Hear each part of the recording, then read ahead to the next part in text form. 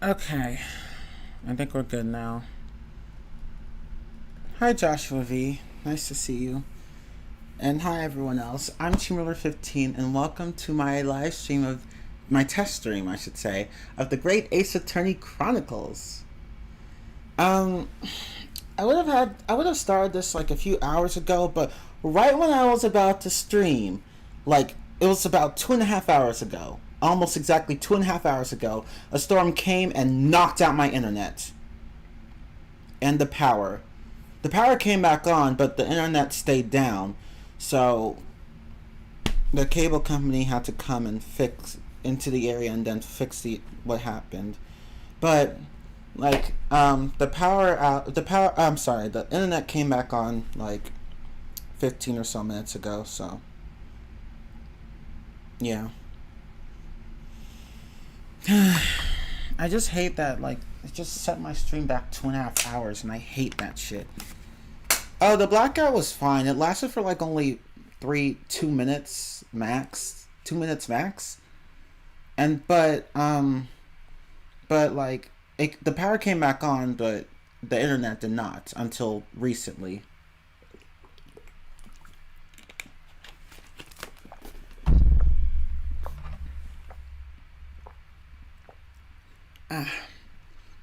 But anyway, let's continue from where we last were,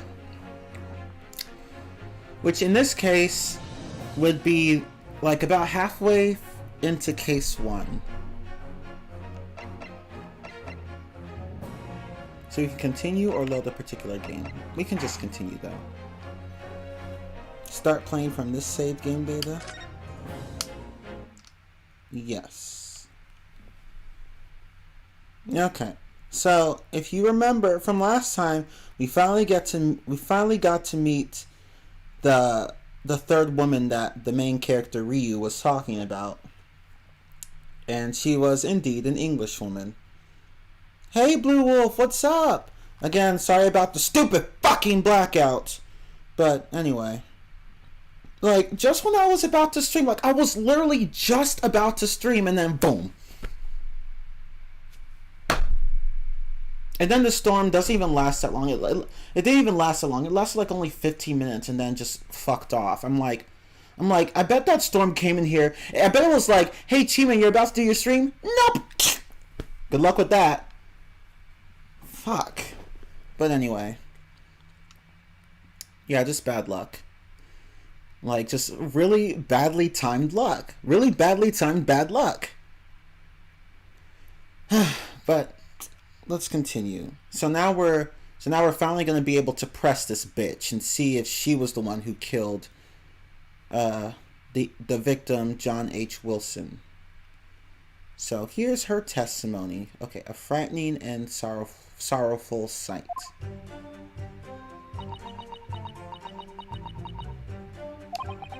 I had arranged to meet for a slightly late luncheon with Dr. Wilson that day. The professor was unable to eat, so I ordered for myself only a beefsteak.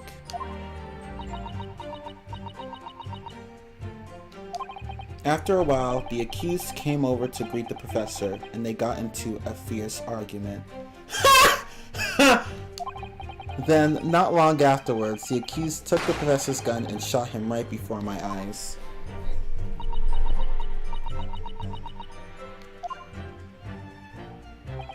I don't carry a gun myself, so obviously I couldn't have been the culprit.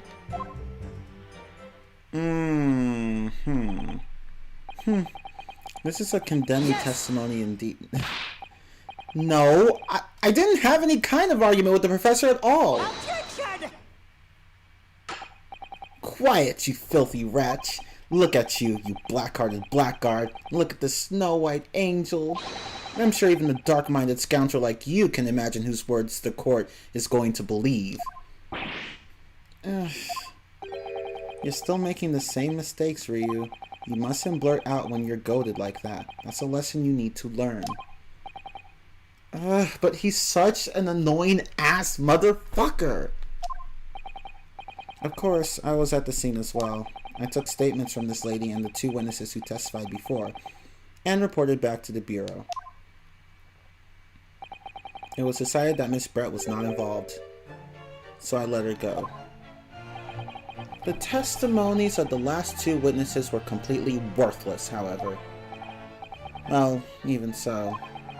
On the day in question, the lady was wearing the same outfit as she is today. As you can see, there is nowhere about her person where she can conceal a firearm. I would think she could hide a gun almost anywhere in that outfit if she wanted to. Right? I'm like, I'm not so sure about that. Unless and until the precise location where the witness is to have hidden a weapon can be shown, this is moot. There are no pockets in my outfit. I have nowhere to hide a gun. Those are the witness's own words on the matter. That's ridiculous. If only I was allowed to lift up her dress, I could prove it. Don't you think about doing anything rash, Ryu. Oh my god. Ouchie! Fuck off, right? Yeah, he needs to fuck off. Such a fucking ass kisser. But I didn't fire the gun I picked up! There must have been another gun there that day! You're right about that. Which means this lady was hiding a gun somewhere. Yes, that's what we have to prove now. Right? It's like, lifts up dress. How dare you!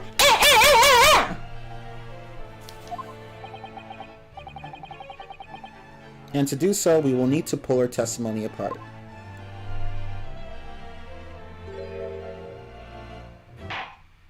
Bitch! I saw that smile, bitch. I saw that smile. I saw that smile. I got that Kyoko vision. I'm watching you, bitch. I'm watching you. The defense may now cross-examine the witness. Oh! Yes, Your Excellency.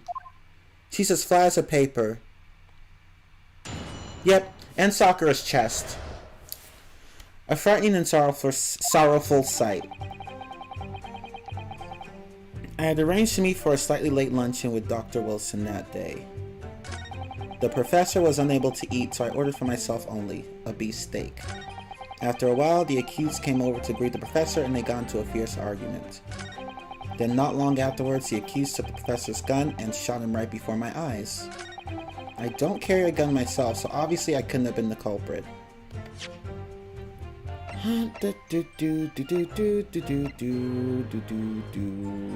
Ooh, wait.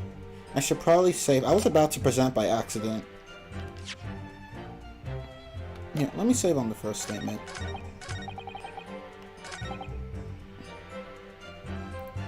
Ew, how dare you bring up the useless character? Who? I forgot who she was already. I'm sorry.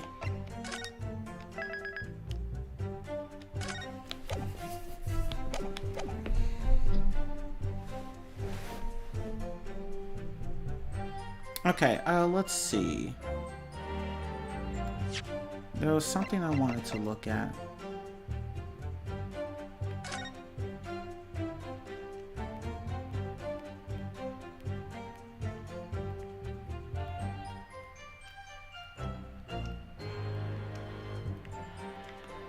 Wait, you can actually use... I forgot. Was this in the original?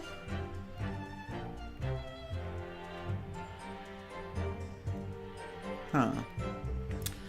Okay, well, time to press. Yes! After 2 p.m., in fact. That's really quite a late lunch, isn't it? No, not for me! Not for me! I have a late breakfast all the time, like 11 a.m. or even 12 p.m. So that's not late for me. Objection! You don't keep up with the latest fashions from Britain, do you?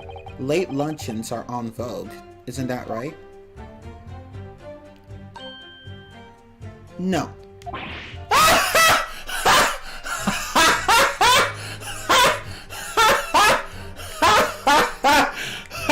You fail! You fucking fail!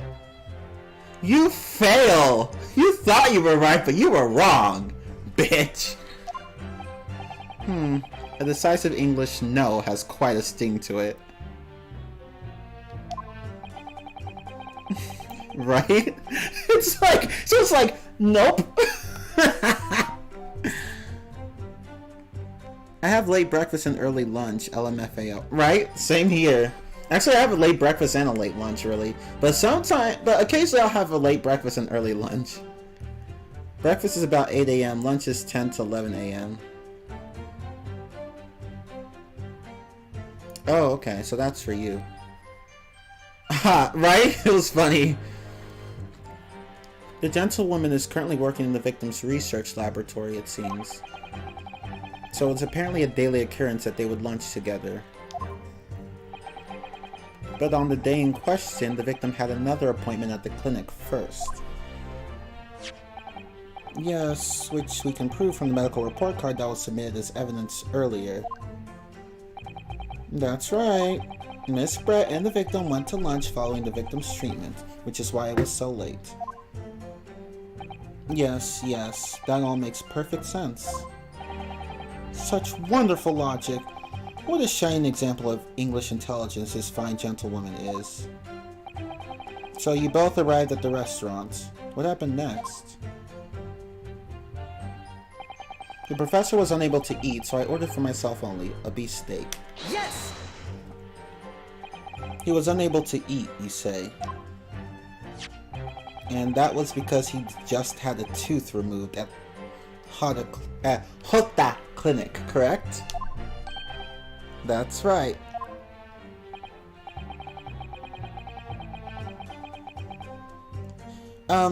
You're supposed to actually check with the witness before answering? What a bunch of kiss asses, right? Was Miss Brett aware of that fact? It seems so, yes. She'd heard that the professor was to have some dental treatment. Wait, hold on. Okay. Sorry, I thought I missed something. So that would mean that it was you who ate the steak. That it was you who ate the steak pictured here. Is that right, Miss Brett? That's right, yes.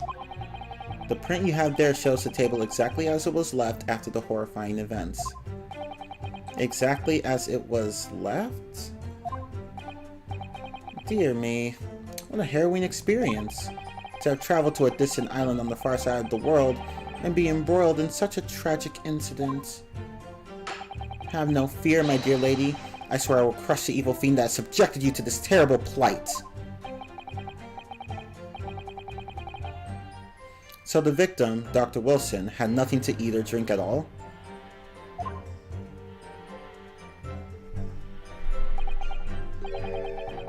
That's right, other than some carbonated water.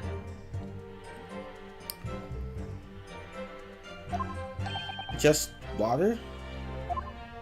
Yes, the professor was unable to eat, but he had been given permission to drink water.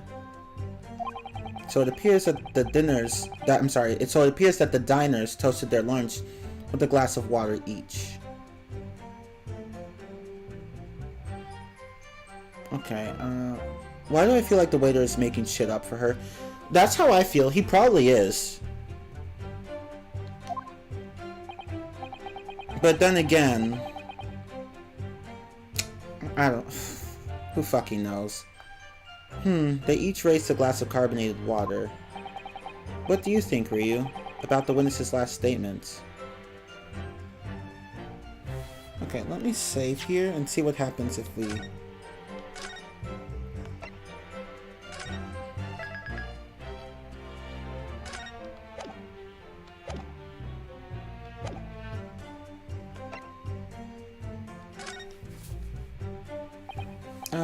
I can't really see anything wrong with it.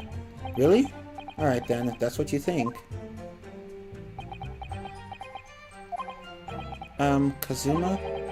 Do you think it's significant in some way? Well, perhaps, but let's do this your way. Maybe I should pressure on that statement again. Okay, so let me go ahead and load it, so I don't feel like skipping through all that.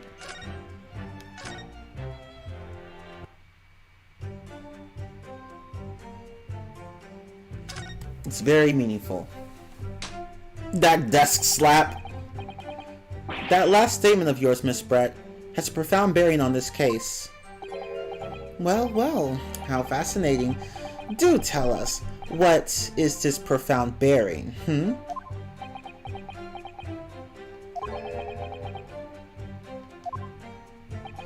The significance of the statement will become apparent when the time is right. The defense calls for the witness's last statement to be formally added to the testimony. Well sidestepped, counsel. Very well, Miss Brett. Kindly repeat what you just said to be added to your official testimony. Gladly, she said. That was brilliant, Kazuma. I'm going to remember that one. Which one? The significance will become apparent when the time is right. I could really use that phrase. I'd hope there are some more useful tips you're picking up from this experience than that, Ryu. I ordered a beefsteak for myself, and the professor and I said cheers over a glass of carbonated water. Okay, so now I see what the contradiction is. Okay, but I'm going to go ahead and I'm not going to present yet. I'm not going to present just yet. But I know what the contradiction is. So if you look at this picture here, well, here's the thing.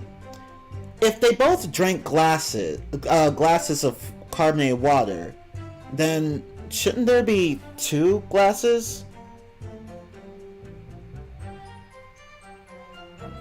But I'm going to press the statement and see what they say anyway. I mean, we already know what the contradiction is, but I want to see what they say. Wait a damn minute, right? There's only one glass, you lying bastard.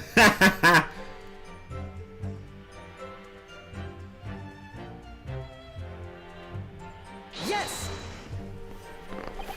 So, both you and the professor drank this carbonated water, did you? Yes. Being the waiter, I poured the 2 glasses myself. I clearly remember doing so. Except you're actually a detective. And the beefsteak, that was for you, Miss Brett? The lady says that she'd heard it was not customary to eat beef here until Japan opened its doors to the world. Sorry. Yes, that's true. What a frightful place, is the lady's opinion. Fuck you! And I've heard it's not customary to eat sashimi in Great Britain. Now that's frightful.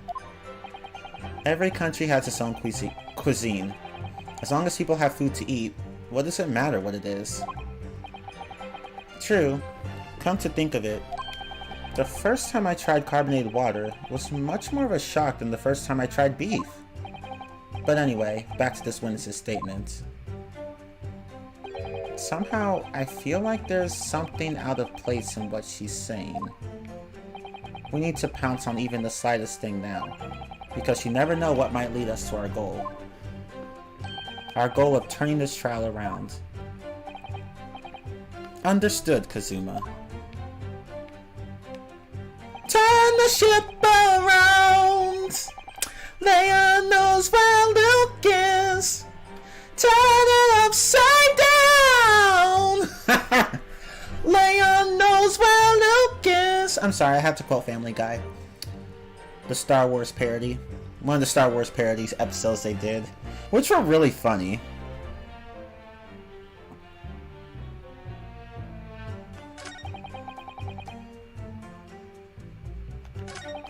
After a while, the accused came over to greet the professor and they got into a fierce argument. Bullshit!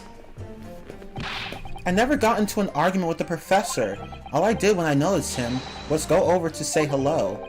Please, don't get angry with me. You're talking! You know what? Never mind. No, I wasn't directing that retort at you. It was meant for the lady next to you. But anyway, as I said, I did not argue with the professor. I'm afraid your words are in vain. Sorry?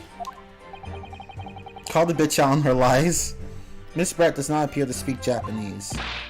No, of course not. Japanese is such a cumbersome language anyway. Wow!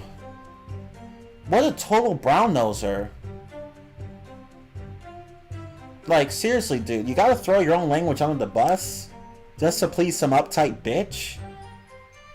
Man, fuck off. English is the future. We must all supiku English. What the fuck are you saying? I wonder if the prosecution will feel that way forever. Or only in the presence of a beautiful woman. Well, that beautiful woman is telling blatant lies with a completely straight face. Ouchie, you kiss ass. I have to find something that will unravel her testimony. No matter how seemingly insignificant it may be. Anyway, it seems that after the argument, the accused briefly returned to his own seat. That part ties in with what you said, doesn't it? Yes, I still had some coffee to drink. And the next time you got up after that was when I'd finished my coffee and stood up to leave.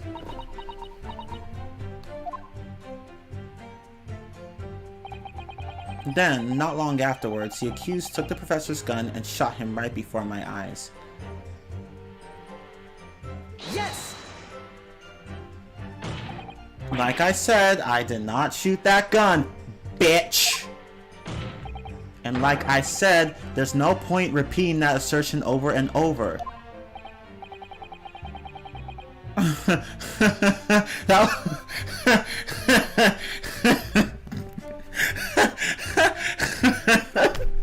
That was funny. He's got a point though.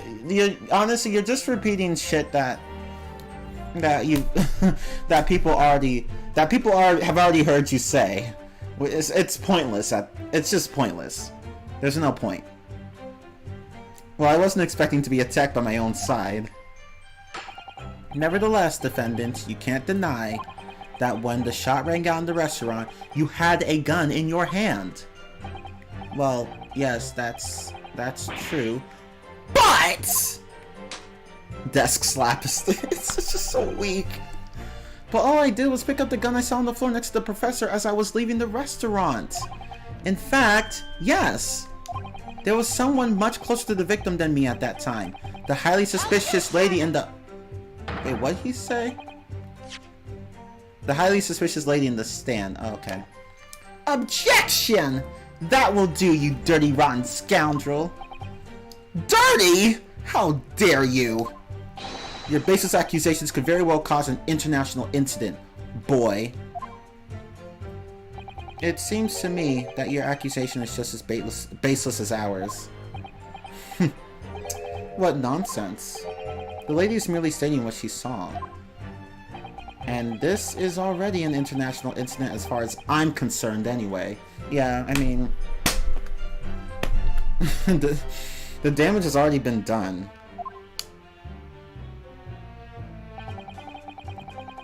Ouchie? I need to stop pronouncing his name like Ouchie. It should be Ouchie. Ouchie. Ouchie.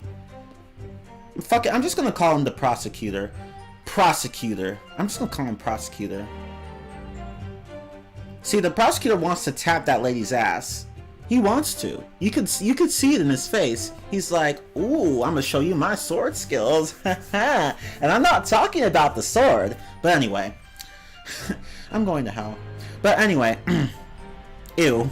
Yeah. You're not wrong. Ew. It's like 30-year difference. Just ew. I don't carry a gun myself, so obviously I couldn't have been the culprit. Well, there's no way for you to prove that, so bullshit, but let's see what she has to say. Yes! It's all very well saying that, but can you prove it? Yeah, can you? Absolutely. I verified it personally. Bullshit! You're the one who... Okay. You verified it? Yes. Immediately after the incident, I checked to make sure the lady was not carrying a weapon. I distinctly remember her saying, "I'm not." So what? So what? Did you actually check her person? That's all you did? You just asked her? Like, what? Oh my god, I cannot. I cannot. Oh my god. Surely you carried out a physical search, Inspector? Right? Did you? No. What? Why on earth not? The Honorable English gentlewoman clearly stated that she did not possess a weapon. There was obviously no need for any further probing into the matter. I'm tempted to get this guy to shut up. I mean to tell him to shut up. I just want him to shut up. Or, there was no permission given for any further probing into the matter, perhaps. Oh! He's got a point. Think what you will, but if you're going to continue with this preposterous claim that the refined lady was concealing the firearm, the prosecution demands that you support your assertion with facts. In other words, he wants evidence.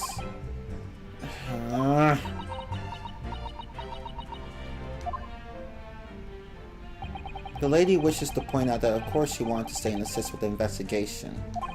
But she was in a hurry to give a presentation at the university, so she was compelled to leave. Not to mention the fact that your office had told you to get the woman out of there. Not get her out of there, I just urged her to leave. Well, what's the difference? The lady would like to point out that she in no way meant to run away from the scene of the crime. Okay. See, at this point, there's no way to prove any of her statements. None of her statements. Which is why she is only too happy to cooperate and testify here in court today, of course. Unlike a certain student who refuses to admit when the game is up. You can at least have the courtesy to pay attention when I'm goading you. See, your words are having less and less effect on him. You're just so irrelevant to him now. You're like Blaze the Cat from Sonic 06.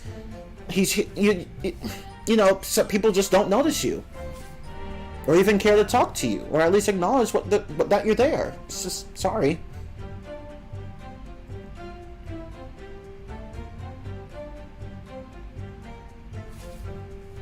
He knew she didn't have a weapon because she said no. This is such a half-ass investigation. No, it's not even half-ass. It's just ass. It's an ass investigation. A completely ass investigation. Who? I don't know. Some purple cat? Or some... not Big the Cat, but maybe his cousin or something? I don't know. I don't know. Who the what? I don't know. Some stupid purple cat. I don't remember. I'm sorry, Blue. I'm sorry, Blue. I just don't remember. I told you, I'm bad with the relevant ass characters. I'm sorry.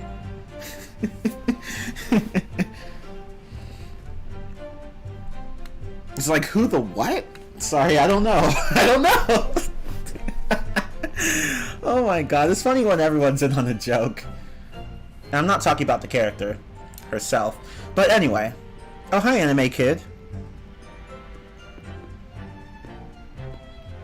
That's like me asking Chi if he would play Left 4 Dead and he says no, even though he has it. But I just don't bother to check his Steam library.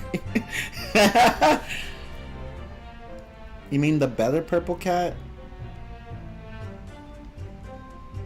You mean Big the Cat, maybe? Or maybe Blaze the Cat from Sonic Rush?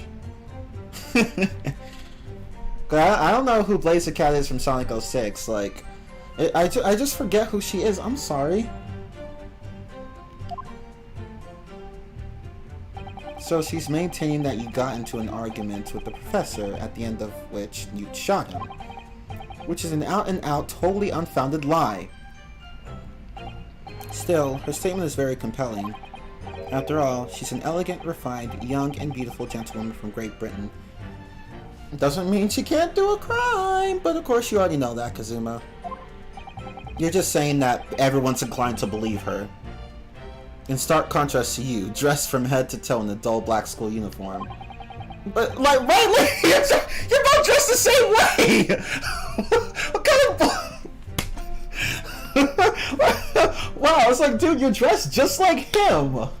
Whose uniform are you calling dull? I'm dressed exactly the same way as you are, except for the flapping red buttons. Ribbons, sorry. Well, anyway, this is our only chance to expose her testimony as the fiction that it is. If we can't do that, the trial's over. Even you, with your thick skin, must be able to feel the murderous looks you're getting from around the room. Only too well. I feel half dead already. And the fact that I can't see a single inconsistency in her testimony isn't making me feel any better either. The first thing to do is press around any of her statements that seem even slightly off to you. Do that, and an opening will present itself. I promise you. I need to expose the true face of this exotic foreigner that's hiding behind the mask. That's what I should be aiming for in this cross-examination. Okay, I already know what it is.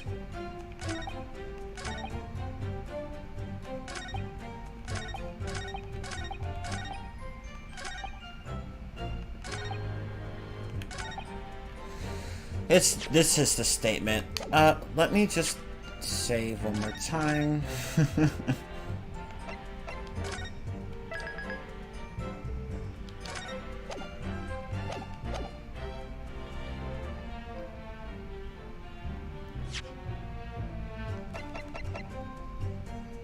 Yes!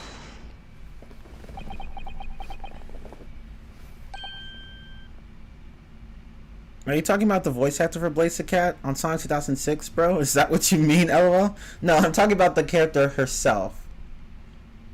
Kazuma is a smartass. Ouchie is a kiss-ass. The judge is just there, right? He's just there. Definitely smarter than the judge in the original Ace Attorney games, but she's still just there. The waiter's a piece of shit. Yeah. And Brett is petty as fuck. She is. And Ryu's a nervous wreck. That's it! Let me just confirm something, please. It's to do with this photographic print. Just a short while ago, you spoke of this print showing the victim's table at the crime scene. That it was exactly as it was left. That is correct, the lady says. Weak ass desk slap. Well, that is, it's odd, very odd. Dear me, what's odd is the defense's inability to express itself. Ryu, what is it about the print that looks odd to you? Well, obviously, it's the cheers. The cheers? Miss Brett just told us that she and the professor said cheers over a glass of water. But if that's true, there should be 2 glasses on the table, not 1. Ah! Oh! You're quite right, Counsel. There's only 1 glass pictured here. Objection! Are we supposed to be impressed by this nitpicking over minutiae?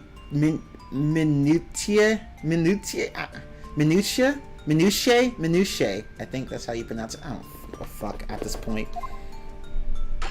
What possible difference does the presence or absence of a glass make on the case? Objection! Minutiae, you say? Could it be that the detective here removed the glass from the table to conceal the lady's presence? Of course not! I would never do something so reckless. But there should have been 2 glasses on the table. Or are you going to try to tell me you can clink with only 1? You're quite right. I certainly took 2 glasses to the table.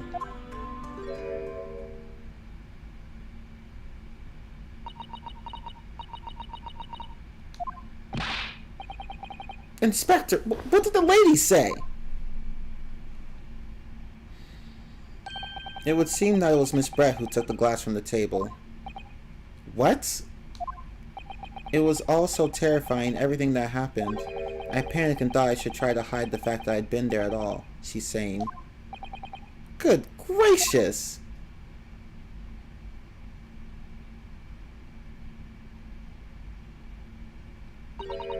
Sorry. Fuck are you sorry for, bitch? Ooh, she is short compared to the waiter. There, as I assured the court before, this is of no consequence at all. Oh, please. You must remember that the student had just murdered this lady's luncheon companion before her very eyes. Who could blame her for concealing a glass or two in her state of disarray? That's absurd! Oh, really?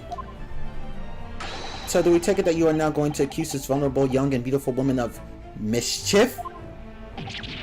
What? No! This can't be put down to mischief! I'd like to know exactly how the lady took the glass from the scene.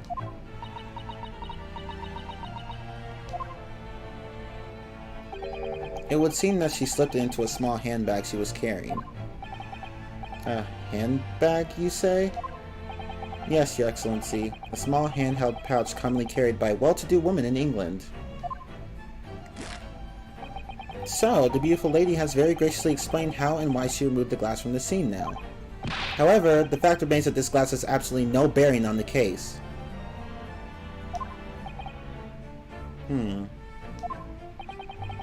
This student has been trying to confuse the court with logical reasoning, but in the end, it comes to nothing. Yeah, how dare he use logic! No more pretentious accusations. You have wasted enough time already. Indeed, the lady has offered a satisfactory explanation as to why she removed this glass. I think henceforth, we can consider the matter to have no bearing on the case. You know, it really gets annoying when you keep dismissing every single one of our assertions. Like, who the hell, I don't care if you're panicked or not, who the hell would think to take a glass of water from a crime to hide the fact that she'd been...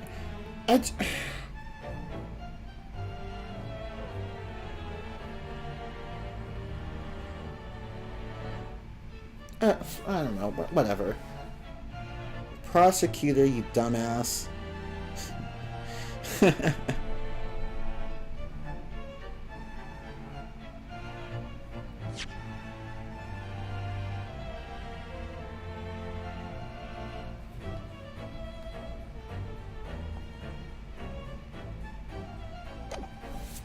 Counsel for the defense, are you in agreement? Hell no.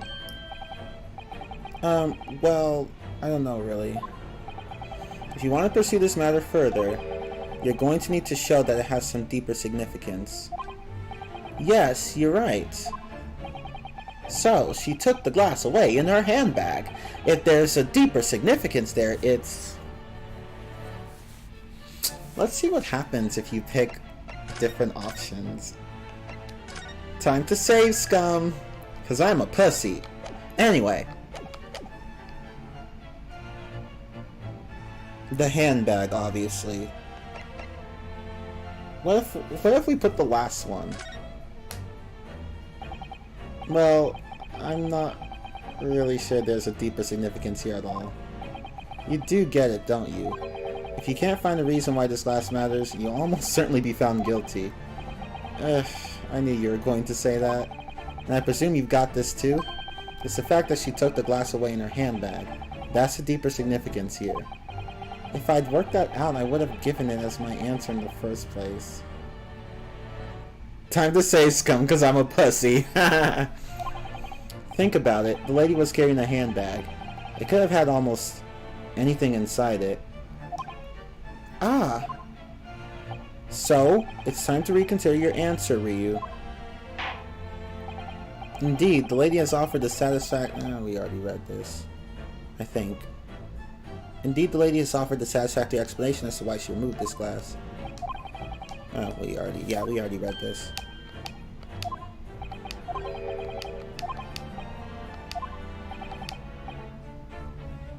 It's the glass. If you ask me, it's the fact that she took the glass has a deeper significance here. Why do you think that? Because it's the property of the restaurant. It's not some harmless act of pilfering like taking a bar of soap home from the public baths, is it? Yeah, but is it related to this case, though? You take soap from the public baths? What? No! I mean, that isn't significant here. It's very significant, but this isn't the time or place. He's still soap? There are more important things to concentrate on now. I think maybe you should reconsider your position too. Sorry, I will.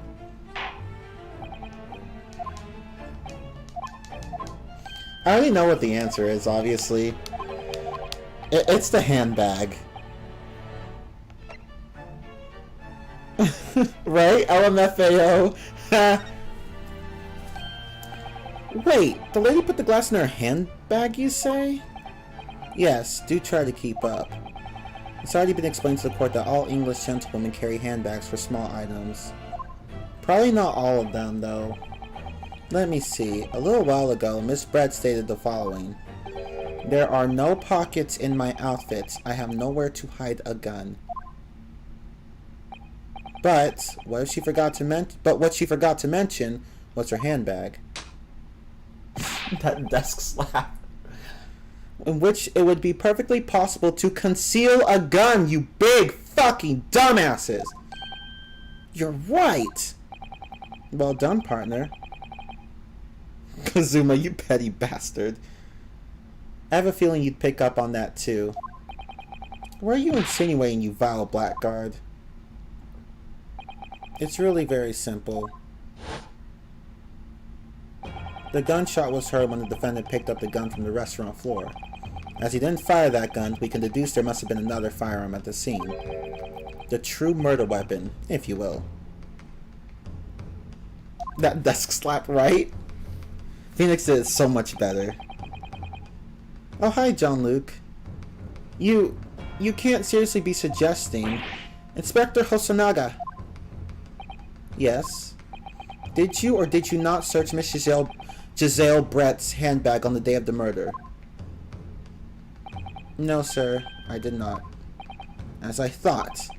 In other words, another gun, the one that was actually used to kill the professor, could have been hidden in Miss Brett's handbag. Yes. No!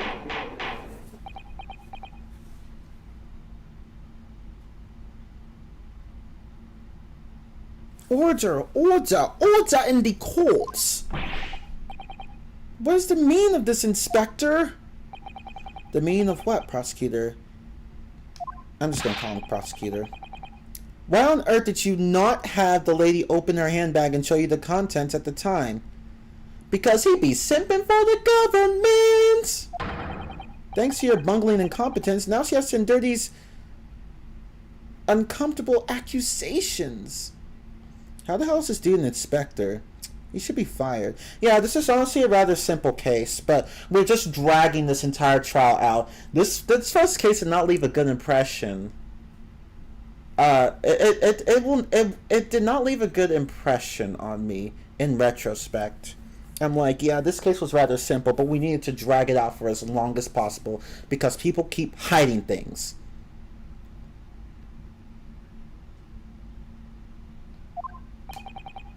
Brilliant work, partner. Now we have a chance to expose the real woman behind the mask. Do you think so, Kazuma?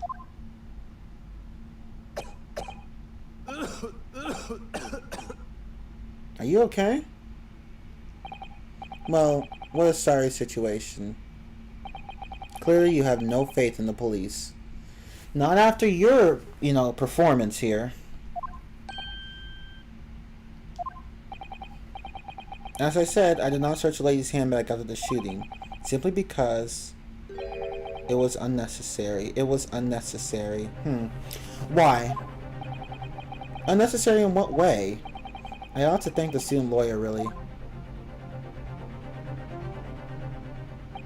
I have a piece of evidence here that I'd completely forgotten about. Here we go again.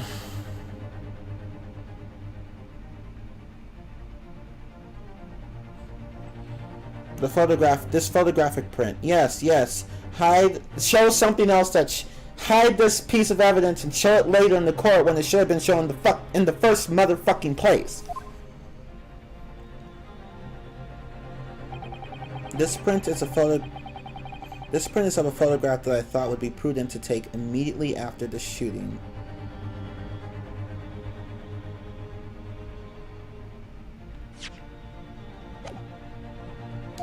As you can see, it clearly shows Miss Brett's handbag. Well, I never. You can see right through to what's inside. That's right. Apparently, meshwork bags like these are the height of fashion in London at the moment. So the contents are clearly visible. Exactly. So there was no need to search the lady's handbag. If there had been a gun inside, it would have been immediately obvious. Well, she had to have hidden it somewhere. As you can see, there's something to imply Miss Brett's guilt here. Thank you for helping to prove that, Naruhodo-san. No!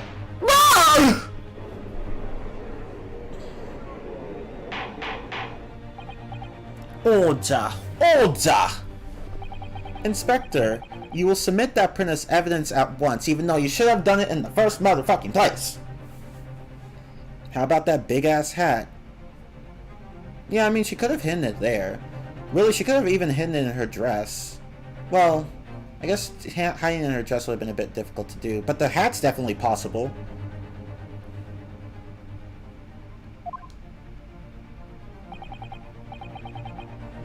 Certainly, Your Excellency.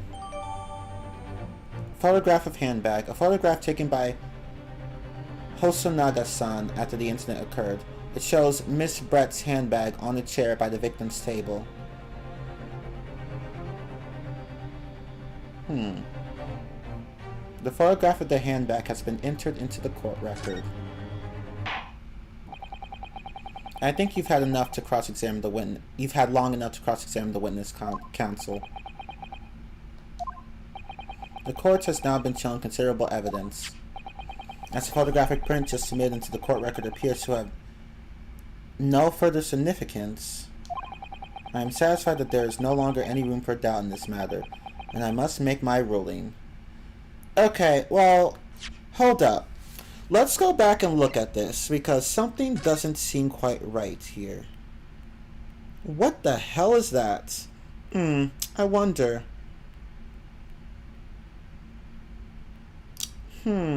Why is that there?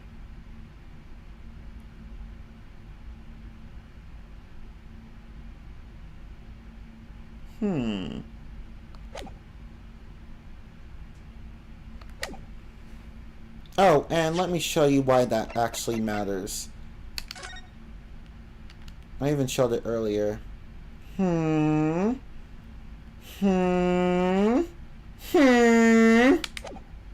Something's not right here.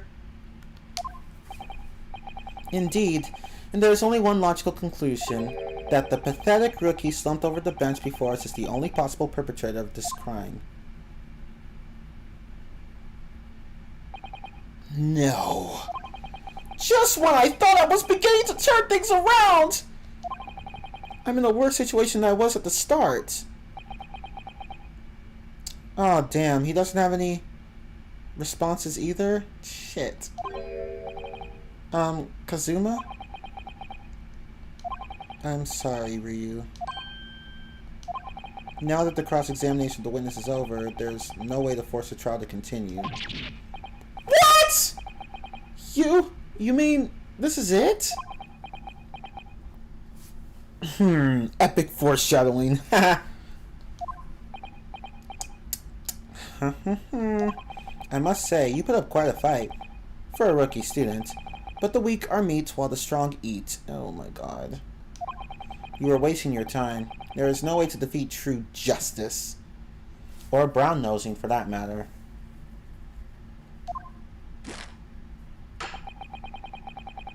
The fact that you can chew on to your heart's content from the inside of your cell. You know, even if it could be argued that Ryu shot the professor, wouldn't the motive be important here? Like, does the motive not matter?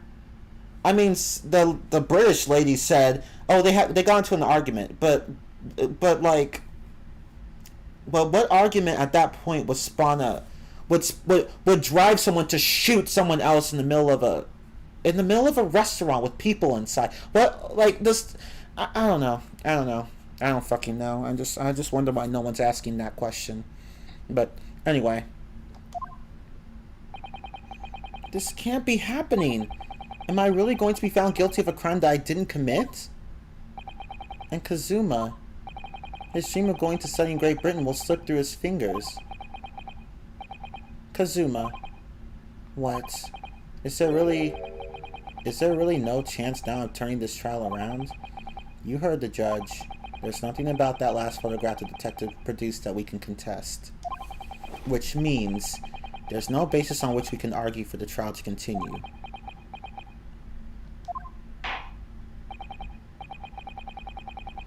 Very well. I will now proceed immediately to the ruling.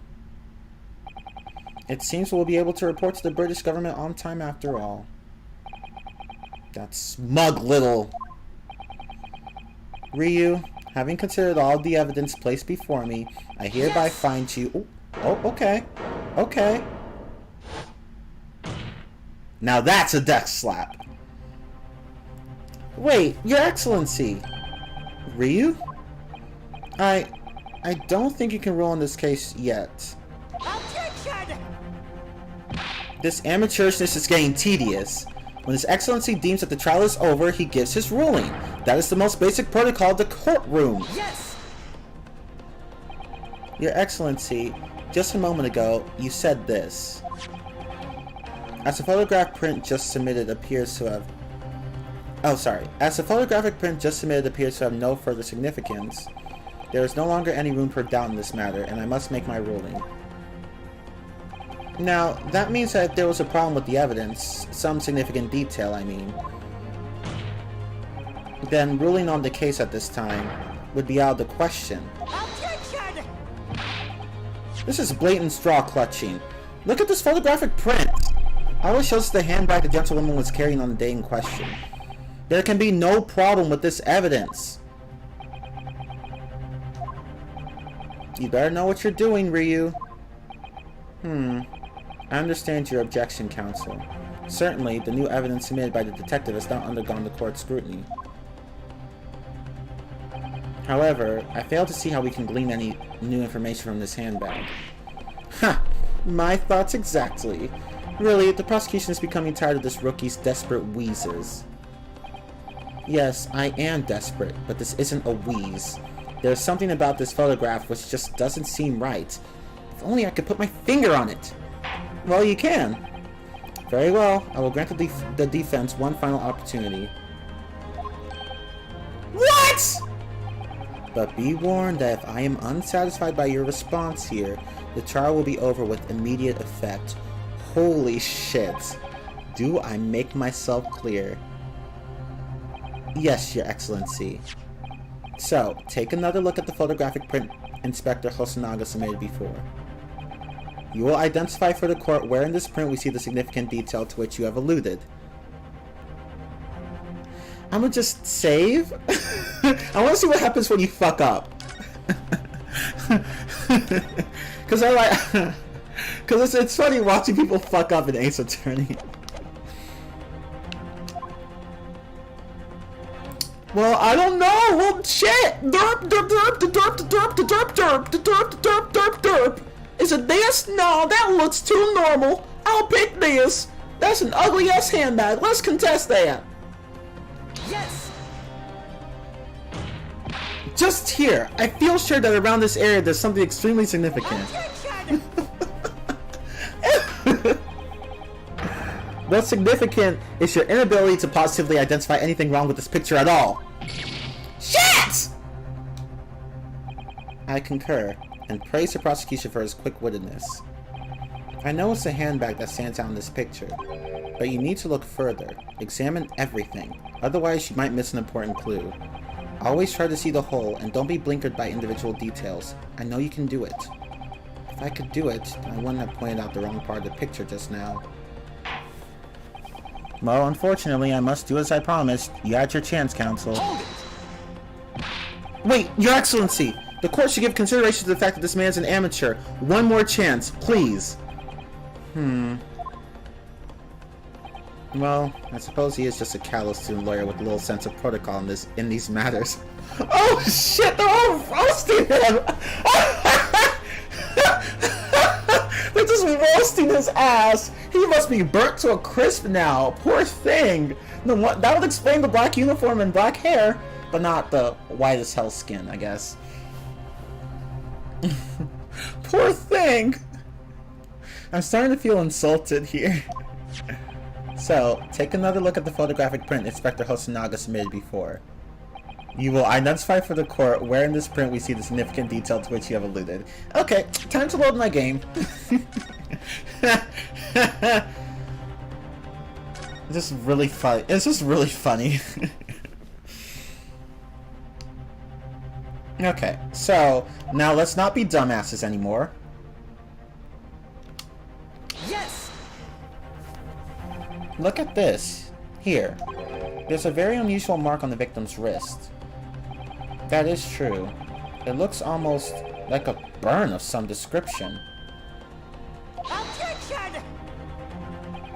Dear me. I was pondering what new piffle you would come out with. A burn, you say? On the victim's wrist?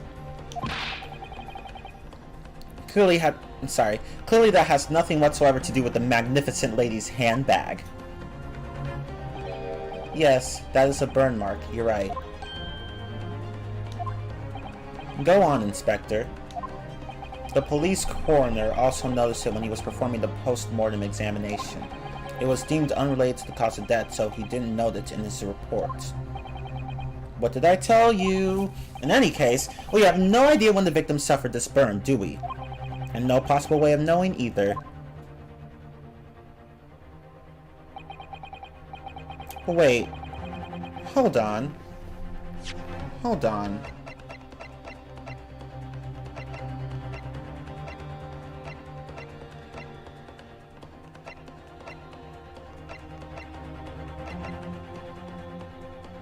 Let me see something. Oh, no, never mind. Never mind. Sorry. The more I look at it, the more I find myself intrigued by the curious shape of this mark. Oh wait, no, never mind. I see where this is going. However, as the prosecutor points out, unless a firm connection to the case can be shown, I cannot allow any further time to be spent on the precise details of this burn. It matches the mark on the stupid fucking plate that the steak was on. Blah blah blah blah blah blah blah blah blah blah blah blah. Excuse me, Your Excellency. It would seem Miss Brett has a lunch appointment with the dean and other university staff. So she told me that we need to hurry this shit up. In her own words. Yeah, that's what she said. She would like to know if she may be excused from the stand. No, bitch, no! Oh, of course, dear lady. We shan't hold you up any longer. I'm quite sure His Excellency is about to give his final ruling anyway. What's your thinking on this, Ryu? Do you believe this burn has something to do with the case? This burn does have something to do with the case? Sorry. To be honest, I'm not really sure. But if I don't keep pushing, then it's all over. So I was thinking I should keep digging and digging, in the hope that I might uncover something useful.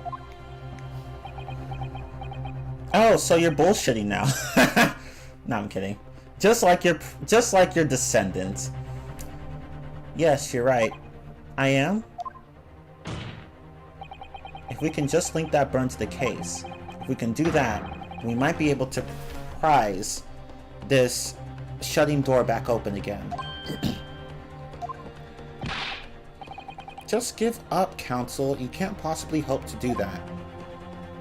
Indeed, I'm afraid that without evidence, I can't allow you to pursue what is little more than conjecture. But if we had evidence? Evidence that irrefutably linked the burn on the victim's wrist to the case, then you would allow it? I would, yes. To tell the truth, I hadn't noticed that burn, but as soon as you pointed out, what I did notice was the color draining from Miss Brett's face. Yeah, I noticed that too. She was like, "Shit! OMG!" Really? I have to find some link between that burn and the case.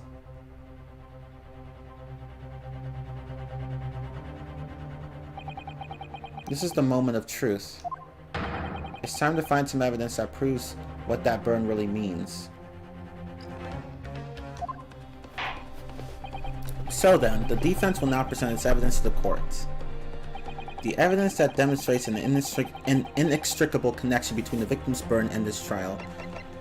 The fucking crime scene photograph. But let me just save. I'm gonna pull a Frisk from Undertale. Okay. So I'm gonna be stupid.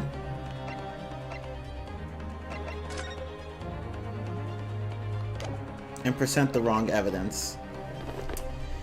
This one! The victim's burn is clearly related to this piece of evidence in the court record. Objection! Then explain to the court in 5 words or less what the nature of that connection is.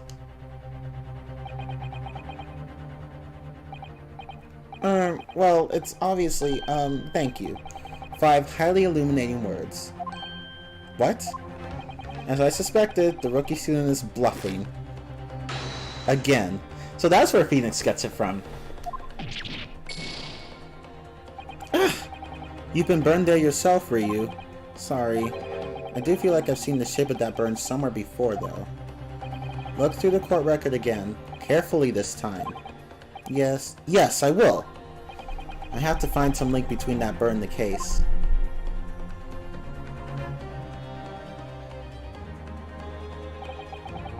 This is the moment of truth. It's time to find some evidence that proves what that burn really means.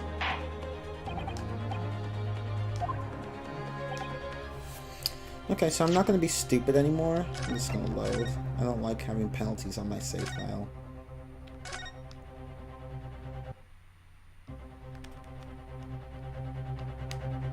And in that case, we have... Yes! What's this, Counsel? Yet another print? Yes, Your Excellency. I believe photographic prints are an amazing invention. When we humans look at a scene, we miss things. But in the photograph, things we may have overlooked at the time are recorded forevermore. Do hurry up, Rookie. What are you trying to say? To inconvenience this poor lady any further really would be quite inexcusable.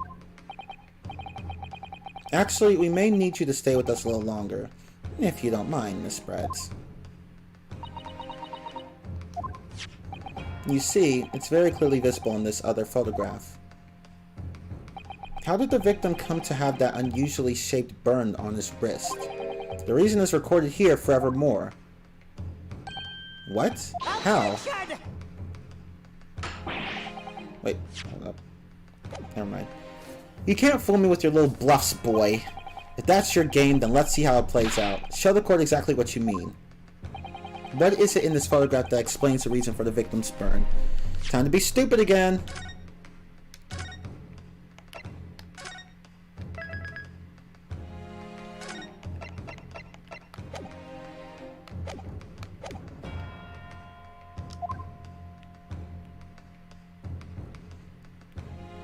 It's this glass. Yes! I believe, Counsel, you were supposed to show us what the cause of the victim's burn was, no? And you don't think you could suffer a burn from this? This ludicrous response? Oh, certainly you could. Not that I expected any different. From a rookie like you. Perhaps my gavel can help clear the smoke from your mind, Counsel? Oh, shit! I'll try to get my head straight before that's necessary, Your Excellency. It takes some skill to get something so wrong after you got so much right already. Oh shit! They just roasted him! But see if you can use one of your other skills this time. Otherwise, you'll have my sword to answer to. Oh shit! Ryu's just being bullied by everyone! I preferred the first half of that, when it sounded more like a compliment. Dear me, like I said, you can't fool me with your little bluffs, boy. Well, we already saw this.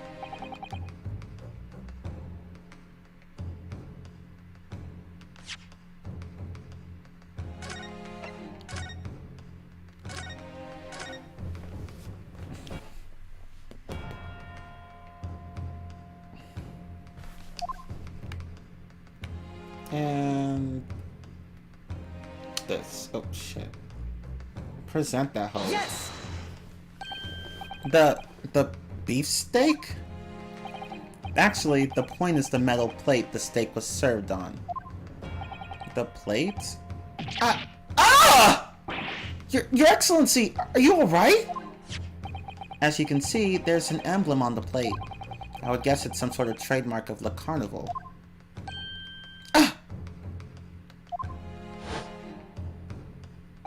This emblem on the plate and the victim's burn are exactly the same shape. There's that music. Ah! Ryu, you genius! You're spot on. Which means the victim must have suffered this burn while he was present at the restaurant. Yeah, like, how exactly could he get a burn like that? Like, where else could he have gotten it? Objection! But even if that is the case, we can't know if it happened on the day in question or not. It could have been the day before, or the day before that. It most likely happened at some other unrelated time. Well, that is a good point, actually. Is there a way to prove that the burn happened right then and there? Objection! Sadly, prosecutor, the chances of that are extremely slim. Thanks. Why? The outline of the burn is clearly discernible. Oh, that is true. Such a serious injury would have caused quite a commotion in the restaurant. Wouldn't you agree, Inspector? I can't imagine having missed such a terrible disaster, certainly. Yeah, that's the thing. If he had burnt... Yeah, that's the thing. Wouldn't he... Like, wouldn't people have noticed that? But... I would say, looking at the picture of the wound, that it wasn't suffered very long ago. Yeah, it looks fresh, that's the thing. And, although it's not a particularly large burn, it's extremely well defined, as the defense just pointed out. This was no mild burn, that's for sure. Can you be more specific, Inspector? Well, let's see. If the plate was at around 90 degrees centigrade, a burn like that would have taken around 3 seconds. It's inconceivable that the victim wouldn't have let out a scream of pain then. Yeah, that, and how would he... Well, he wouldn't have held his hand like there for like 3 seconds. That's 3 seconds. Like, he would have yeeted his hand instantly. I've been investigating at the restaurant for several weeks already, but I've not heard anyone scream at all. As a head waiter of Le Carnival, I can testify to that without hesitation. But you're a detective, not a waiter! Well, he can be both. Yes! There you have it. Something isn't right here. As the detective said, anyone who burnt themselves on a piping hot plate for 3 whole seconds would scream in pain. There's no question of that. And yet, Inspector Hosonaga never heard the presser scream, not on that day or any before it. That's right, and the strange thing is, on the day he was shot, I didn't hear him cry out either. What are you suggesting? That being shot wasn't the reason he was killed? I don't know. Anyway, well, if the professor had carelessly laid his wrist on the plate for anything like 3 seconds that day, that would be beyond careless, I think, Counsel. Yeah, exactly. Why that long?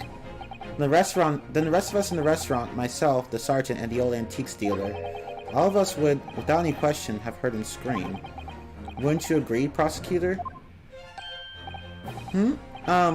Well, yes, I suppose. So the question is, why didn't a single person hear Dr. Wilson scream? I almost don't believe it. Ryu, do you think...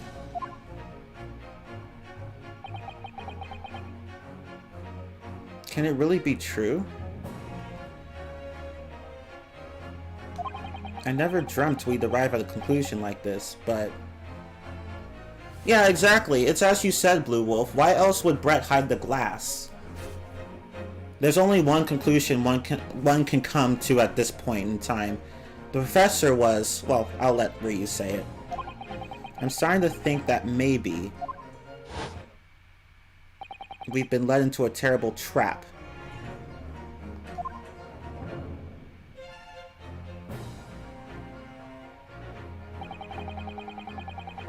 Yeah, that's the thing. A lot of things simply don't add up. Whoever investigated this did not do a very good fucking job. For one thing, he didn't cry out when he was shot. Nor did he cry out when he burned his hand. Like, the victim didn't do either of those things. Like, how? Like, no one's like, wait, why didn't he scream? Why didn't he scream? People would have heard that. People would have heard him scream. He didn't scream when he was shot. He didn't scream when he burned his hand. So, what's going on here? There's only one explanation for that. He was already dead! Like...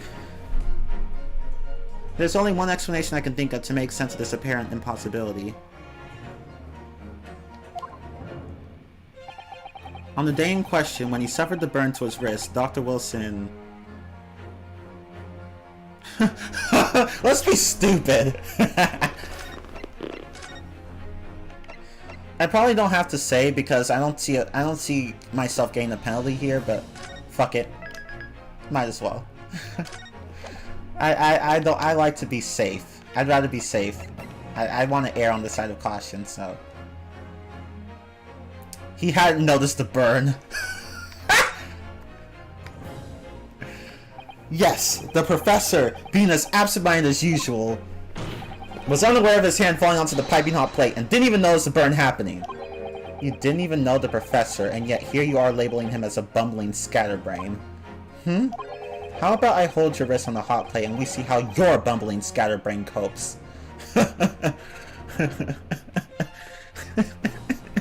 Right? It's like, do you really think he wouldn't notice? Unless he can't feel pain. But I mean, if he had such a condition, wouldn't that have been stated in the medical record though? But whatever. Perhaps the scream you let out will wake you up a bit. Well, it's nice that there's this frankness developing between us, partner. Don't call me partner after coming out with nonsense like that. This is a critical moment. It may very well be our only chance to turn things in our favor. So come on, Ryu. You can do it. Or rather, you have to do it. You're the only one who can. There's only one explanation I can think of to make sense of this apparent impossibility. On the day in question, when he suffered the burn to his wrist, Dr. Wilson was asleep! He was asleep! He was asleep! Ryu has been a dumbass 18 times, I guess. You're not wrong. Actually, even more than that, because at some points when I say there were like more than 2 choices. So he was asleep. Yes, the professor, with his tendency to nod off, was asleep when his hand fell onto the piping hot plate and didn't even notice the burn happening. Okay. You didn't even know the professor, and yet here you are labeling him as a dim-witted dozer. How about I hold your wrist on the hot plate and we see if you can sleep through it. If you can sleep through it. Perhaps the scream you let out will wake you up a bit. Well, it's nice that there's this frankness developing between us, partner. Don't call me partner after coming out with nonsense like that. This is a critical moment. It may very well be our only chance to turn things in our favor. So come on, Ryu. You can do it. Stop being a dumbass. You have to do it. You're the only one who can. I already read this. He was already deceased. No man could remain silent while his wrist was burning on a piping hot plate for 3 whole seconds. That's clearly impossible. Apart from in one particular situation. Counsel, are you suggesting... Yes, it's only possible if the man was already dead. Already dead? Oh, she getting nervous now, bitch! Knowing what we know now, it's the only possible explanation. Now that was a really good death slap! When the beefsteak was brought to Dr. Wilson's table that day, the professor was already dead. That's madness! Madness! This is Sparta! No, I'm kidding. Order, please. Counsel, explain this absurd notion at once. The victim was killed by a gunshot! Okay, see, this is why you conduct autopsies. But again, the forensic system in Japan apparently wasn't very good at this time. So, at least advanced enough, I should say. So, that makes sense. But still, this is why you do autopsies. The victim was killed by a gunshot, and yet he didn't scream when he was shot. Because if he had screamed when he was shot, then wouldn't the witnesses have mentioned that? That's right. That's absolutely right, Your Excellency. This is just another ridiculous play by the rookie student!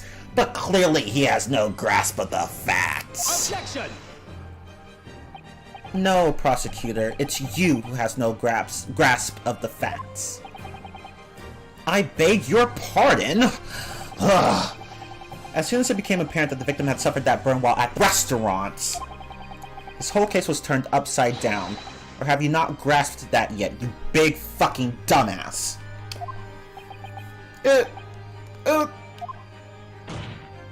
Your Excellency, the courts must hear from this witness again. She be lying! If it's true, as we now believe, that the victim was already dead before the gunshot was heard, it's highly likely that Miss Brett knows something about it. Oh, my face cam was lagging? Oh no.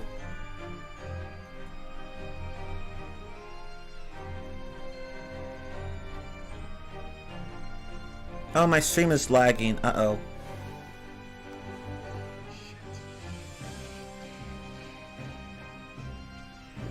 My stream's lagging. Oh, shit. Internet issues.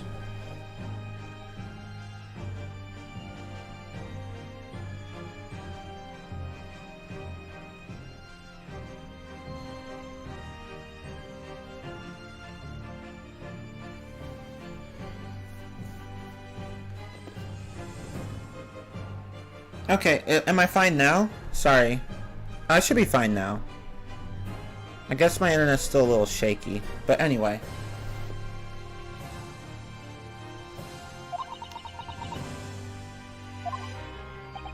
Incredible. I certainly didn't anticipate this twist of events. That's the Phoenix Wright family for you. Or the Phoenix Wright Agency, I should say. Or both, really. I'm sorry to say, Miss Brett, that you will have to forget your luncheon engagement. But, Your Excellency! The justice system in our country may be in its infancy, but rest assured, all reasonable doubt must be dispelled before I'm prepared to pass judgment. Thank you, Your Excellency.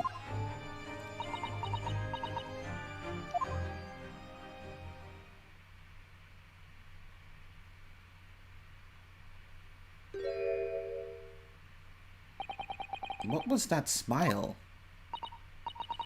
Yes, of course. I mean, I'd be delighted to help. Wait, what the fuck? Especially if it helps relations between my country and yours. The fuck? Miss Brett, you speak Japanese?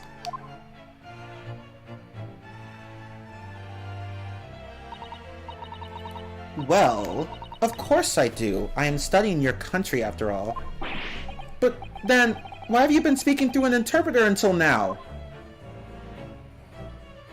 My mother tongue, the Queen's English, is the most refined and elegant language in the world. As a gentlewoman, I try to avoid speaking your vulgar tones as much as possible. Oh, fuck you, bitch!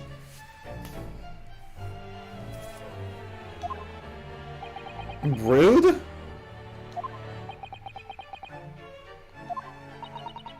But it seems the men in this land possess none of the chivalrous virtues of English gentlemen. So I can see that I shall have to lower myself to communicating with you all on your own level. Bitch! Oh, well... you are the epitome of a true English gentlewoman. You're still kissing up to her after she literally just insulted your country. How desperate of a brown-noser are you? We are truly honored by this lavish consideration you so graciously afford us. I see. In that case, Miss Brett, I will not ask you to testify in your own words about the events leading up to the death of the victim, Dr. Wilson.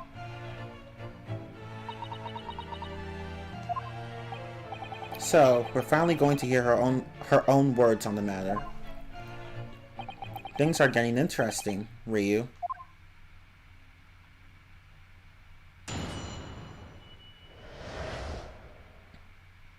The victim's death. Unfortunately, I have no idea when the poor man burnt his wrist like that. When the waiter brought my steak, the professor and I raised our glasses in a toast. As far as I've heard, the post-mortem report showed no other possible cause of death besides a gunshot. If there's some other way a man's life can been taken, what? Maybe you mean can have been taken? Or can be taken? If there's some other way a man's life can be taken without leaving a trace, please do show me. But of course, this country's inferior investigative techniques probably wouldn't pick up on it anyway. You probably shouldn't have said that last statement. That most captivating and beautiful testimony will go down in the Supreme Court's history. Thank you. Why are you all... Oh my god, she just insulted your country! Jesus, anime Christ. Okay. I don't know. Easy does it. Like, stop it, all of you! She's insulting your country! I hope that is the last time I will have to sully my lips with the coarse tones of your unbecoming tongue. Yet you decided to go through the trouble of learning it, bitch! Oh, forgive me. I do hope I haven't insulted anyone. Oh, this bitch. Okay. Where? Oh, I'm about to throw hands. I'm about to throw my hands. Not at all, not at all. It is a delight merely to hear you speak, dear lady. And it seems very clear from your testimony that this boorish talk of the victim's burn is utterly irrelevant. I will be speaking to your country's Minister of Justice about what has happened here today. The Minister of Justice made that irritating little bully of a student be given the harshest punishment possible. Amen. Huh? Thanks? Was that a prayer then? No, she insulted you! Well, you'll have to forgive the irritation, Miss Brett, and put up with the cross-examination now. I expect you've noticed that this little bully of a student, as you put it, doesn't miss much. He's got a point there. Ha! Bitch! I'm sure I don't need to remind you, counsel, that this will be your final cross-examination in this trial. If you fail to demonstrate any problems with this witness's testimony, I will be ruling on the case immediately. Is that clear?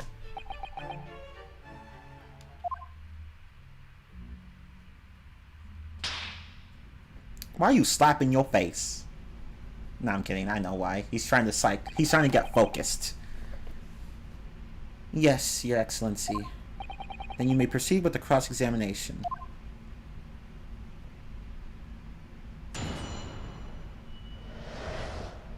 The victim's death.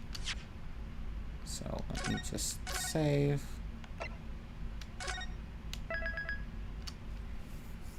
Oh, Blue Wolf's playing Metopia. Okay! Okay! Okay! I've been playing that. I'm like almost done with the game. I think I have one quest to do before I go to the skyscraper area. But I'll be right back. Oh, right. I can't forget to put my fairly new waiting screen on.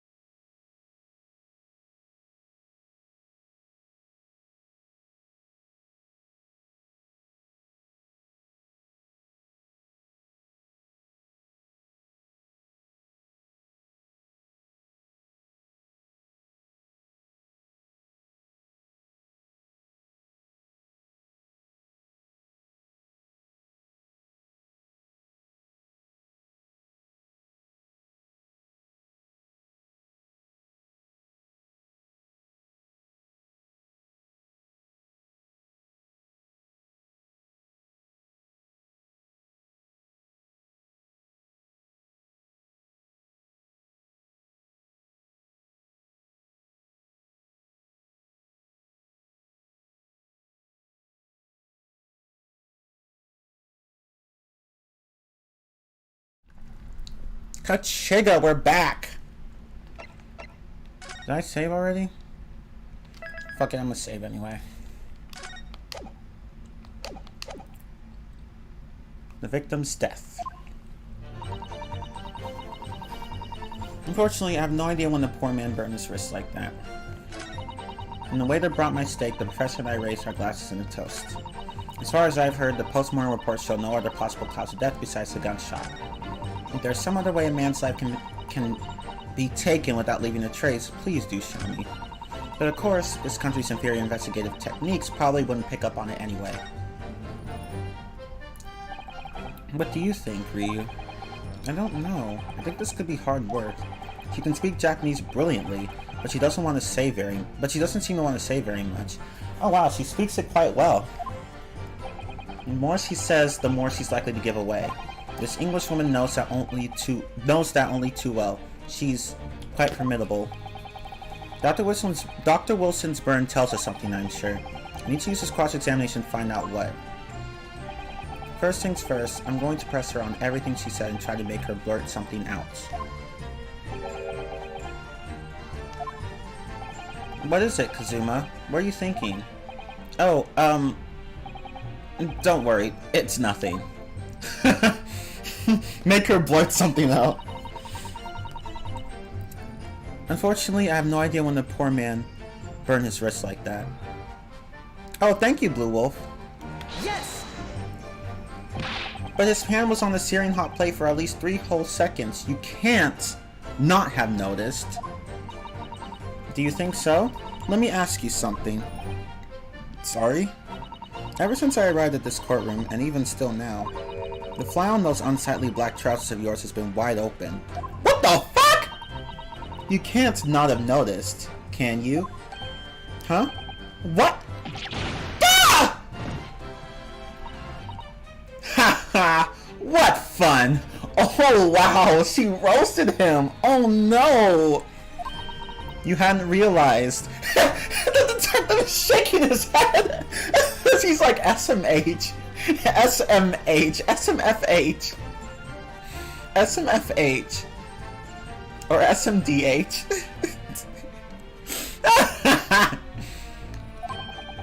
The dear lady is absolutely right.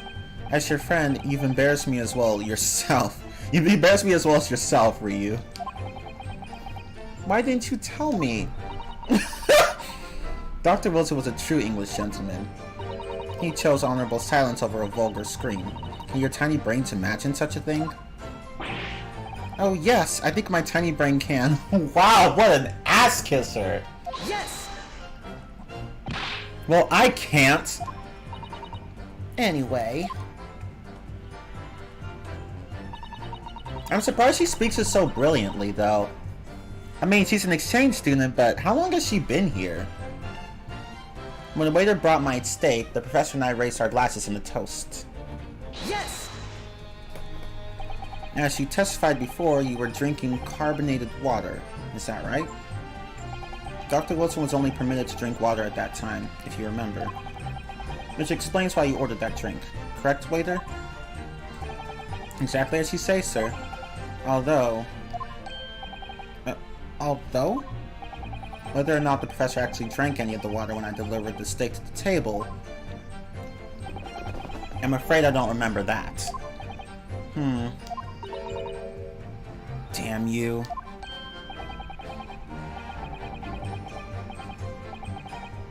I have enough English to understand that, at least. For the benefit of others in the court, it means, bless you. No, she said, damn you. I think it means the exact opposite. See? Ryu understood!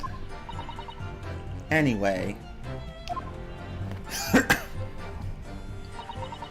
As far as I've heard, the post-mortem reports show no other possible cause of death besides the gunshot. Yes! Yes! Yes, it's written here in the paperwork. Fatal hemorrhage from ballistic trauma. Yes. Luckily for all of us, a little burn on the wrist isn't going to kill us. And as there were no other signs of trauma on the victim's body to indicate some other cause of death, It can only have been the bullet from your gun that put an end to this innocent man's life. But it doesn't make sense. The burn must have happened straight away when the plate was first brought to the table by the waiter. Good point.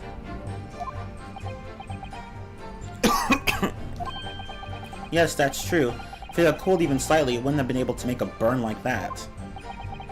And if the victim burned his wrist on the hot plate as soon as it was brought out from the kitchen, it means that he was killed shortly after the waiter came then.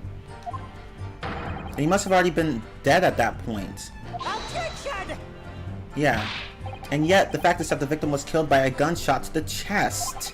Until you're able to show the court evidence to disprove that, this is a complete waste of time. I concur. Prosecutor is right.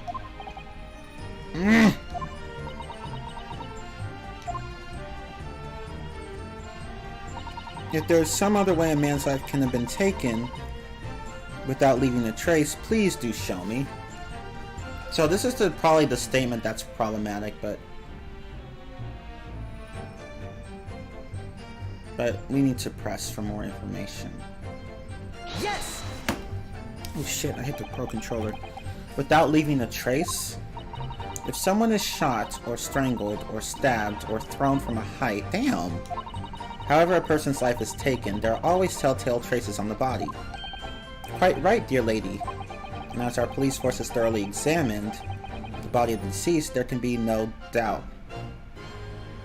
As our police force has thoroughly examined the... Sorry, Glue just said something in the chat and I got a bit distracted. And as our police force has thoroughly examined the body of the deceased, there can be no doubt. The damn cup. That's what I was thinking, actually. Isn't that right, Inspector? As I said, I always aim for a flawless investigation. And you missed the mark, bitch! You missed the mark by a mile! There would be physical traces with all those causes of death, that's true. But maybe there's some other way of killing someone that doesn't leave a mark. If, heaven forbid, you doubt me, young man, you're going to have to tell everyone how exactly you think the professor did lose his life. Otherwise, I'm afraid your argument falls rather flat, doesn't it? Like your chest, anyway! Oh no, perish the thought. Calling such a sweet young lady's innocence into question. On my honor, I... Takatsuchi Aichi will cut down any who dare cast such aspersions. Well, no, sir! A way of killing someone that leaves no trace. We need some evidence to back us up here. Yes, evidence. But of course, this country's inferior investigative techniques probably wouldn't pick up on it anyway. Yes! Inferior? What do you mean by that? In the lands of the Great British Empire, the police store everything found at the crime scene for later examination. But in this country, you investigate once and that's the end of it. Isn't that so? Quite right. Le Carnival is open for business as usual today, just days after the incident. Exactly. Which means that even if the investigation takes a different direction, vital evidence may be lost. What the hell? It doesn't even occur to your naive detectives to try to preserve the crime scene. I'm trying to be as tactful about this as I can, you understand. You didn't have to use the word naive, though. Bitch. A killer blow! The lady is as formidable as she is beautiful. Amazing. He's actually admitting our police may be flawed. Perhaps Prosecutor Ouchie is finally starting to see sense. I very much doubt that. Still, there's something about what Miss Brett just said. There was a moment before when something didn't seem quite right.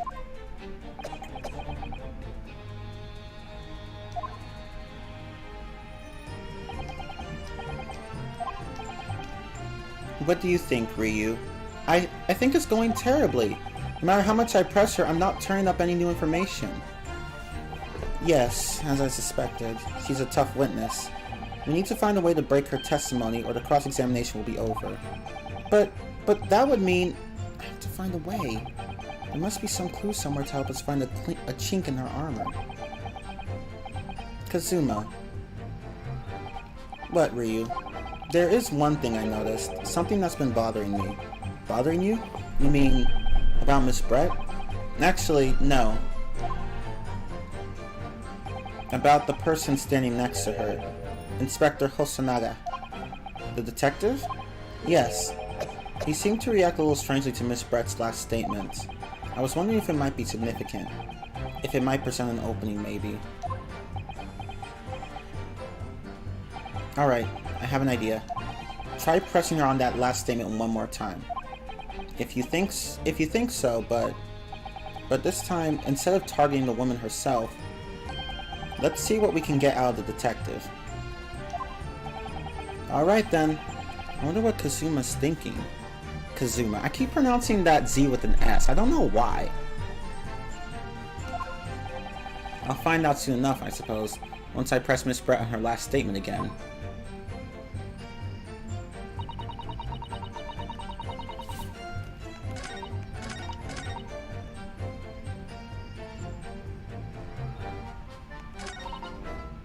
Okay, so let's press the statement. Okay, so for those of you who don't know, this mechanic is when there are multiple witnesses on the stand, some of them may react strangely to other witnesses' statements. So, the Professor Layton versus Phoenix Wright game did this, as well as the DGS games, the ones that we're playing here, the Ace Attorney Chronicles games. They do this too. I don't think Spirit of Justice and Dual Destinies did it. But yeah, that's the mechanic. So, let's see what it is. First we have to press her though. Yes. We already saw this.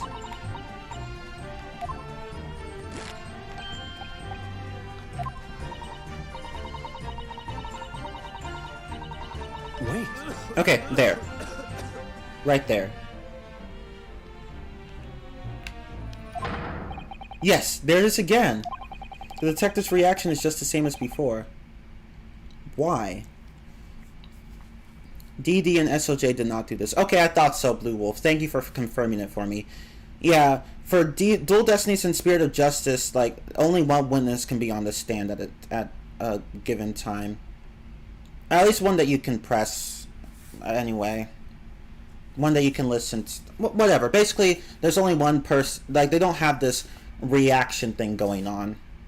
That was only in, like, the side games of the series. These are the side games, so it's only in the side games. Except Investigations and Investigations 2, because they use a completely different mechanic for everything.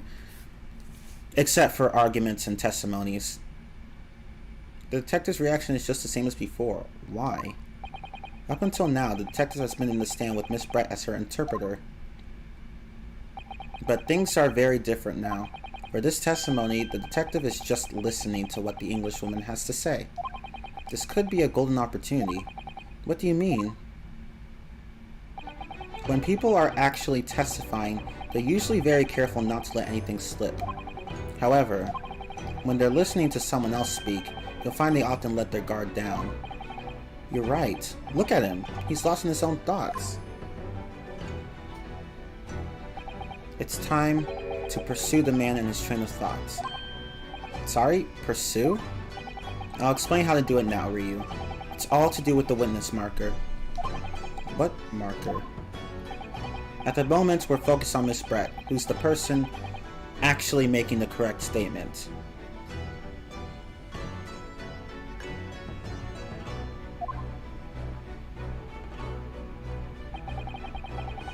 But by moving the marker left and right with the D-pad buttons, you can turn your attention to the other people in the stand. While you're looking at the other witnesses, you'll be able to pursue them with A. If you can catch the person at just the right time, you might uncover some new information to pursue. If you ever notice a strange atmosphere amongst the people on the stand, take a good look around. Alright then, so first I should move the marker across with the D-pad buttons and focus on the detective. Then pursue him with A, and see what's on his mind. Here we go.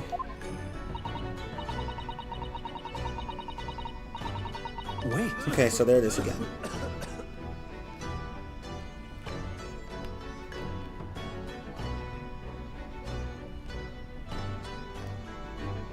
and pursue. Excuse me. Excuse me.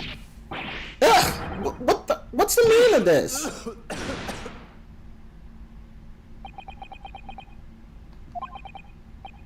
I'm so sorry. I didn't mean to shock you. He really was lost in his thoughts. Deeply. It looked like you were thinking something just now, Inspector.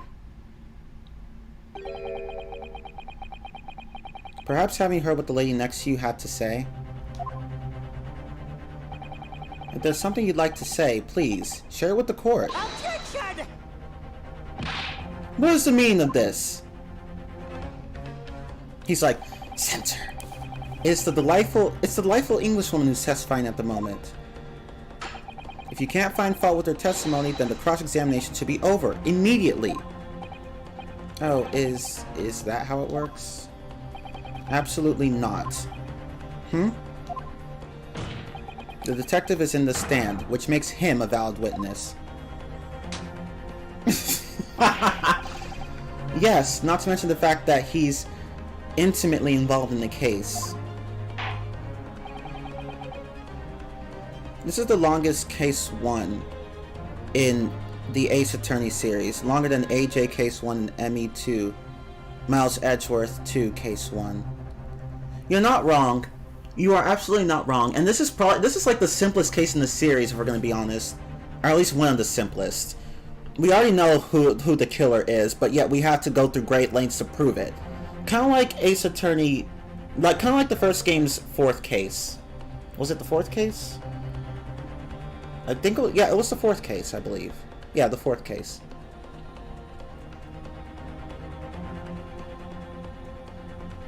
Inspector Hosonaga. Yes? Do you have something to add in relation to the statement just made by Miss Brett?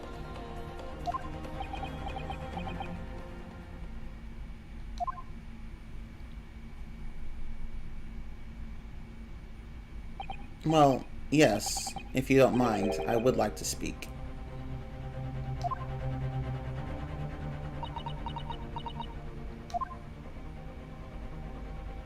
The lady is right. Our country's police practices are not as modern as those used in Great Britain. Which is why I, Satoru Hosonaga, always strive to make every investigation I'm involved in flawless. What do you really mean by that? I'll tell you what I mean. I won't have evidence lacking on my watch. I'm not afraid to take everything I can from the scene of the crime. It's preserving evidence, you see. I don't care if they call me a crime scene thief. I'm not ashamed of what I've done.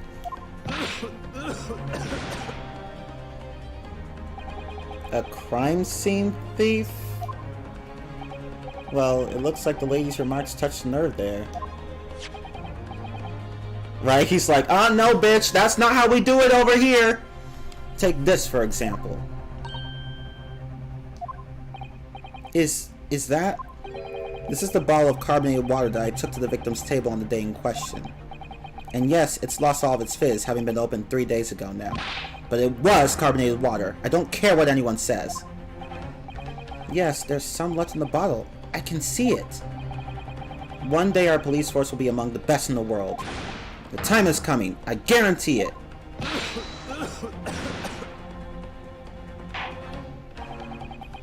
I can't say I condone the witness's actions, but I do understand the sentiment. The court will accept the glass bottle of water as evidence. Carbonated water bottle. The carbonated water the victim and Miss Brett shared on the day of the murder. It was on the victim's table. The carbonated water bottle has been entered into the court record. Miss Brett, can you confirm this is indeed the bottle from which you drank on the day of the victim's death? Yes, it was that bottle. What was that about? She seemed to avert her eyes when she answered the judge's question. Very well, counsel. You may resume the cross-examination. And the inspector will kindly control his fervor.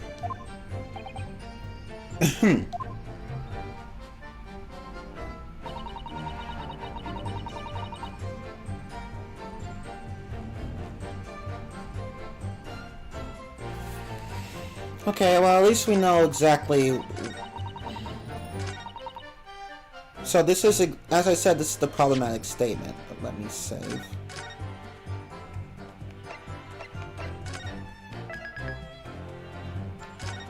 I filled up all 20 save slots because I'm OCD like that. Okay, let's present...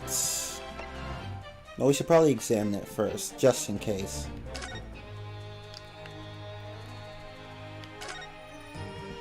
The label is written in a foreign language that I don't recognize. Do you know what it says, Kazuma? I think it's French. This must be very expensive water. I was thinking it's French too. Yes, but what does it say? That's what I was asking. Then go to France and ask. You could just say that you don't know.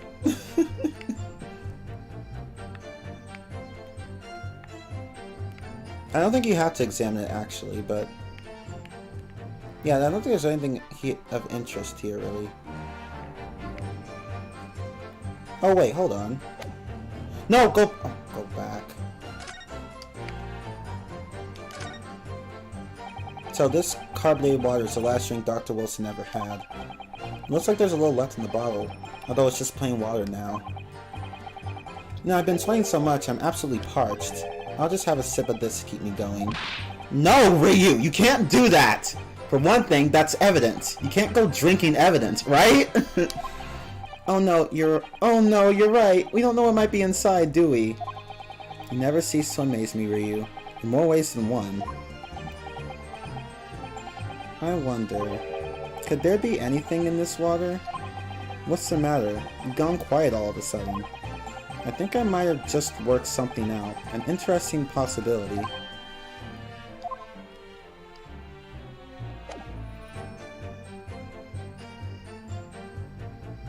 Yes! What is this? The ball of water? Actually, there is one method of killing a man without leaving a trace that comes to mind. Do you already... Just say it. We already know what it is. Obviously, I'm referring to poison. That girl is poison. Poison! Poison! I'm kidding. Poison? On the day of his death, we know that Dr. Wilson drank from this bottle of carbonated water. Could it be that there was poison inside? Could it be that the professor actually died after taking a sip from his glass?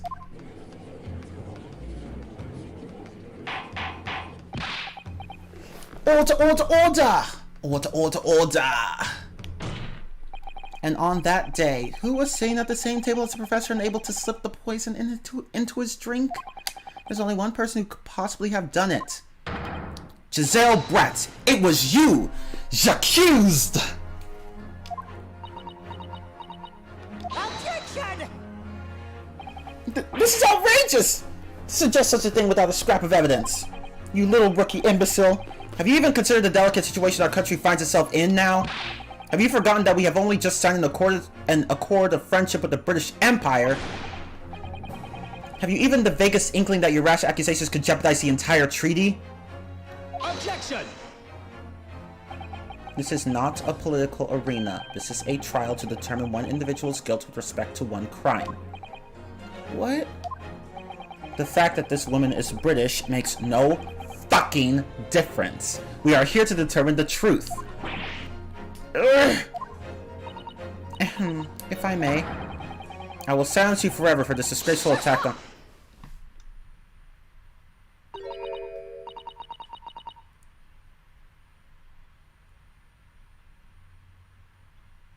Oh shit! I will silence you forever for this disgraceful attack on the lovely young... Shut up! It is you who should be silent. Of course. Dear lady! What the hell? Why are you apologizing? She just told you to shut up. But anyway, where did that come from? She just snapped. I'm afraid I may have spoken unfairly before. I offer my most humble apologies. I'm sorry, my lady. What are you referring? I described your police force as inferior. But no matter how inferior they may be, you still investigated this particular point thoroughly, I believe? The bottle, I mean, Inspector. And whether it contained poison or not.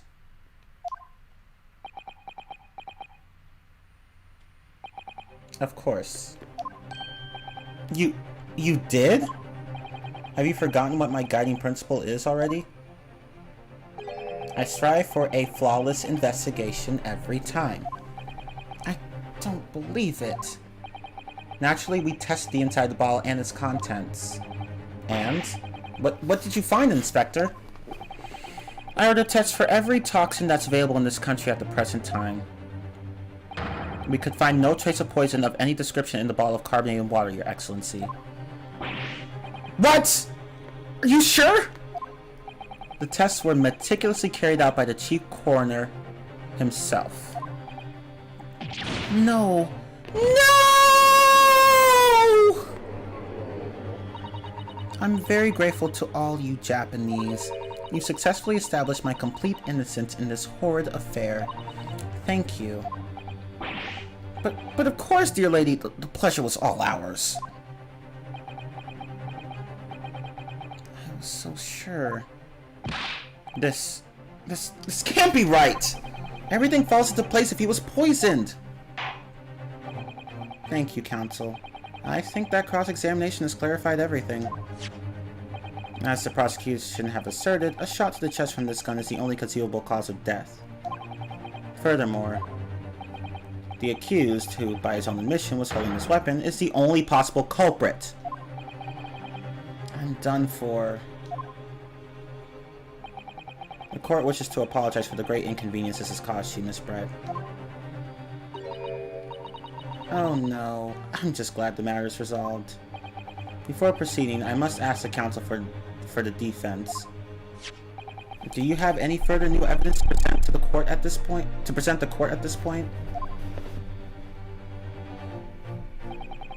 Kazuma? I'm sorry, Ryu. I have nothing more. Well, if you'll excuse me now, I really must be leaving.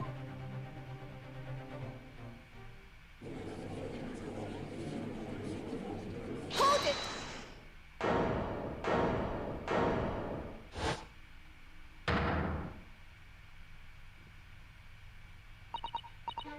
Please, wait. Oh, okay! Look who's come to the party!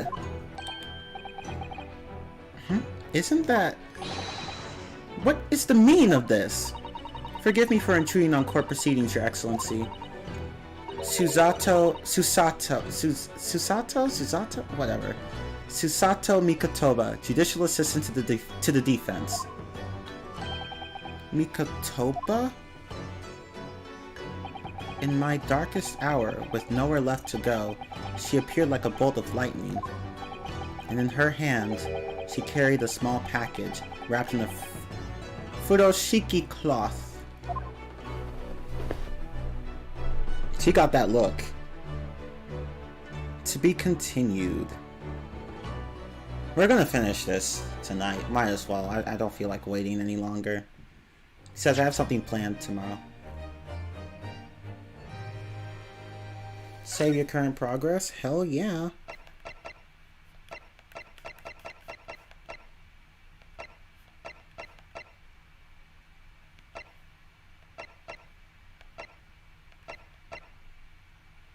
Oh, that's the autosave.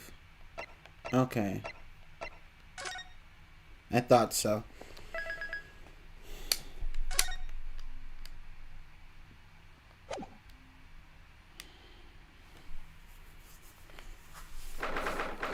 November, 1:14 p.m. Supreme Court of Judicature, courtroom number 2. I forgot to look up how that word was pronounced. Well, I understand you are the judicial assistant to the defense, but why the sudden ingress into my courtroom? Ha! A judicial assistant? And a woman, no less! Oh, okay, asshole! The rules state that females are not permitted into this court of law other than to testify. Yes, I fully understand. I ask only for 5 minutes of time. I have some vital evidence I must hand over to the defense. Ha! You're too late, little girl. This trial has already been concluded. 5 minutes. I will not allow a moment more. But, Your Excellency! I am most grateful.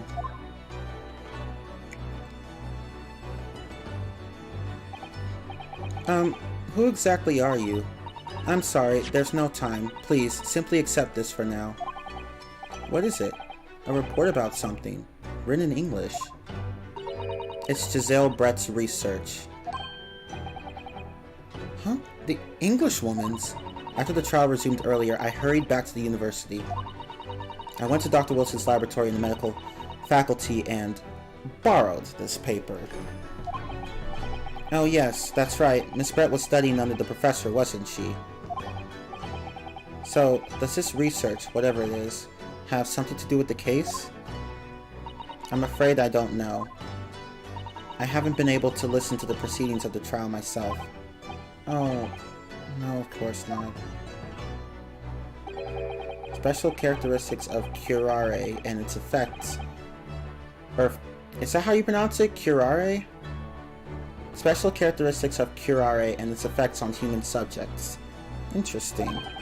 Curare? What's that? I've never heard that word before. Time's up. The prosecution demands the immediate removal of this female trespasser from the courtroom. There was too little time for me to read it in detail, but I've summarized what I could on a note just inside the cover. If you think it could be valuable, please cast your eye over it. This is wonderful. Thank you. Giselle's report. A report detailing the unknown poison that Miss Brett has been researching during her time at UMA University. Giselle's report has been entered into the court record. Goodbye, then, and good luck. You'll be seeing more of her later. You have had long enough, counsel. We cannot detain our English guests any longer. I ask the prosecution and the defense now one last time. Does either side have any further evidence to present to the court?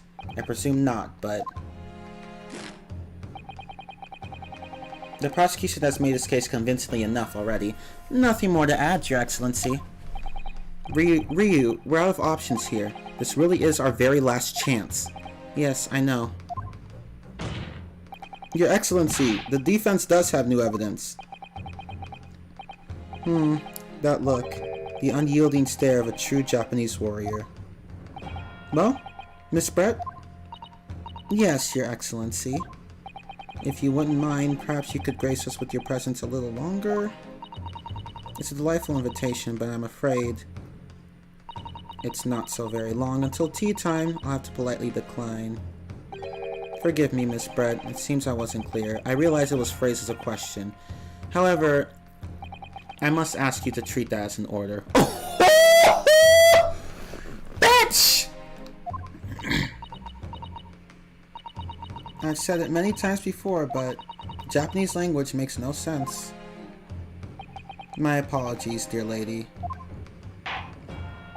So, counsel, what is this new evidence that demands the court's attention?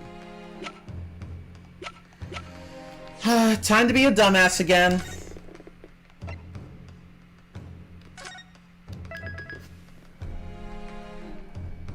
Damn, this is a long case. Jesus. Although, to be fair, I am pressing a lot of statements, so... Every statement, really. Okay. Let's see. So, let's examine this. Well, actually, no. Let's fuck up. It's this! It's this! I know it's this! Present! Yes! No, that particular item does not warrant further discussion. What?! It seems I've chosen poorly.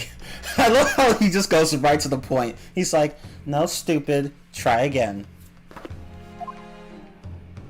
In that case, I'll take my leave of you now and go for some afternoon tea. In civilized English society, tea time is an essential. We'd surely die without it. Take your tea time now, Ryu, and you'll surely die in a minute yourself. I know. You know there's only one piece of evidence the court hasn't seen yet. Don't squander this chance. Don't let our judicial assistant's great efforts go to waste. Stop being a dumbass. Please. Alright, I'm sorry. Dang. Let me think this through.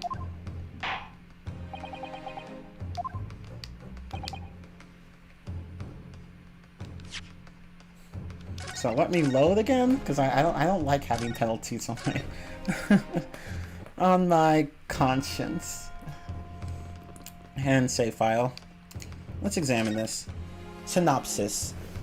A poison made from the bark of certain trees in the jungles of South America. The hunters of the region have used it since ancient times to incapacitate their prey. Special characteristics. Effects. Instant paralysis of the entire body and subsequent death, even in minute doses. Routes of entry. The above-mentioned effects occur when the poison enters the body through a wound, such as that inflicted by a blowpipe dart. Hence why hunters used this poison so much. Practical applications. Due to its ability to render the human body paralytic, it's believed that the toxin could have application as an anesthetic. However, a solution for the respiratory arrest caused as a result of the full body paralysis must be found first, or patients would die of suffocation. Okay. Interesting. So this is what the professor wanted his daughter to do.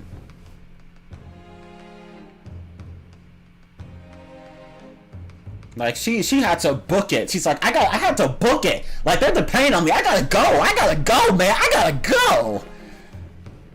What is this new evidence that demands the court's attention? Oh, this research journal here presents. Yes! Miss Giselle Brett, we understand you were studying under Dr. Wilson at UMA University, doing research.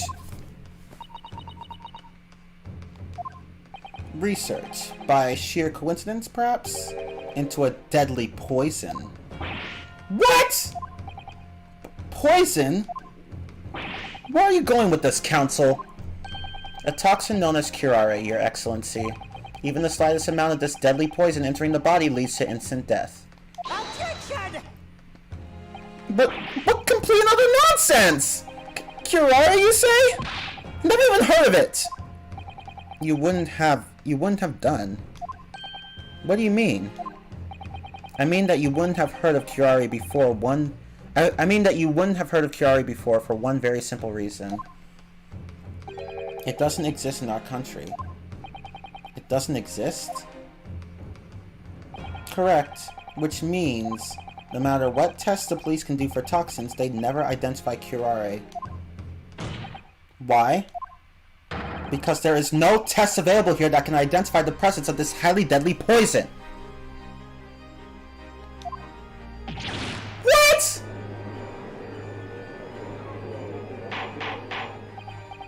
Order! Counsel, does this deadly poison truly exist?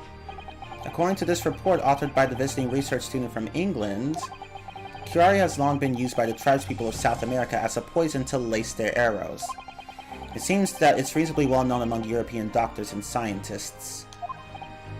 To lace their arrows?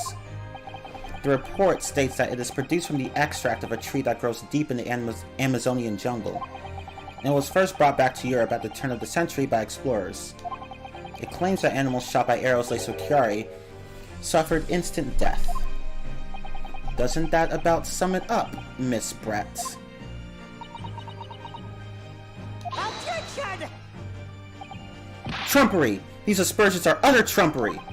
To start with, if the victim had been administered some of this so-called deadly poison, he would have been squirming and writhing in pain, and the other diners would have surely noticed. Really? That's true. What do you say to that, Inspector? Obviously, I would have noticed a disturbance like that. I don't remember anything like that either. I didn't notice the professor being in any kind of pain. According to this, however, it's the other way around. What do you mean, the other way around? The very fact that the victim didn't show any visible signs of distress is evidence that curare was used. Explain yourself, Counsel. The moment this toxin enters a person's system, it causes instant paralysis. In other words, afflicted victims lose all strength and are completely unable to move. Yeah, that's right. I had forgotten about that. Even if they were in total agony, there would be no visible signs of pain at all. How terrible. Obviously, if a man lost all strength in his muscles, he'd collapse on the floor. But with a chair under him for support, as Dr. Wilson did, the effects could go largely unnoticed. But I don't follow, Kazuma. That's just paralysis. I thought the poison caused instant death. Suffocation, remember? The full explanation is extremely unpleasant. The poison causes immediate paralysis, as I said, leaving the victim unable to move. But after a short time, the paralysis is so severe it causes the muscles that control respiration to fail. Yeah, exactly. Like, the muscles that help you breathe do not work. Respiration? In other words, the actual cause of death is suffocation. Like, if they can't breathe, then they die. And all the while, the victim is conscious and aware, just unable to move. That's hideous. To the observer, it would look almost like the victim was slipping peacefully into an endless sleep. But for the victim himself, his final moments would be a living hell. That is the true nature of this deadly curare poison. That's so fucked up! Oh my god! Jesus! Oh my god, that's so messed up. And you're suggesting that this bottle council actually contains this terrifying poison? Objection! This is all very convenient, isn't it? A hitherto unknown poison for which there is no means of testing. What a happy tale for the defense. Ahem, if I may. All these facts, you think you're so clever, but you must be taught some manner. It is you who must be taught. Of course! Dear lady!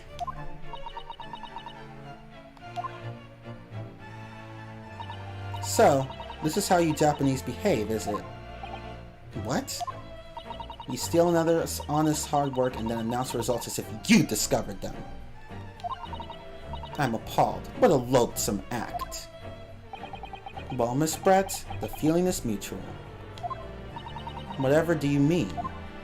Capitalizing on the unfortunate circumstances of an innocent man to frame him from a heinous crime? That really is a loathsome act.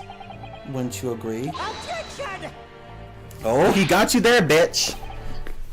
Haha! Enough of this! I, for one, refuse to accept it. The idea of some poison that doesn't even exist in the great empire of Japan is... it's breaking the rules! What's so funny? Oh, excuse me. Your Excellency? Yes, Miss Brett? May I borrow that bottle for a moment, please? Well, yes, I don't see, why not? Okay, what makes you think handing that thing... what makes you think handing such vital evidence to a murder suspect is a good idea? What makes you think that's a good idea? Like, even the judge is like, I guess. Like, what? That's not a good idea!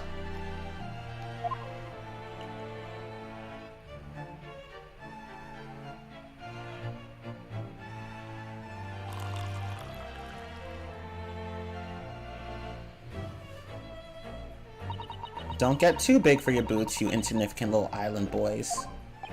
Sorry?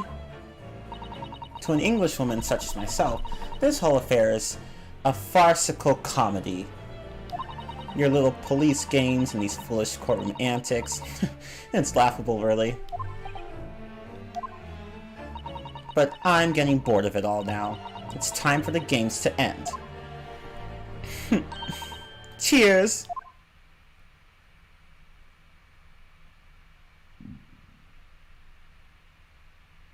Wait! What are you doing?!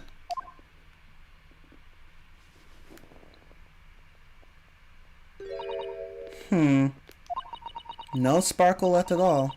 How appropriate for this shabby affair.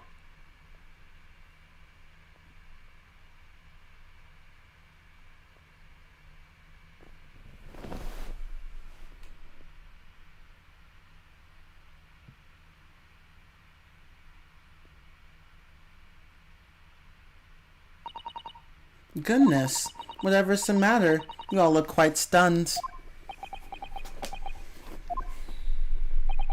So, no curare. The bottle was clean. Is that what you're saying? You look quite incredulous, little boy. But of course, that's the simple truth. Thank you for presenting the findings of my research so concisely here in this grand venue. Most kind. Thank you, waiter. Now then, Your Excellency. Yes, Miss Brett? I should like to be excused now, please. I think I've given more than enough of my time for the furtherance of friendship between our countries. Yes, dear lady. We are most gratified with all the assistance you have given. This doesn't make sense. There had to have been poison in that bottle! So how? How did she swallow a whole glass and live to tell the tale? I don't understand it. Well, I suppose if nothing else, this little Far Eastern charade will make for interesting conversation at the next party I attend in London.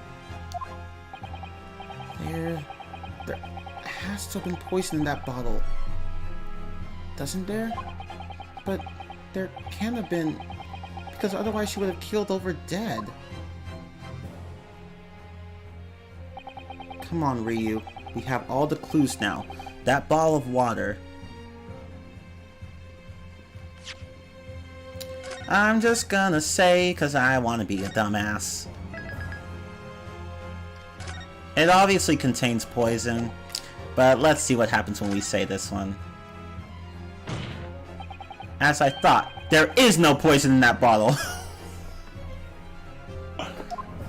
What? Why, Ryu? Isn't it obvious? If there was poison in there, she'd be dead by now. But you're trying to prove the exact opposite! Sometimes your unadulterated naivete really astounds me. But sometimes it's in need of a good staining. Until it's as dark as your uniform of the waste of the world! Oh, is that what this color is supposed to represent? That was a guileless ending to a promising line of inquiry, Counsel, for which you will be penalized. Ugh, I'm a dumbass! This whole trial is poisoned!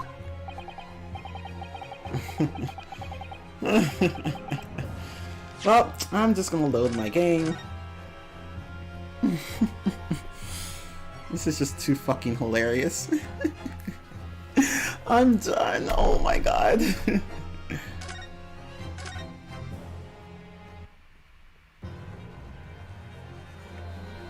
So yes, it contains poison.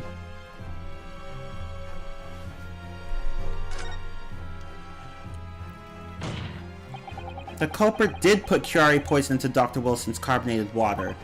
The defense refuses to change its position. You're serious? Objection! Fool! Are you blind? There is no possible way that bottle could contain poison. I mean, we just saw Miss Brett drinking the water from it? That's right. Which rather complicates your argument, I think. And I believe that complication can be explained. How, exactly? I need to think through all the things that don't quite add up here, one by one. I'm sure the answer is in the evidence we have in the court record somewhere. It has to be.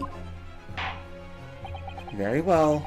If the defense truly intends to assert this claim, then I must ask you to support the assertion with evidence. What explains how the witness was able to consume this supposedly poisoned water unscathed?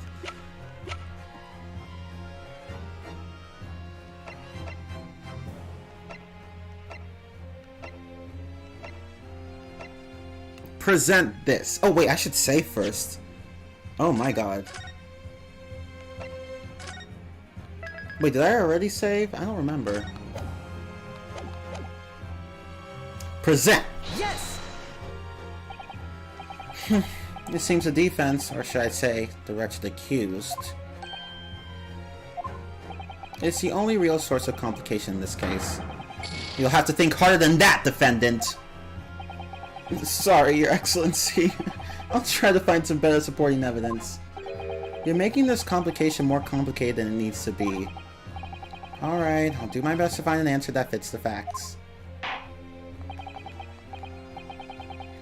If the defense, sorry, the wretched accused, truly intends to assert this claim, then I must ask you to support the assertion with evidence. And we already saw this. So let me just load.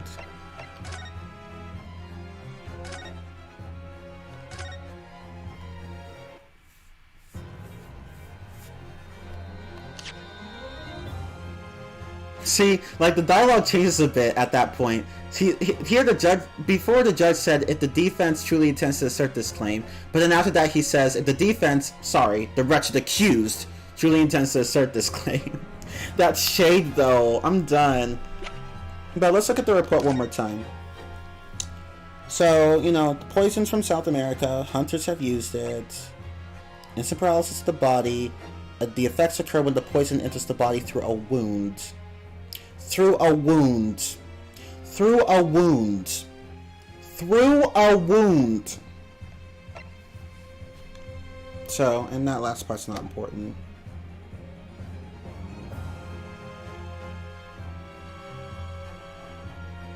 Yes!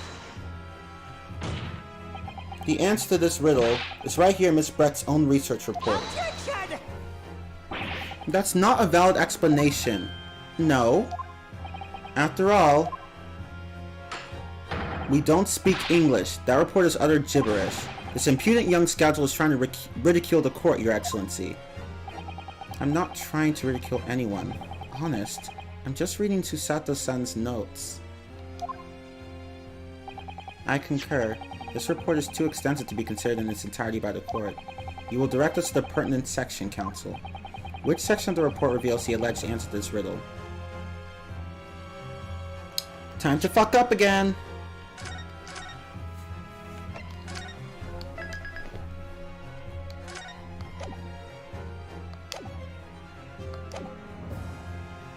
The synopsis. It's written right here in the synopsis, I think. Oh, really? Go on. Well, it's a synopsis, so it's bound to contain lots of vague statements I really hope are going to help me out here. Oh my god, dude, seriously. Objection! You'll have to do better than that.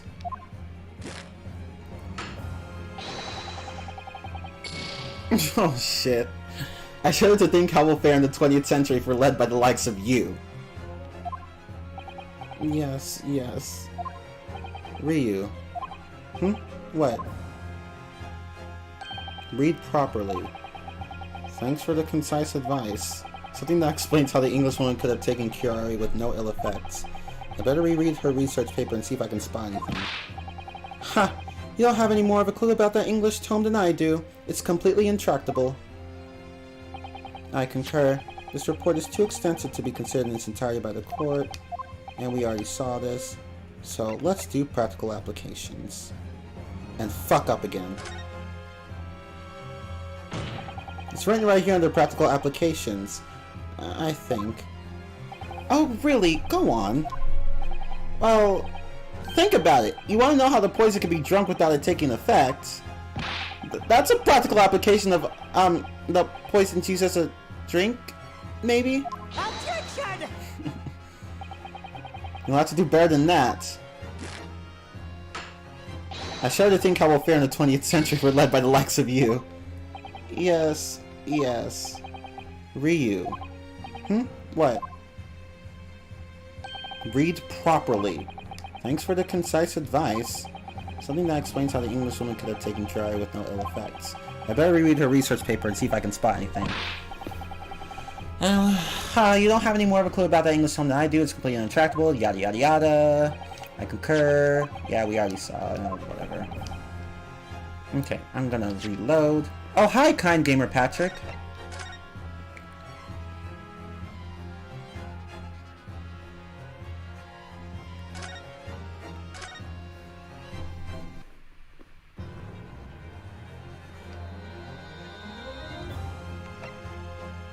Its special characteristics, obviously.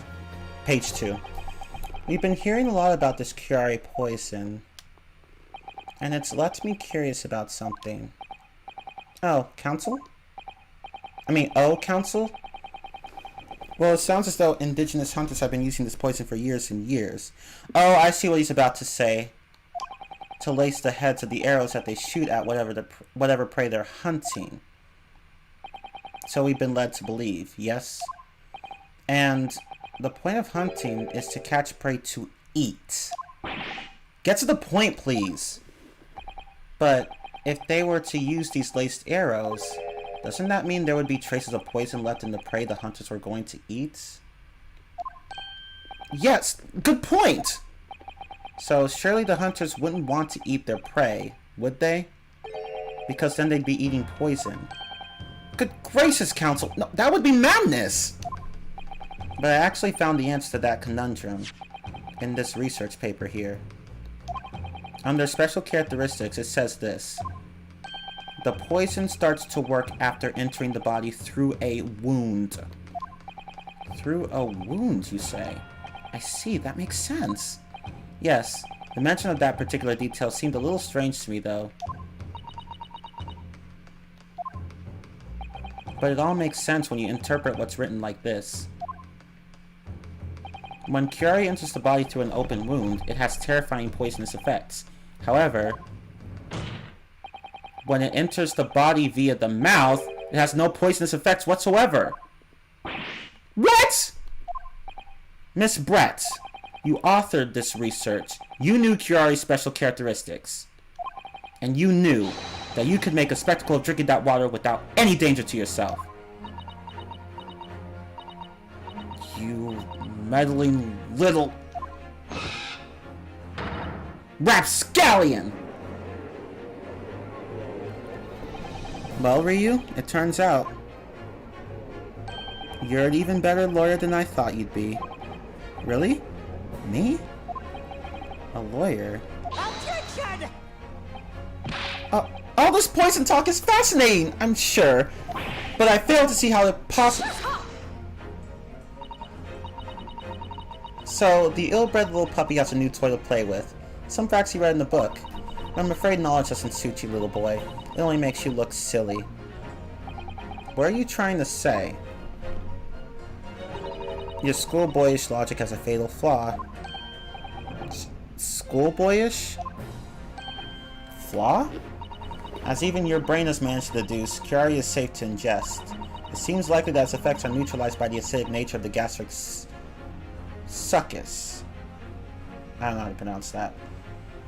Oh, I see what she's trying to say. Okay, but John H. Wilson drank the thing too, so if he drank it normally, then how did he die? He shouldn't have died. It's safe to ingest.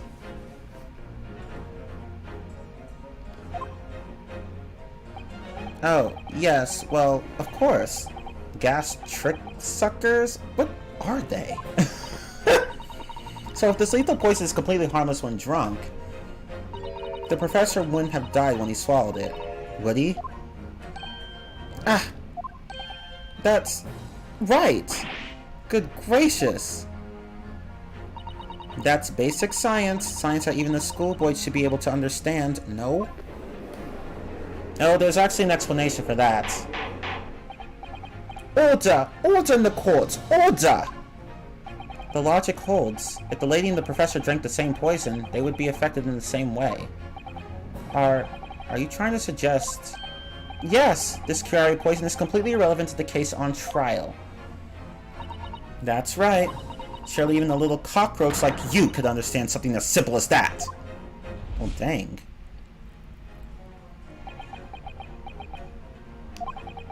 What is this welling up inside me?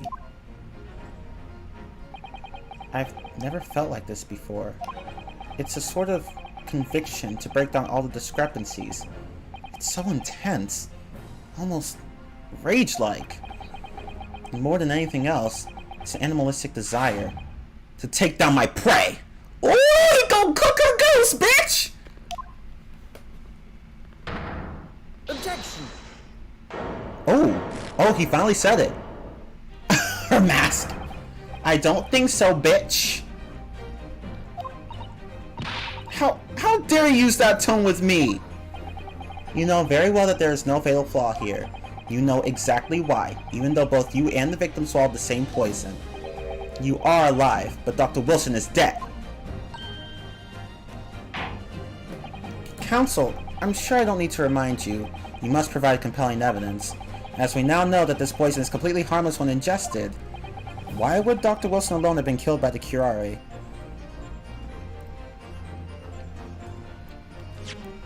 I know I probably don't have to say, but fuck it.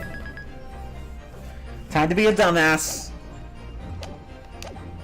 When I finish playing this game, though, when I continue to stream this game, I'm not gonna like fuck up on every single opportunity. I'm just gonna like, because then the cases would be too long. So I'm just gonna go and just like read only the press only the important statements and present only the important evidence. But for now, we're just gonna fuck up and do and goof off. Oh look, my hand's on top of the font.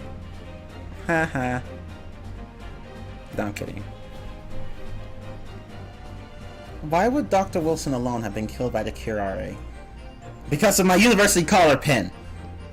Take that! Take that! I'm sorry, counsel, but the slipshod manner in which you've tossed out evidence before the court does not inspire confidence. Huh? Listen, Ryu. There's no need to overthink this. We know that Kirare's toxic effects only come into play when the poison enters the body via a wound. Right, so that can only mean that when Dr. Wilson drank his glass of water, he had a wound, yeah. He must have had a wound somewhere that let the poison in. Exactly. So we need some evidence that would prove the professor had a wound inside his mouth. Ah, of course!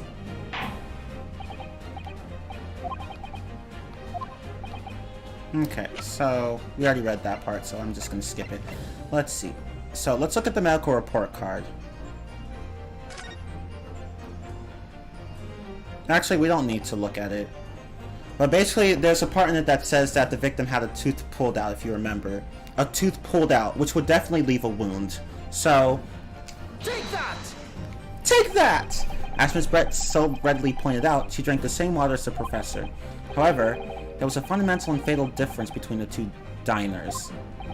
A fatal difference? The toxic effects of curare are felt only when the poison enters the body through an open wound. So, for a healthy person with no injuries, drinking it is completely harmless. But, what if there was a wound inside the mouth of the person drinking the poisoned water? Inside? Yes. Like the wound you might have if you had just... Like the wound you might have if you had just been to the dentist and had a tooth extracted, for example. Miss Brett, you've acknowledged many times in your testimony already that you were well aware of Dr. Wilson's dental appointment that day. So that's it. You used that knowledge to orchestrate this.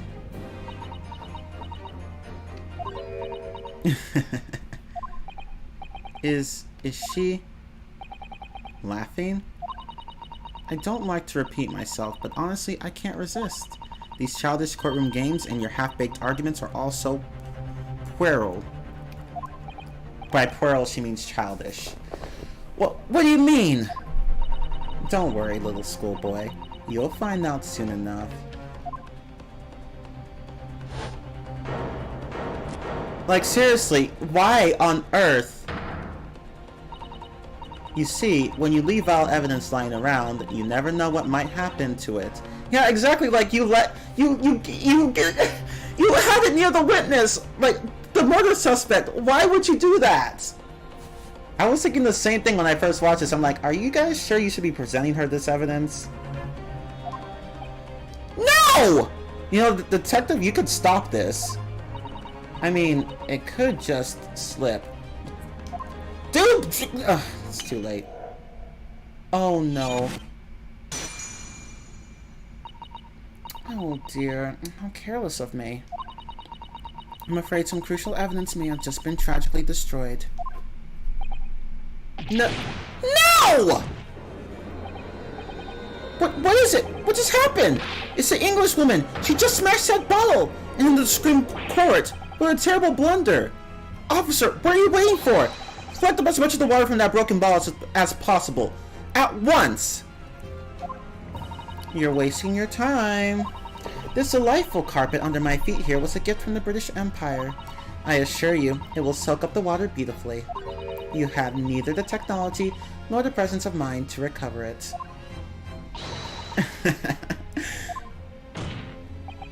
How could you? You won't get away with this! You can thump the bench and shout as much as you like, little boy. But I'm afraid we'll never know now, will we? If there really was poison in the bottle. Or not. You... And let us not forget, we still have some very compelling evidence left intact. Isn't that right, counsel for the prosecution? Oh, of course, of course! You're referring to this photographic print, I presume, dear lady? That's right. And really, looking at this photograph, it's as clear as day, isn't it? The poor professor was sitting with his back to me. So of course, the only person who could have shot him from the front is the little schoolboy. Objection! No! You killed the victim that day, using curare. And then, in order to frame Ryu for the crime, you waited until he picked up the pistol you'd arranged for him to find on the floor, before you shot the professor's dead body in the chest with your own hidden gun. Then, in the confusion that followed, all you had to do was turn the dead professor in his chair around. You see, you had every opportunity to commit this crime. Yeah, but unfortunately she destroyed the evidence, so we need to find another way to prove it. What a wonderful imagination you have, young man. A hidden gun, you say? And I shot the professor's dead body, did I? Well, I'm terribly sorry, but you don't have a shred of evidence. Exactly. And as you have nothing to support your wild claims, the prosecution's stance remains unchanged. The victim, Dr. John H. Wilson, was killed by a gunshot to the chest. Delivered in cold blood by the accused, Ryu. This is unbelievable. How can this be happening? We had her! But now, is she really going to get away with it? The way she destroyed that evidence was obscene! Ryu. Yes? You've come this far, but now you're the only one who can finish it. What?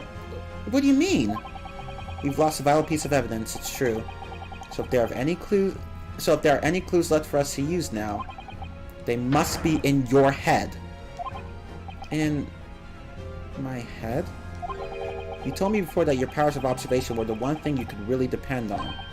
Well, yes, that's true, but I didn't manage to notice that this woman was a foreigner with a swan on her head. So think back again now. Try to remember every last detail about the scene that day. Everything you saw, everything you felt, every color, every smell. What I saw, what I felt. Every color.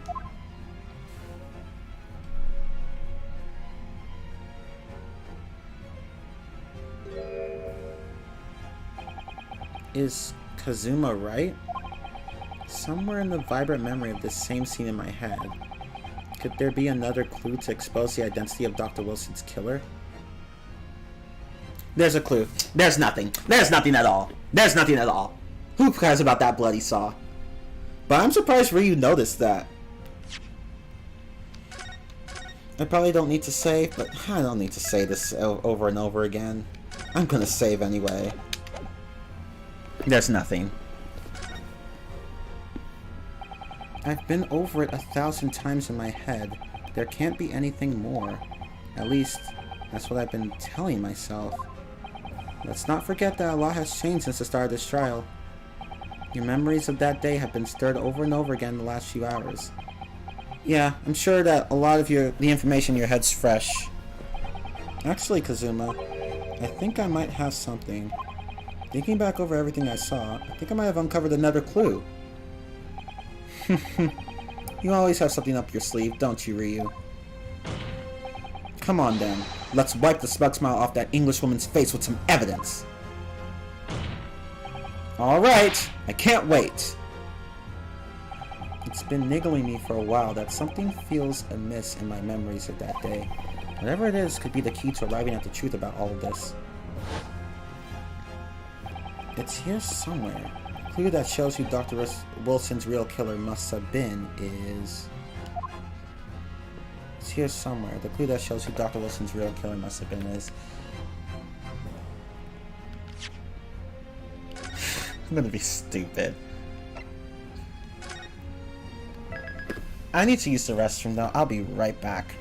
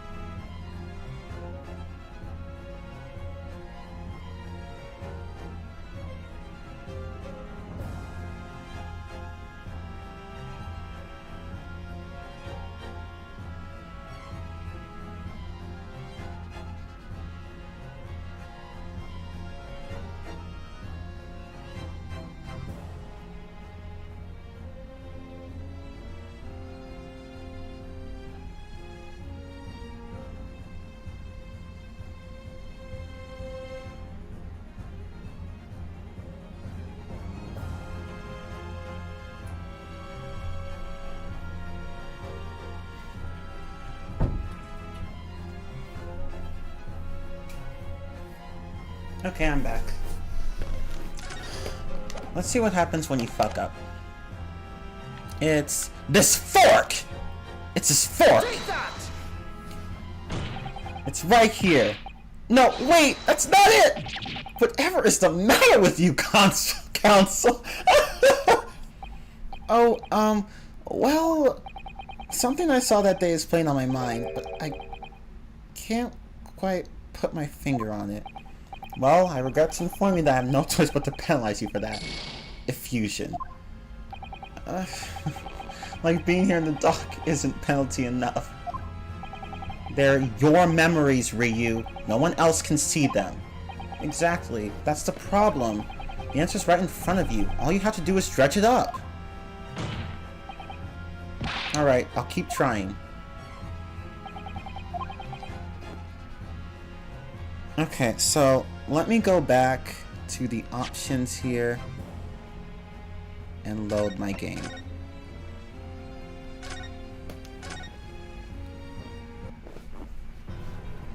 Oh, hi, Arcade. Oh, I'm just test playing the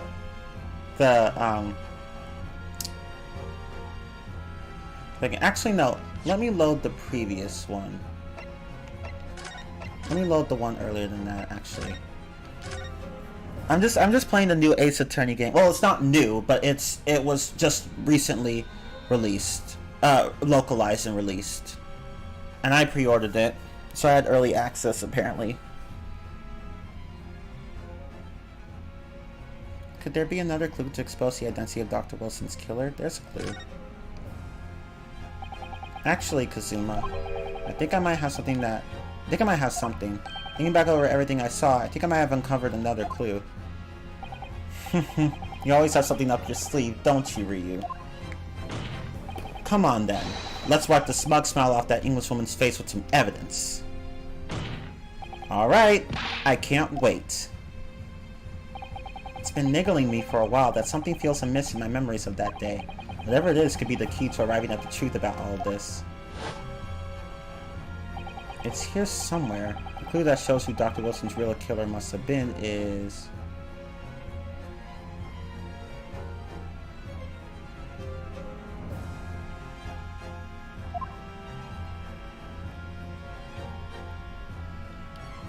Take that!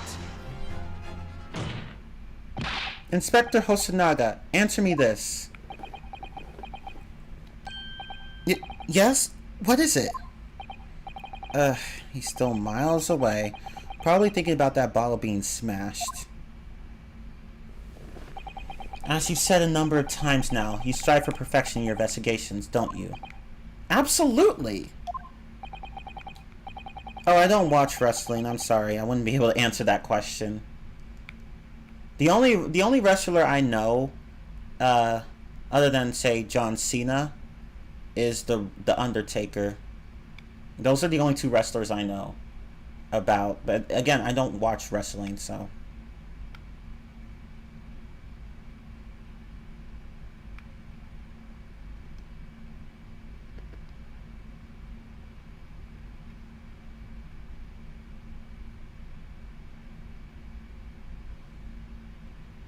The Rock's a wrestler?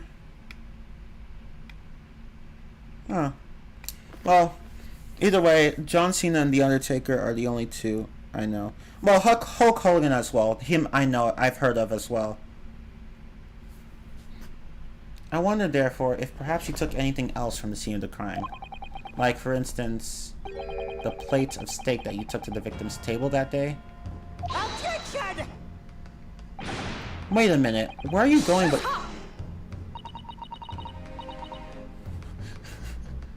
She just tells him to shut up. Where are you going with this, little boy? It's just a memory that's been troubling me. What memory? I saw the scene shown in this photographic print with my own eyes that day.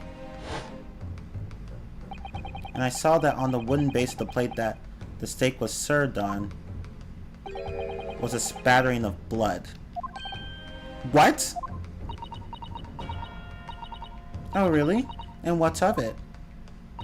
Obviously, that must have happened when you shot the professor. No, that can't be the case.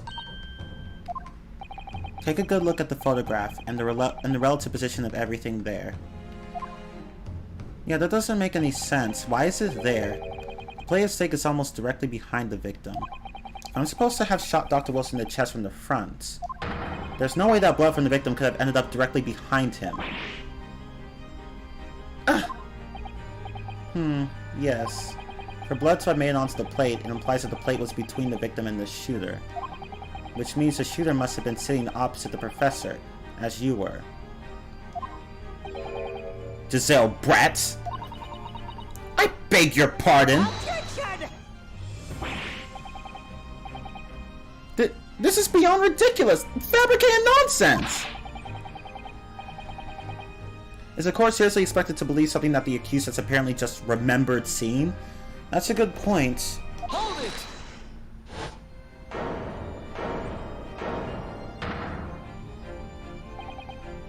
This is when the inspector's gonna come in.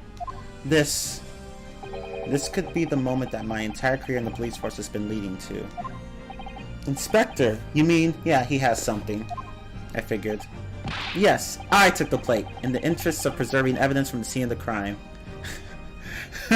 Miss Bretz is like, oh shit, I'm in for it now. Hey, you're the one who was saying, you guys need to learn how to preserve your shit. And now that we're doing that, you're like, oh fuck, I just had to open my big mouth. I mean, although he did this shit before he even said all that stuff anyway.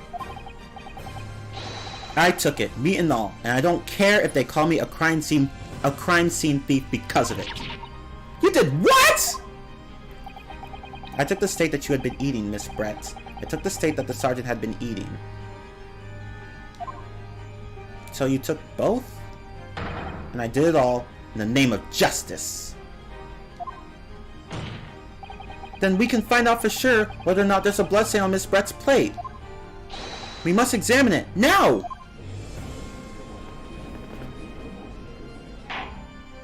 Inspector, the court wishes to examine the plate from the victim's table, immediately.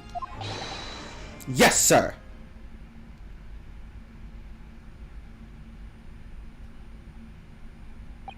Sorry for the delay.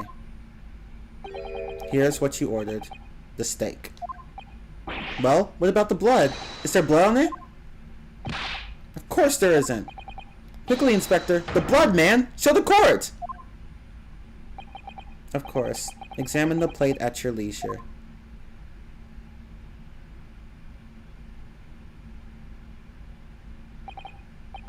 No blood?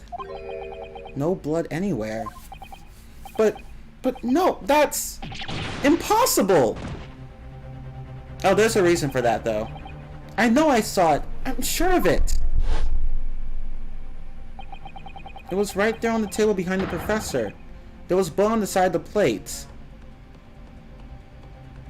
Isn't that interesting? Isn't that interesting?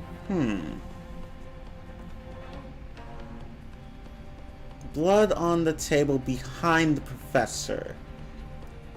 Behind the professor. On the table behind the professor. Interesting. Keep that in mind.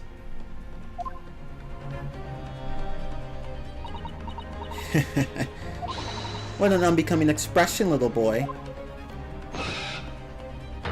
You see, this is why I always say you can't trust what the Japanese tell you. I couldn't agree more. In the case of this disgrace to the Empire. Ass kisser. I believe we may finally have reached a conclusion in this trial. Let's hope so.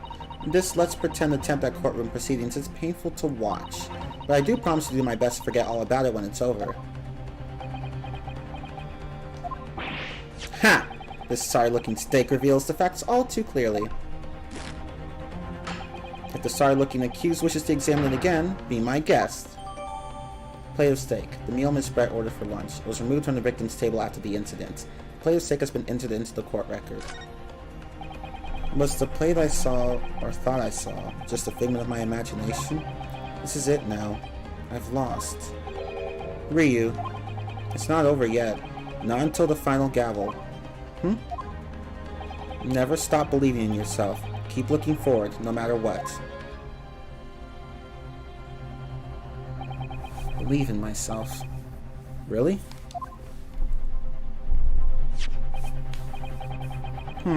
Maybe I should at least examine the evidence for myself. As the evidence requested by the defense has not been shown to be problematic in any way, I presume any further examination of evidence in this trial will be unnecessary. Does the defense have any objection? That bloodstain was going to clinch the trial for me. Can this plate of steak reveal any other clues at all? So, let me just...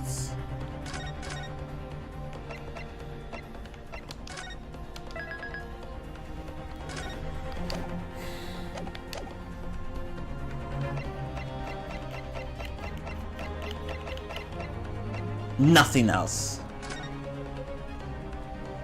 No, I'm really clutching at straws now. That would fly in the face of common sense. You know, it flies in the face of common sense that someone like you with no experience as a lawyer could last this long in a trial like this. How did you... Opportunities are always there for the taking, but only for those with the determination to grab them. Good point. And how did you read his mind? Let's have another good look at that steak. If you want to give up, that better wait until after that. Maybe I should examine the evidence in more detail. Well, a deafening silence from the defense. I will take that as your final answer on the matter. Your Excellency, please wait. This plate of beef is hiding another clue. Another clue that will reveal the shocking truth. The only thing that's shocking here is your unhealthy fascination with beefsteak. Your Excellency, I think I've made myself clear, haven't I? I will not be able to turn a blind eye to any more unnecessary procrastination in this trial. I'm sorry, Miss Brett, but we must ensure a thorough examination of the evidence. I will not give a ruling until I'm completely satisfied that all reasonable doubt has been dispelled. I see. As newly affirmed ally of my country, that's still your position, is it? Thank you, Your Excellency. Counsel for the defense, you will now clearly show the court to what you are alluding. Where precisely on this plate of beefsteak is this new clue to be found? Okay, so... what I'm going to do is load and show what happens when you choose the right choice.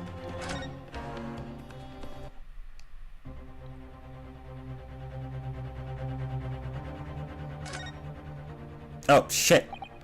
My bad. Let me try that again.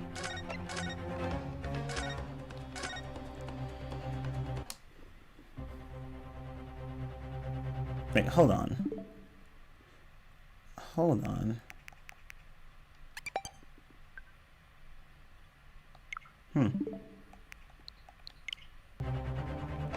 There's another clue.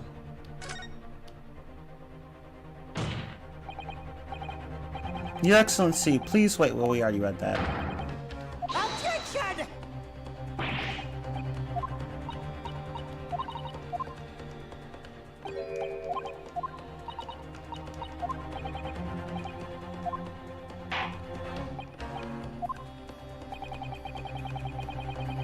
Where precisely on this plate of beefsteak is this new clue to be found?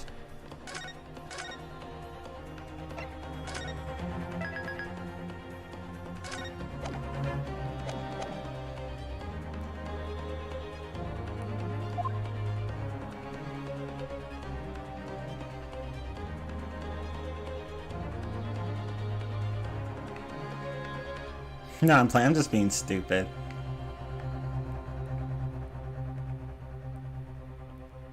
I'm just gonna present the back of the plate. Got it! Got it!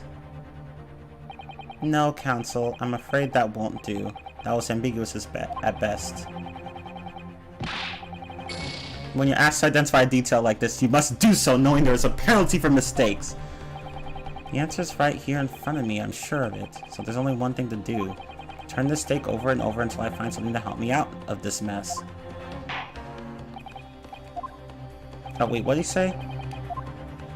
I missed it. What'd he say? Cancel for defense. You will now clearly show the court to what you are alluding.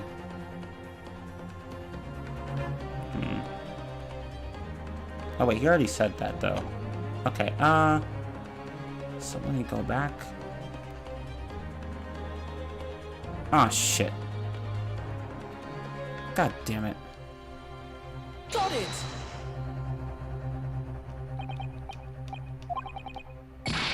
Okay, I'm trying to load the damn game.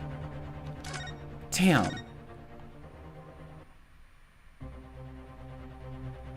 Okay.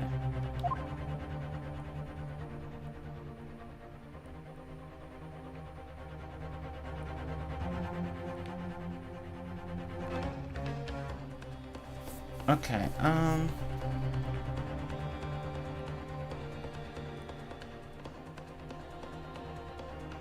that's weird though. It's not that we should present.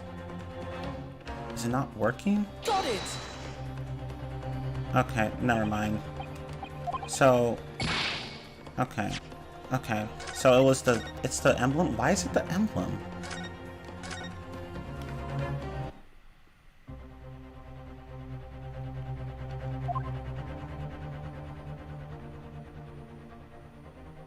Got it! What? Okay. Might as well just stay here. And then I'll reload. Because I'm tired of reloading only to fuck up again. I don't understand this.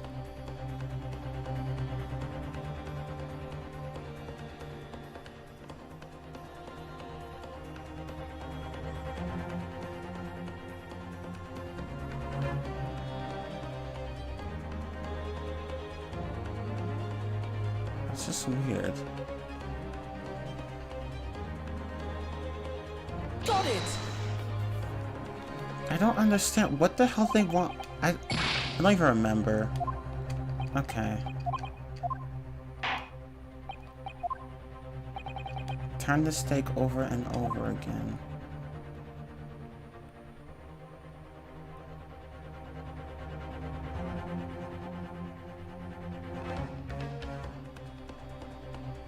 Well, I don't know what else it could be. Maybe this? Got it! Okay, hold on. Because I literally just forgot what the hell I'm supposed to do here.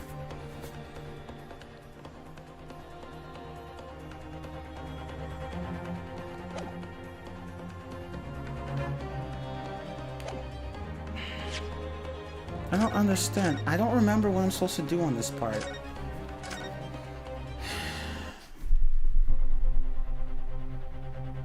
How the hell?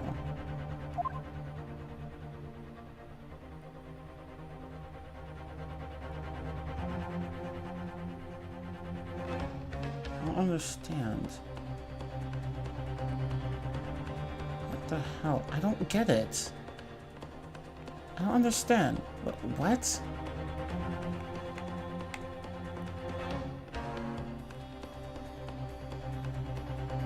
I thought you were supposed to present the stake. Wait, what if I examine it? Oh! It didn't tell me I could examine it! Oh my god. Seriously. It didn't tell me I could examine it.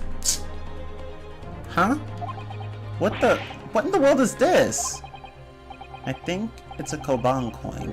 And the hallmark is from the Hoei era, I believe. No, I don't mean what is it. I mean, what's it doing there? Wait, did you say it was a Hoei Koban? Yes, Koban or whatever. And apart from the meat juices, it looks to be in good condition. I imagine it's very valuable. This isn't the first time today that there's been talk of a Hoei Koban.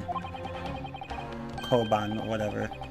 I've heard of pearls before swine, but I've never heard of bullion and bullion? I don't know how to pronounce either of those. A bullion?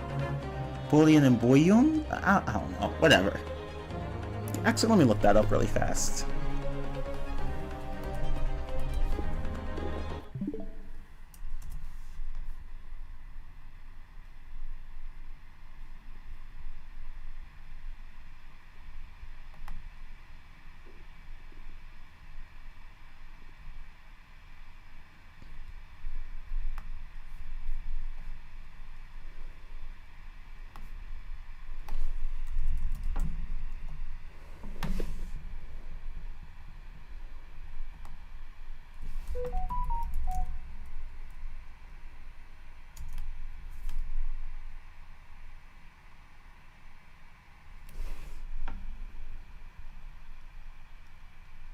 Bullion.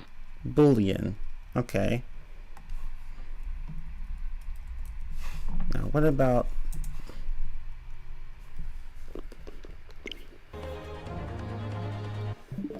Oh, right.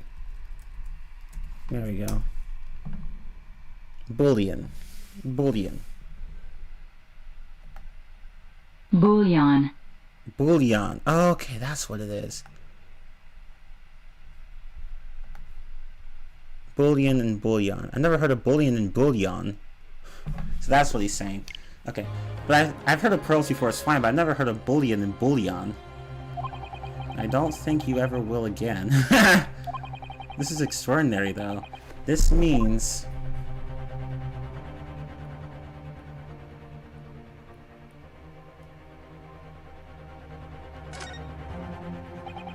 I certainly never expected to find a precious coin underneath this thick cut of meat. And it's from the Hoei era, too. That would make it really quite valuable.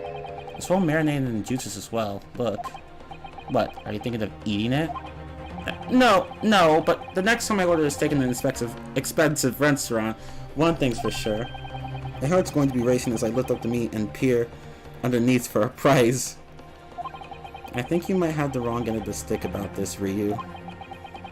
A Koban coin underneath the steak. There's only one logical explanation. This was... Well, let's present this. Got it! Good gracious, that's... A Koban? What on earth? A Hoei era one at that. Miss Brett, this is in fact the beefsteak that you ordered at the restaurant on the day in question, is it? Tell me, why is there an old coin seemingly hidden underneath the meat? What a ridiculous question. How should I know? Never even seen that thing before in my life. I don't know what this is, but I want no part of it. Objection! I fail to see how this is relevant. A coin under the meat? That could simply have been a careless mistake by the chief by the chef in a moment of distraction. Are you sure? Objection! Don't be absurd. We're supposed to believe that this happened by accident in the kitchen. A rare Hoei Koban just happens to be hidden underneath that piece of steak. This turns out to be irrelevant to the case. I'll rip up my ticket to Great Britain right now. He's right. It can't be a coincidence. Your Excellency. Yes, Counsel? A rare Hoei Koban just happens to be hidden underneath that piece of steak. This turns out to be irrelevant to the case. I'll give up my lawyer job. I'll give up my lawyer job right now. But you're not a lawyer, technically. Objection! By all means, don't let us stop you. No one invited you anyway. Shut up! Perhaps, little boy, you should realize that it is you who is irrelevant. Wow. How dare you? Even though I'm the one on trial here? The point is, it's essential that we ask the owner of this coin if he can explain what it's doing underneath that steak. Under that steak. The owner? Yes, one of the witnesses, remember? Yes, it's obvious. There's only one person it can belong to. The owner of the Koban that was found underneath the beef steak is... I'ma save and be a dumbass.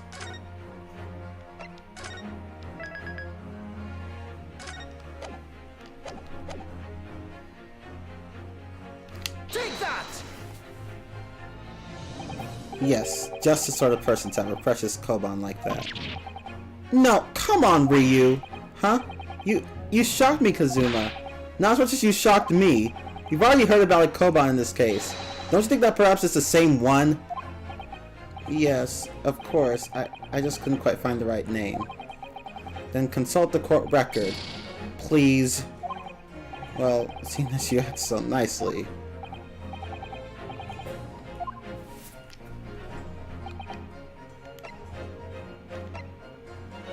It's you!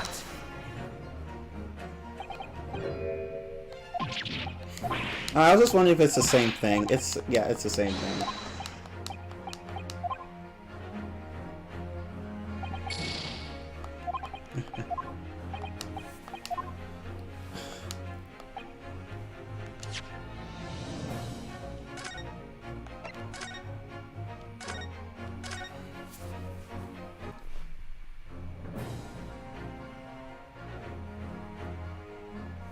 So obviously it's going to be the judicial assistant of defense lawyer Kazuma Sogi. Kazuma. I mean, not Kasuma. Kazuma Sogi. Nope. Oh, right there. You can see all their ages here. But where's Ryu? Let's see. Kazuma's 23. Eugene is 42. Aochi is 51. Johnny Wilson was 47. Satoru is 29. Yasuno is 38. Kyuryo Korekuta, 67. Oh, I must have been imagining things. Giselle Brett's 24. So she's just a year older than Kazuma. I'm assuming Ryu and Kazuma are the same age, but whatever. Giselle Brett, a British exchange student who was studying under the victim at Yumei University's medical school. But that's the weird thing. Again, we would need a motive. Why would she kill him? That's what I don't understand. I mean, I'm not saying that the motive is like, I'm not saying it's like the most important thing, but it's just weird. Like, why? I forgot why she killed him. There was a reason for it, but I forgot. Okay, so it's this guy, the owner of Rasute, who was hunting for a lost Hoei Era gold coin, Koban coin at the time of the incident. Take that! Take that! Obviously, it can only be the antiques dealer and owner of Rasute, Kyuryo Korekuta-san. Kiyuri, as in Mr. Cucumber something? Honestly, these ridiculous Japanese names are quite unfathomable. Ah, yes. The old man who testified earlier alongside the military sergeant, correct? Yes, Your Excellency. I remember him saying that he was up to something with this Koban coin when it happened. It's probably Koban, I think. At exactly the moment the gun was fired. The gunshot interested me not. I was far too busy on the floor. Too busy on the floor? Sorry, what were you doing? Hunting for treasure. Indeed, the Hoei Era Koban, my prized coin. Then this Hoei Era Koban, do you mean to tell me? Objection! No, please, why would Korekuta-san's Koban be sandwiched between the victim's beefsteak and his plate? It makes no sense. Yes! Which is why I'm asking to bring Korekuta-san back to the witness stand so we can ask him. Officer, bring both witnesses that testified earlier back in here. Without a moment's delay.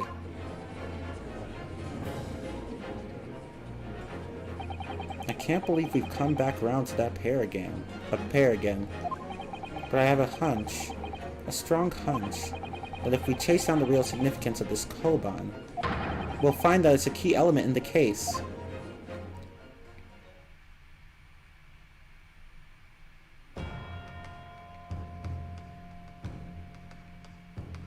Oh, you brought back the other witness too. Damn, he's just pulling on your mustache. What's this all about? Why have I been called up again? Don't you realize that it's dinner time for little baby Aido?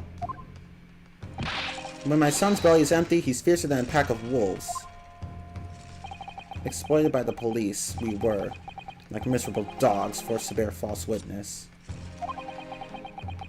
And when cast from this courtroom, I became a ruined man in a trice. A worthless, withered antique. Nothing more have I to say. Sun has set on this Rasute shop's owner's existence. Be that as it may, Gorikuta-san, something has come to light that requires your clarification. As far as your Rasute memory serves, have you ever seen this Koban before? What?! Yes, that's it! That's the one! The very one! The very exact one that it is! Ooh, that dagger was got in his foot. OMG. And the baby's like, what the fuck? The splendiferous Hoei treasure that my rusty bones managed to misplace that fateful day. It can't be. As I thought. Young man. Enlighten this decrepit old fool. Put me out of my misery. Where? Where was my treasure? Where was it dropped? Oh, I'm not sure if it was... I'm not sure if it was dropped anywhere. We found your coin sandwiched between a beefsteak and his plate, soaking in the seasoned meat's juices. Sandwiched? Soaking? Seriously? Clearly, it couldn't have fallen there by accident. Which means... somebody must have hidden it there on purpose. Somebody concealed my Hoei treasure between a slab of meat and a metal plate? Who would do such a thing? Such an unconscionable, such an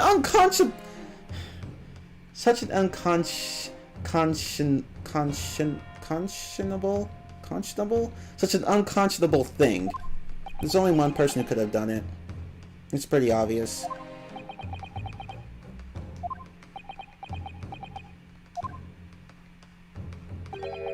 Excuse me. Can I say something? Yes, of course. Proceed, Inspector. I mentioned this earlier on in the trial, but I was working undercover in the restaurant in order to investigate another case. Ah, yes, that's right. The secret undercover operation. Oh yeah, you did mention that. The Carnival is a high-class Western cuisine restaurant. It attracts wealthy diners, including many foreigners. Recently, there's been a run of similarly executed thefts targeting the restaurant's rich clientele. Ah, so now that so at first this information was classified, but now it's actually quite important, so he can't hide it. A number of such incidents have been reported to the police bureau. Wicked crimes indeed. We wanted to nip the case in the bud quickly, especially with so many foreigners being affected. So that's why you were sent in undercover, is it? Yes, I took on the job of waiter at the restaurant in order to flush out the criminal. It seems likely that this Koban incident is the work of the same thief. So unbeknownst to us, there was a master thief at work in the restaurant on a regular basis. Wait, hold on. Okay. Sorry, I thought I missed something. The place was already the scene of several crimes, it seems. I don't know about the master thief part, but the identity of the person who stole and hid Korikuta-san's Koban is all too clear. Yeah, we don't know if it's the same person who's been committing all these crimes, but we do know that there's one person who committed this crime. What? What? I think the court would like to hear the defense's view on this matter. Tell us, who is the despicable scoundrel that stole Korikuta-san's Koban and hid under the desk, under the stake? Time to be a dumbass.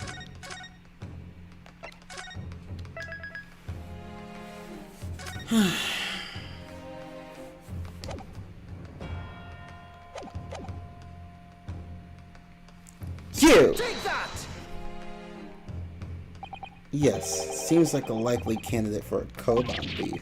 No, come on, dumbass! Huh? You shocked me, Kazuma. Not as much as you shocked me. No one could ever approach the table unnoticed. Even if you're a crazy fool, you couldn't have missed that. I'm not sure you should be calling Horikuta-san a crazy fool, Kazuma. It's you I was calling the crazy fool. Maybe I'm on the wrong track here. You think? No, I'm playing. I don't believe I can have heard you correctly, Counsel. Let me hear your opinion on this matter again. What if we pick him? Take that! Oh, it's the same thing. Okay, well, I'm just gonna load.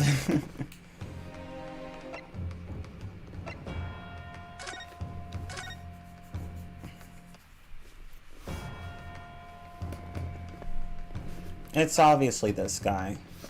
He was with the guy who owned the coin anyway.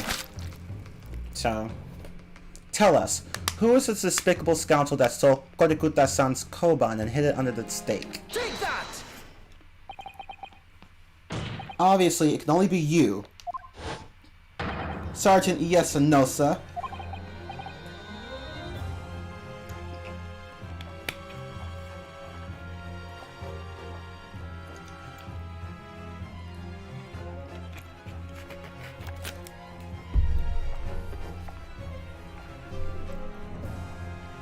What? How? How dare you? You monster! Monster? I stole that Koban, did I? I'm Master Thief of the Carnival, am I? You're seriously accusing me of these crimes, cadets? But it wasn't me. It was Idol. Idol's the mastermind behind all this. So it was you then, Sergeant.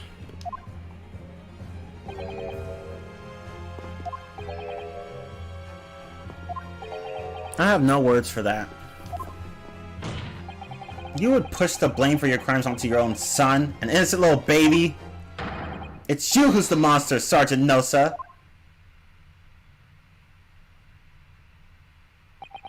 Ooh, is this a witness breakdown? Ooh.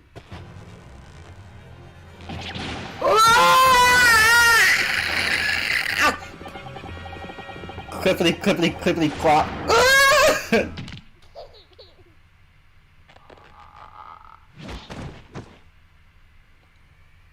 I will say, your son is quite cute. What the fuck? Nippon Imperial Army, Sergeant Yasunosa, preparing to stand down the Supreme Court, sir. And the baby's saluting too. I love the witness breakdowns, they're so funny.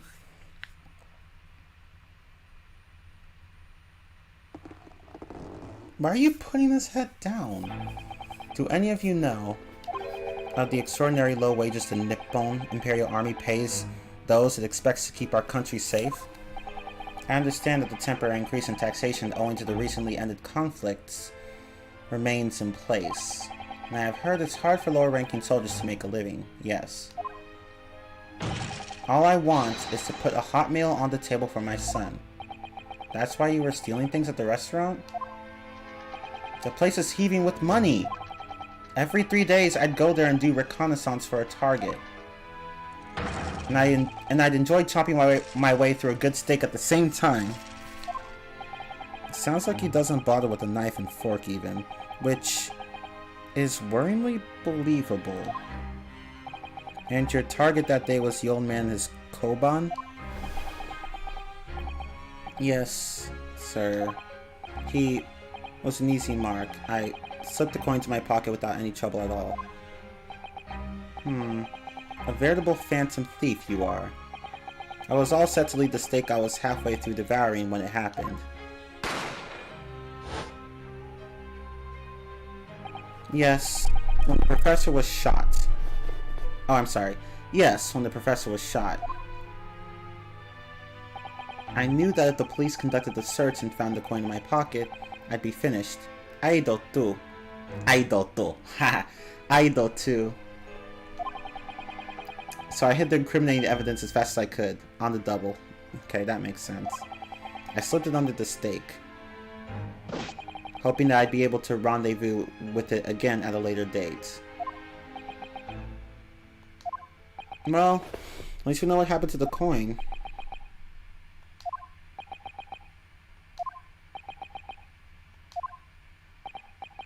Will someone say something? Damn, the waiter is tall. This is ridiculous. Perhaps you could carry on with this absurd prowling in your own time. I had a feeling she was like, oh, come on, do we have to go through this? Like, this is ridiculous. Does any of this matter? Like, I'm getting impatient. But it actually did matter, though. Sorry. Well, Miss Brett?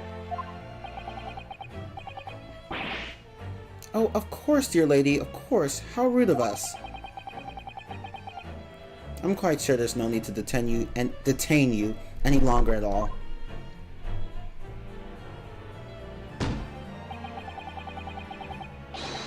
May the esteemed gentlewoman please be excused, Your Excellency? Indeed. The theft of the Koban was clearly perpetrated by this baby-saddled sergeant. It would certainly appear to be unrelated to Dr. Wilson's murder. Of course it is. Hiding a coin under a lump of meat?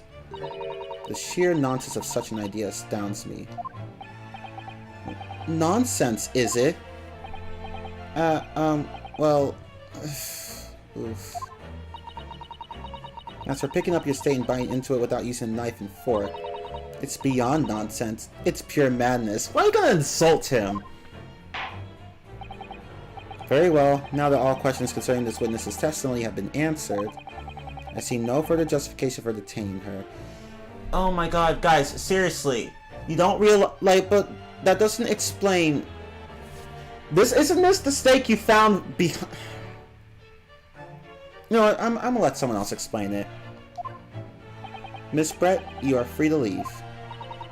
Thank you, Your Excellency. Good luck, everyone. And good day.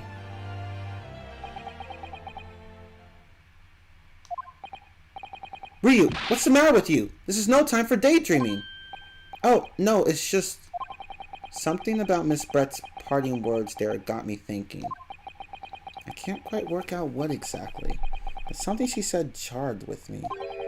I feel like there was a contradiction in there somewhere. Something didn't quite add up. If that's the case, don't just stand there thinking. Make your voice heard! Sorry? You can think later, but if you don't call out now, it will be too late. The trial will be over.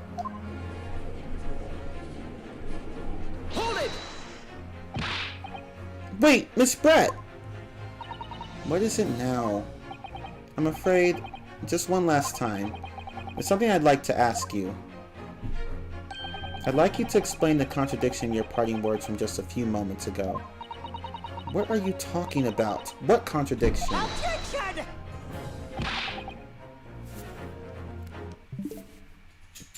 Bye, Mom.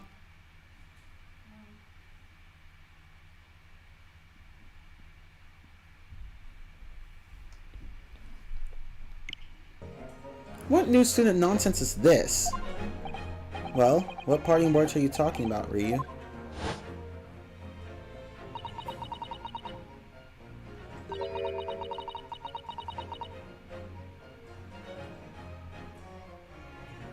Oh, I see.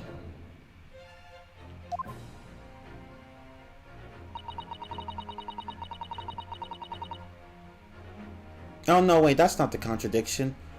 This is the contradiction.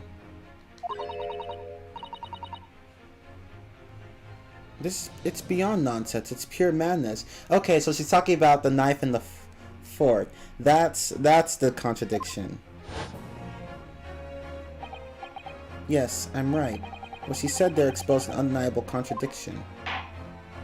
I'm going to need to see evidence, counsel.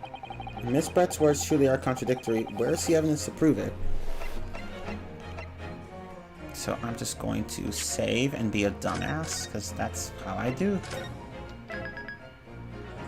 Hey, K. Martin. You know, I'm surprised not many people are watching this though, because like this game was just recently released, and I thought people would be all over it. But I mean, I guess a lot of people have already seen the translation shit, so whatever. But I'm glad that you're here, Kay, as well as anyone else who's visited. It's this one. Take that! This is the evidence right here. Well, Miss Brett, this attempt to incriminate me is as brutish as the sergeant's eating habits. You gotta be mean to the sergeant. Yes, I'm inclined to agree. You really need to learn some more gentlemanly habits, little boy. I'll do my best. I need to think again. Well, what parting words are you talking about?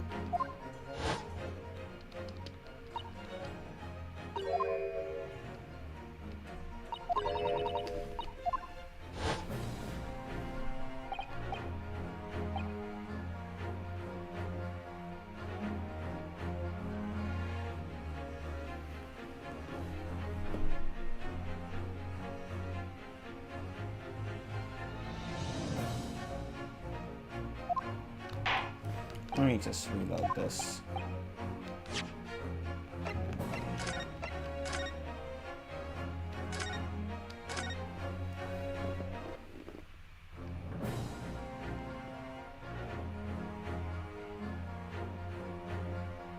It's this.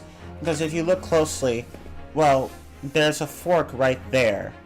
But if that's supposed to be the sergeant's plate, then what's going on? Like, why is there a fork there?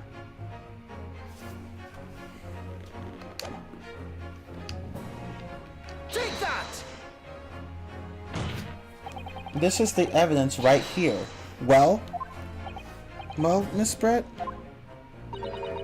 Wait, what? How's up? Aw, shit, my bad. That's embarrassing. Okay. I forgot what I was supposed to do.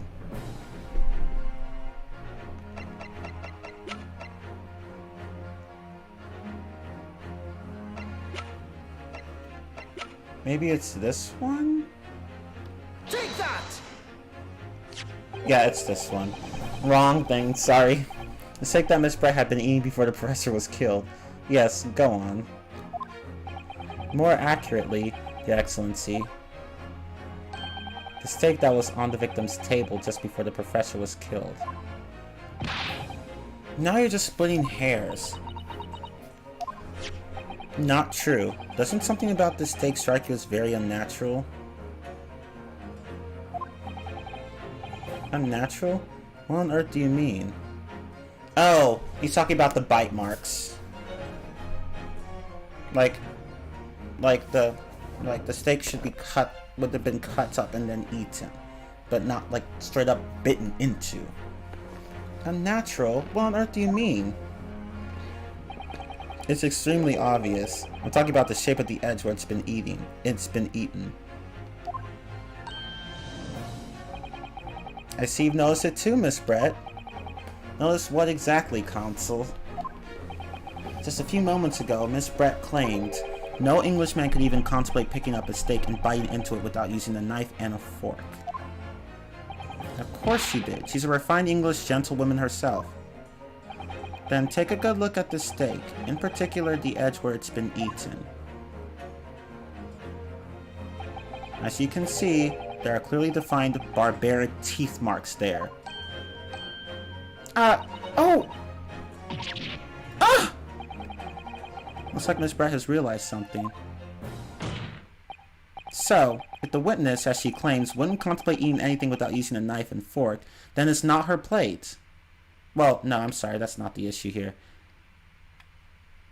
But there shouldn't be teeth marks in the steak at all. Oh wait, I'm sorry, what am I thinking? I'm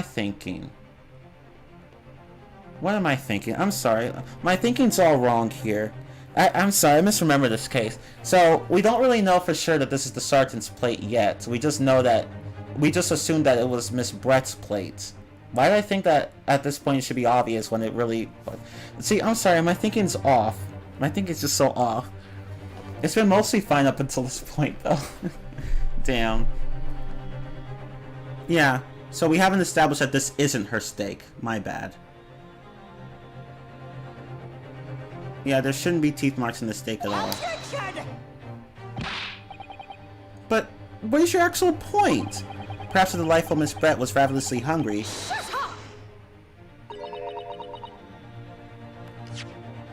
Perhaps the delightful Miss Brett was ravenously hungry and couldn't help her. Shut up! Oh, whatever you say, dear lady. As I said, I really must be leaving now. Afternoon tea with the Minister of Justice cannot possibly wait any longer. Of course, this will all be over in the blink of an eye.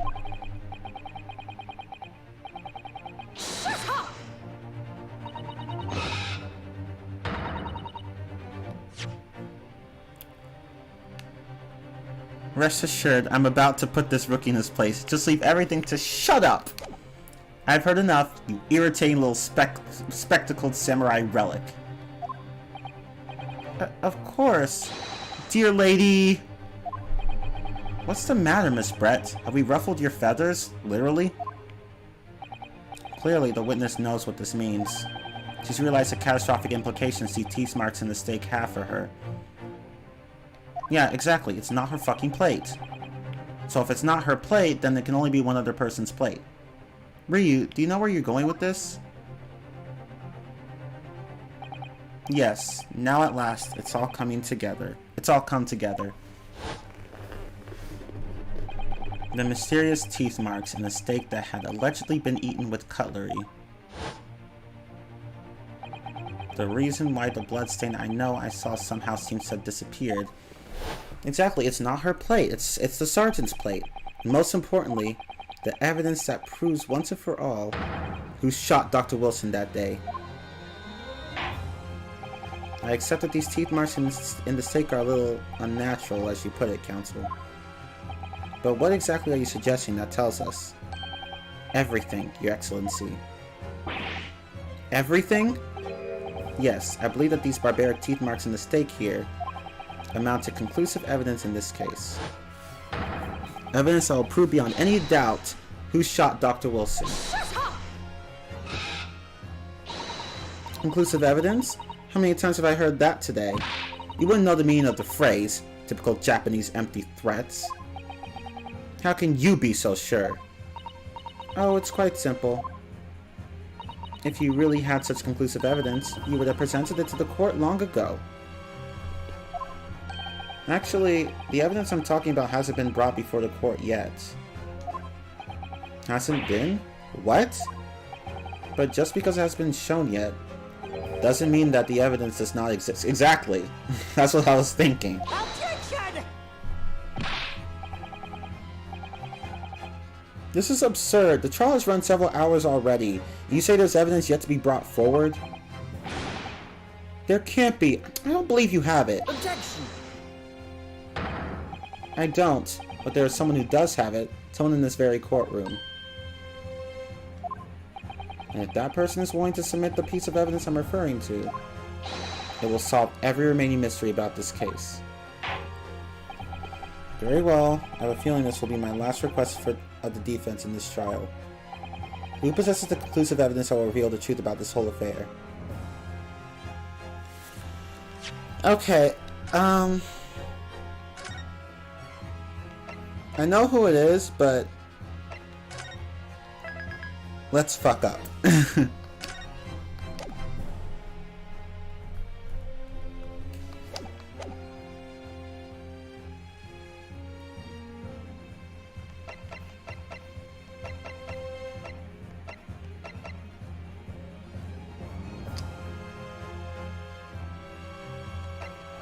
Take that! Counsel, I'm disappointed. As this is likely your last chance, I would have expected you to be taking it more seriously. It seems you need some waking up.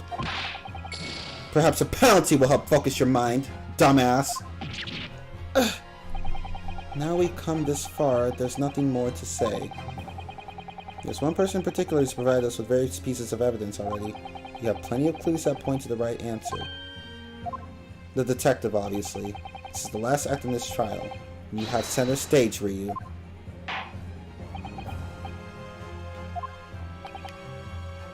Okay, let me just load.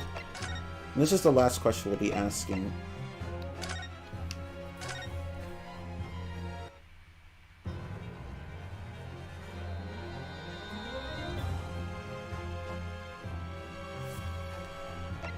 It's the detective, obviously. Take that! The answer is obvious. It's Inspector Hosonaga. What? I have it? Yes. You think I've been withholding conclusive evidence? That's ridiculous.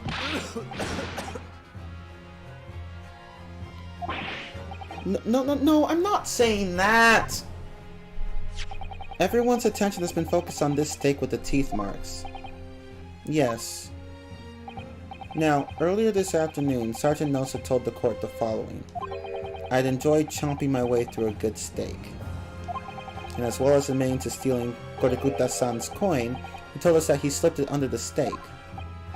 You watch it, cadets! I'm a superior officer! Sergeant Nosa, could you please confirm something for me? Was the steak that you put in the coin under, in fact, your own steak? Tension! Affirmative, of course. Might be a soldier in the Imperial Nippon Army, but still. Or Nippon, I don't know. I'm not brave enough to ask a foreign gentle lady if she'd mind me manhandling her meal to hide something in it. In other words, the steak that the detective submitted as evidence earlier was in fact Sergeant Nosa's meal. Okay, now this is where we prove that it's his meal. Okay. Objection! But that makes no sense. That plate was taken from the victim's table. Objection. No, it wasn't. The gentlewoman doesn't take bites out of her steak, nor does she have any opportunity to steal the coin. Of course I didn't steal it. To even suggest such a thing would be an affront to the entire British Empire. Well then, how do you explain this paradox? Exactly. Surely you're not going to suggest that the sergeant switched the two steaks over.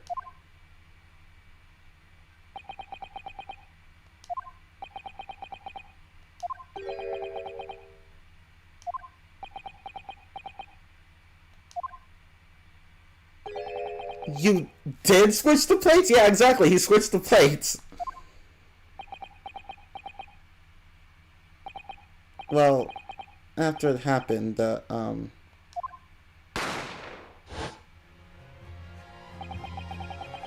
I saw the civilian had been murdered right in front of my eyes like that, I panicked. As I said, I immediately lifted my steak and hid the coin underneath it. But then when the waiter announced that he was an undercover policeman, I thought I'd had it. If he decides to investigate my side of meat, that'd be it. I'd be getting my marching orders. So when the cadet here was arrested and taken out to this kitchen, I seized my chance.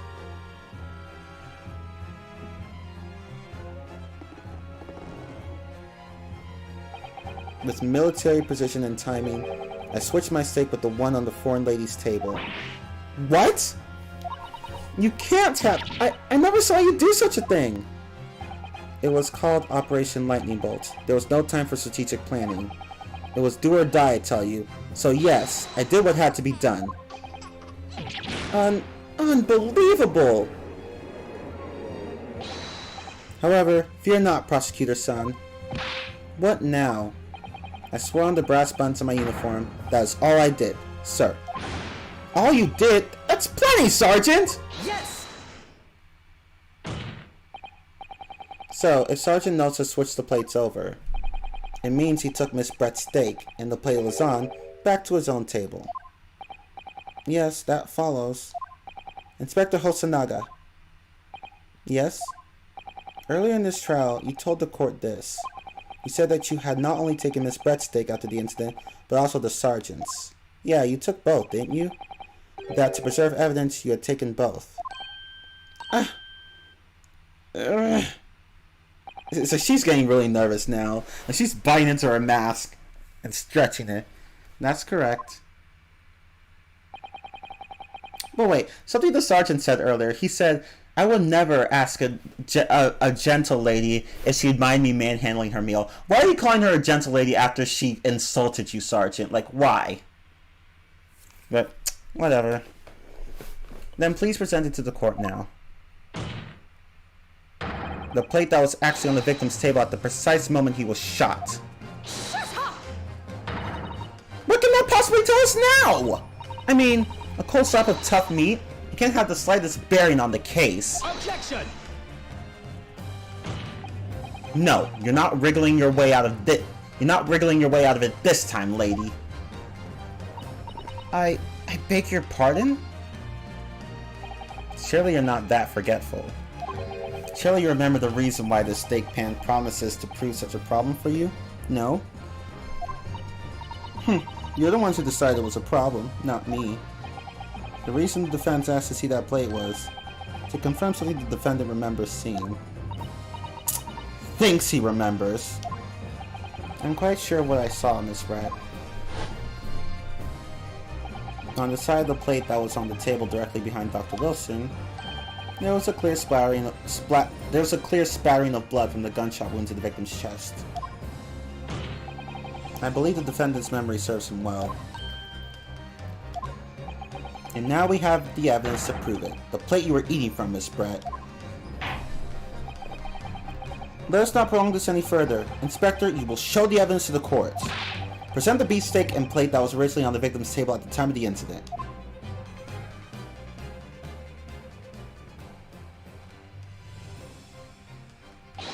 Yes, sir.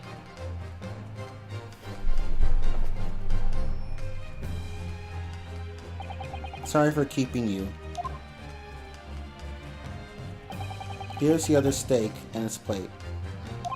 Please, feel free to examine it.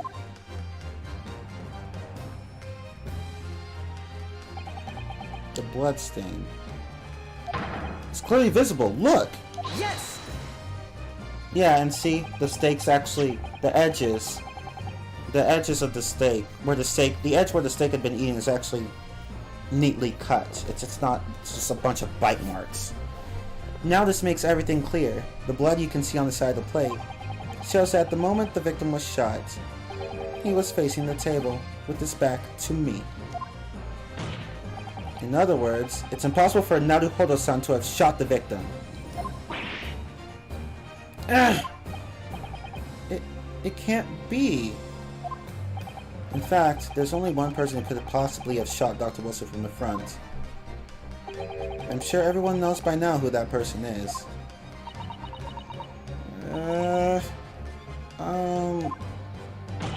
That's right. Miss Giselle Brett. Yes! Finger point! It's you! Ooh, here's the breakdown. Oh my god.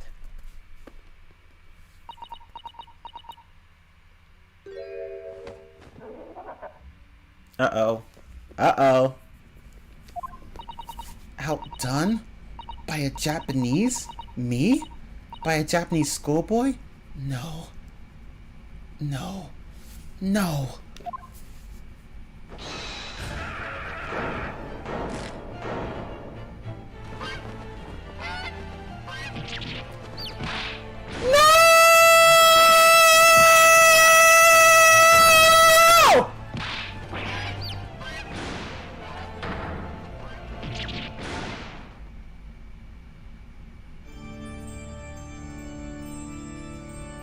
I love these breakdowns. They're so funny.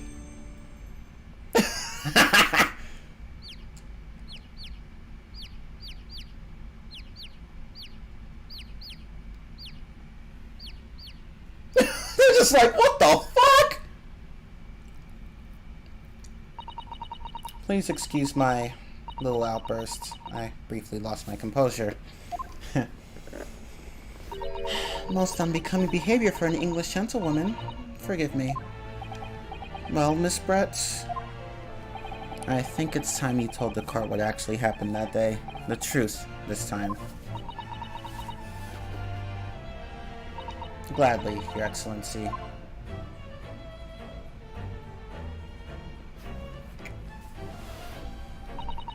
It was I who took the professor's life, using curare. As you surmised, I chose that particular day for one very important reason. The professor had a dental appointment for the extraction of one of his teeth in the morning. So you planned to kill the professor, knowing that no trace of poison would be found in his water. Because curare is unheard of here in Japan. Yes. Of course, I never intended to remain at the restaurant for as long as I did.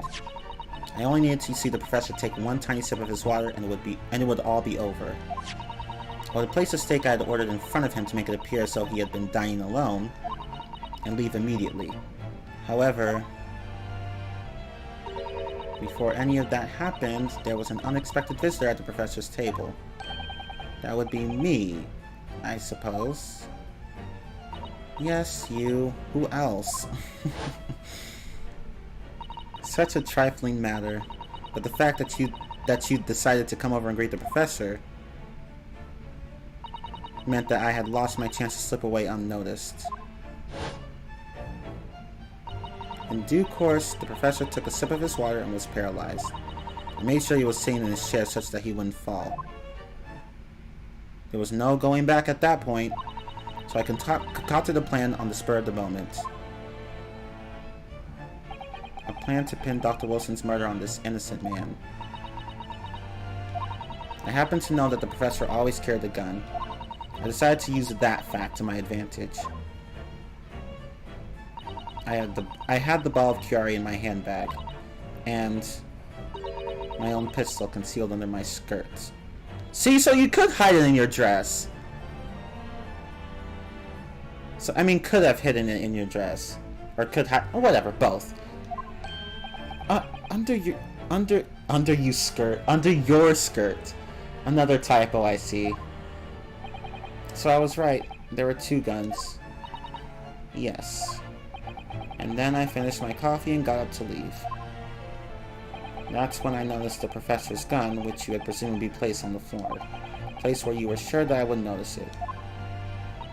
And everything went according to plan. You noticed the gun as I'd intended. And then, just as you bent down to pick it up,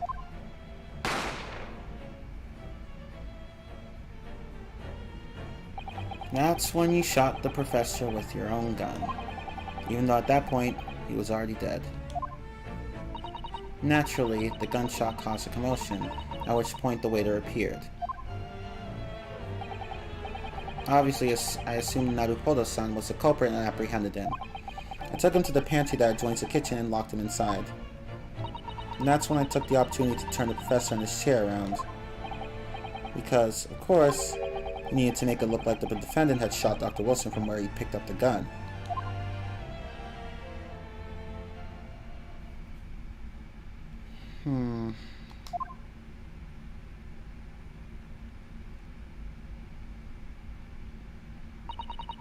So there you have it. That is the entirety of my misdemeanor. Misdemeanor, she says.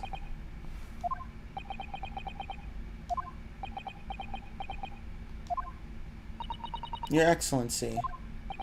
Yes? I wonder. Might I speak with you in private later? I shall call on you. Thank you. Good day then, everyone. I hope you can forgive me, Naruhodo-san.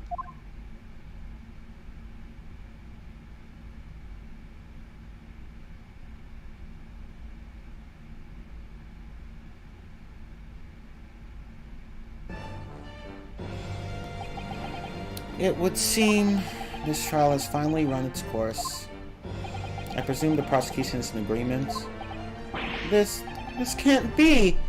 Taketsuchi Aoichi does not lose. Not to the likes of this rookie student! And then Kazuma's gonna come in and kill his ass! With words, of course. You'd better start getting used to tough opposition. Ryu! Yes? This insult to the Aoichi family name will never be forgotten. You've become conceited with age, Counsel, but the old have to stand aside and make way for the new. It's the way of the world. May you never forget that.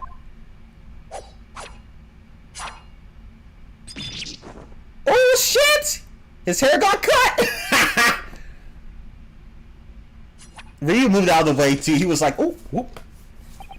1,000 millennia may pass, and still, the Aichi clan will never measure up to the Naruhodo clan. Yo.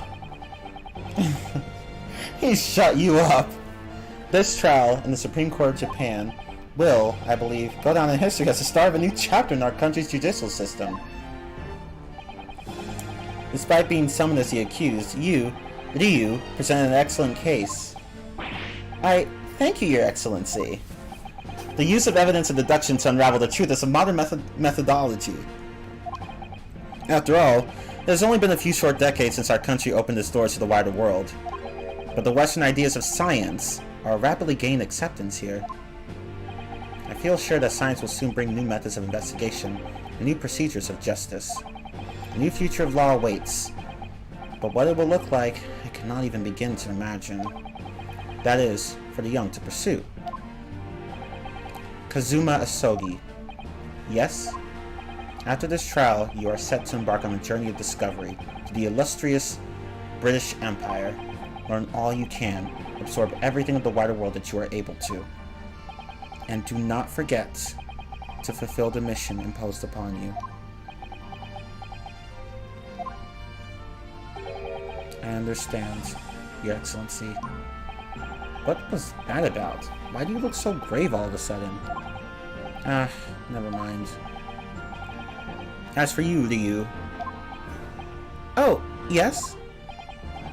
In you, I sense... How can I put it? Unusual potential.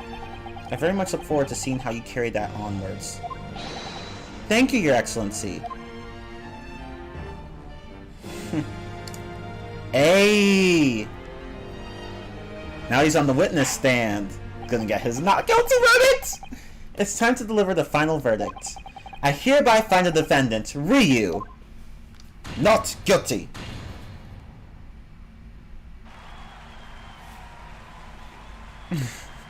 The prosecutor's face.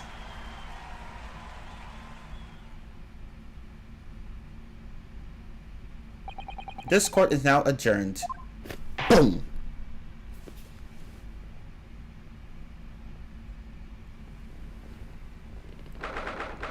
22nd November, 2:46 p.m. Supreme Court of Judicature. Defendants antechamber 5. Okay, let me pause for a bit because I really have to do something really fast. I'll be right back.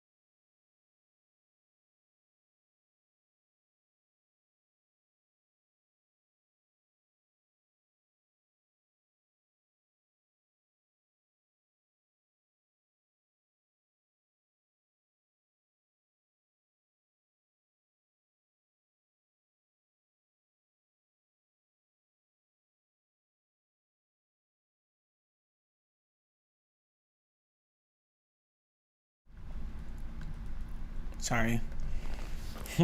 Anyway, I'm back. I can't believe it.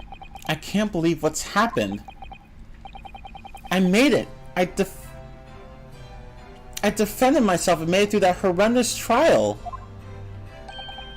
Ryu, you finally pulled it off. Congratulations. Well, I couldn't have done it without you. Thank you, Kazuma. No, it was a pleasure to watch you at work. So, you owe me an extra large sukiyaki from the place on Yume University Street. Don't forget. Good afternoon. All of your hard work has certainly paid off. Congratulations to both of you for proving Naruhodo-san's innocence. Oh, thank you. Ah, a trusty judicial assistant. You worked hard for that result too, you know. Oh no, I didn't do anything. Thank you so much! That was funny. If we hadn't had that research report of Miss Brett, I don't know how things would have turned out. Your kind words should really be for my father. I was simply doing as he asked. It was his idea for me to go to university and investigate. Yeah, so as I said, it was the father that did it. Your father? Ah, yes, of course. In retrospect, I think that was a bit of a spoiler, so my bad. But anyway. Forgive me for intruding on court proceedings, Your Excellency. Susato Mikotoba, Judicial Assistant to the Defense. Mikotoba. Speaking of Mikotoba... Ah, there you are. I believe congratulations are in order. Naruhodo, you did an excellent job. Thank you, Professor.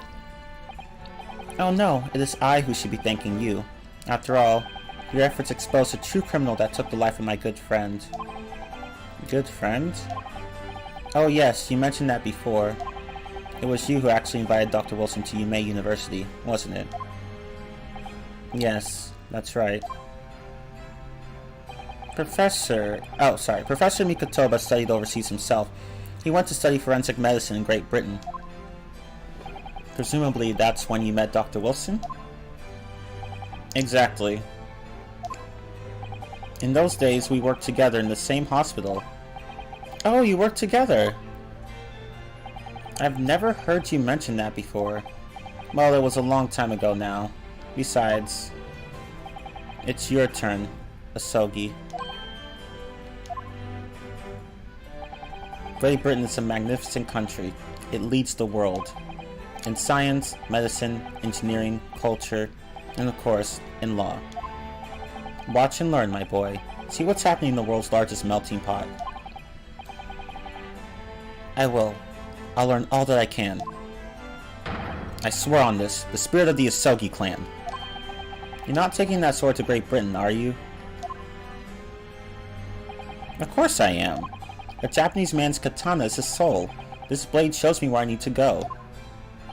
And cuts down anything that's in my way. So he's like Blackwell, except that he uses an actual sword, not his fingers, to slice shit up.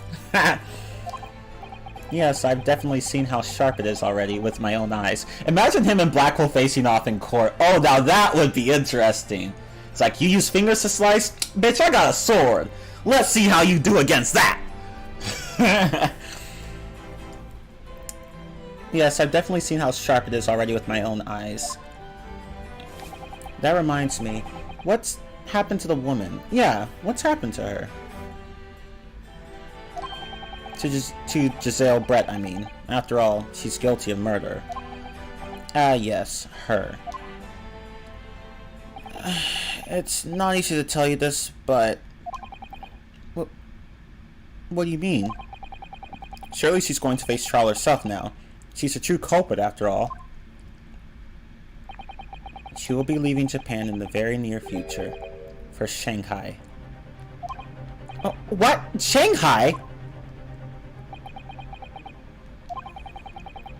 Giselle Brett will not appear in court again in this country. I'm certain of that. But why not? It's a matter of consular jurisdiction. Inspector! It was a hard-fought battle in the courtroom today. Very impressive to watch. I must congratulate... But what's all this about consular jurisdiction? We cannot try this particular foreigner for her crimes here in Japan. But we can't try her? But then, who's going to bring her to justice? A British consular court will hear a case. Somewhere far away, where our voices can't be heard. But why a consular court? Professor, I simply don't understand. I thought consular courts... I'll just say consular. I thought consular courts were a thing of the past now that we've signed the friendship treaty. Yes, in normal circumstances, you're right. Then, so long as this is not a serious incident of a highly political nature to our respective governments, they can't invoke a consular court just like that! Oh. Can't they? Yes, she's a student, but it doesn't justify our government's making secret agreements about her fate, does it? Something strange is going on. So Miss Brett can't be held accountable for her actions here in Japan. What a load of bullshit. I'm afraid that for the young students, today's trial was nothing more than a game all along. There was never any danger of comeuppance for her. I'm guessing she didn't realize that until the very end, though. Apparently. So was that what... That must have been what she was talking to the judge about. I don't believe it. The British government's Foreign Affairs Ministry has demanded that we hand over custody of Miss Brett. They're obviously taking this case of a foreign student committing murder very seriously.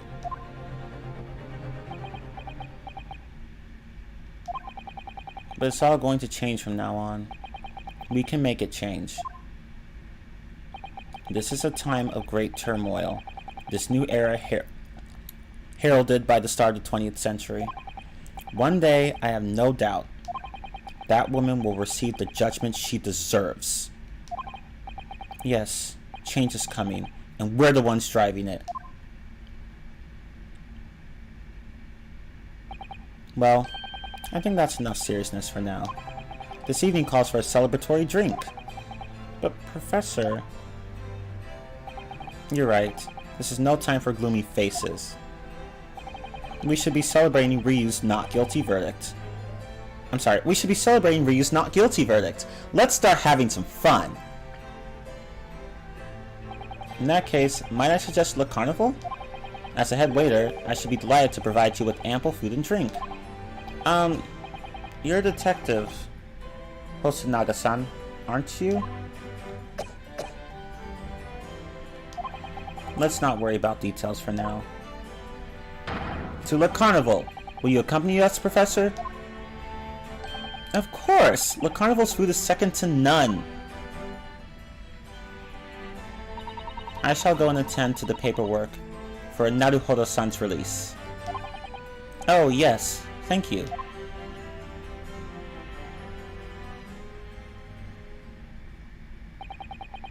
So Giselle Brett won't be tried here. I suppose that means I'll never know. I wonder if we'll ever know in the second game. I'll never find out why she killed Dr. Wilson. Yeah, that's the thing, like, why?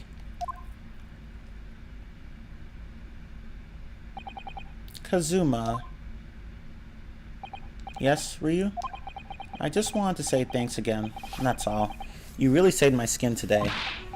I didn't do a thing! You were the lawyer in there, weren't you? That defense was all your own work. Well, not entirely, I'd say. Maybe in the beginning, but the more the trial advanced, the more Ryu was pretty much doing his own thing. Your skills made a difference, though. One day, I bet you'll be the best lawyer in the world. I'm not so sure about that. Huh? To be honest, Something kept occurring to me over and over again during that trial. I couldn't help thinking that maybe you're the one destined to become a great lawyer. Not me. What? Come on, be serious! If I helped you today, it was only right at the very start of the trial. Exactly. But you have a natural talent for it. For being a defense lawyer, I mean. Oh no, not me. All that tense verbal combat. I never want to go through that again. Ever again. I just did what you told me to do, that's all. Because I knew I could trust you. That's the point. Sorry? What do you mean, that's the point? Listen, Ryu. Do you know what the most crucial weapon is? Do you know what the most crucial weapon is that any lawyer needs in order to win? Hold on, let me adjust my sitting position. Knowledge of the law? No. The ability to believe. That's the motto of Phoenix Wright and this agency. To believe? To believe what? A defense lawyer has to fight for his client. He has to believe in them at all times. Like you believed in me when I said I didn't do it. I'm human, just like you. I don't have some superhuman ability to know the truth. Not like people like Professor Layton or Kyoko Kirigiri from Danganronpa. Now those two, or Miles Edgeworth even. Now those three are really smart. But you have to make a choice about what to believe in and stick to it when you're defending someone. Sometimes in the courtroom, you can really be backed into a corner, but being able to remain faithful to what you chose to believe in, even then, well, that's not something that anyone can do. It takes a special kind of person. Believing in your clients. Just look at today's trial. I'm a student lawyer with precious little real experience, but you never stopped believing in me. Well, you face seemingly hopeless situations time and time again, but you never stopped looking for the truth. And in the end, you found it through your own efforts, and because you never stopped believing in me. Aw, thanks, Kazuma.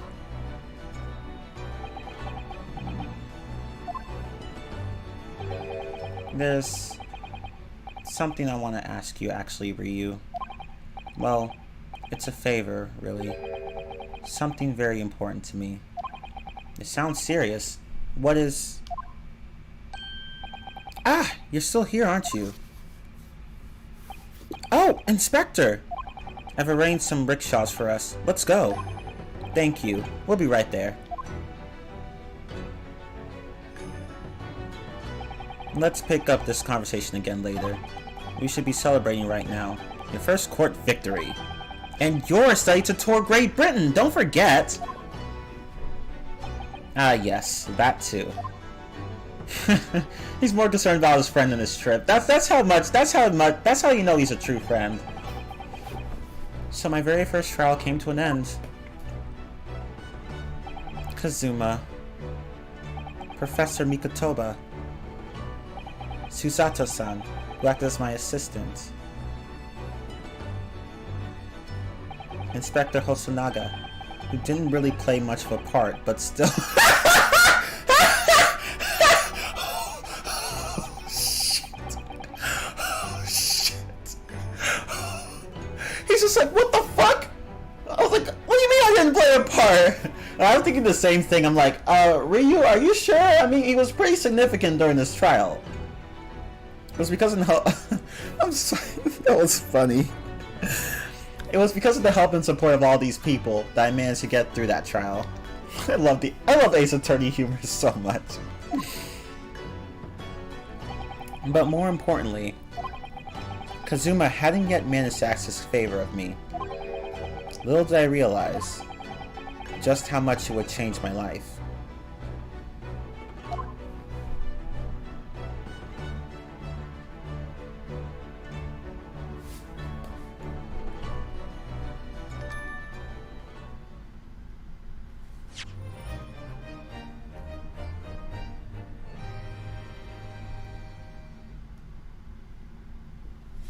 Save your current progress. Yes. I'm just gonna start. Just gonna save from this point. Okay.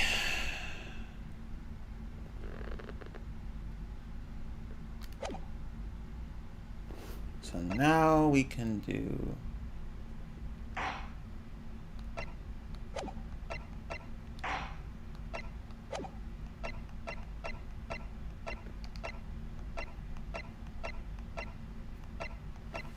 Okay, so that's the end of that. So that's case 1, everyone. Ooh, wow, that was intense but fun.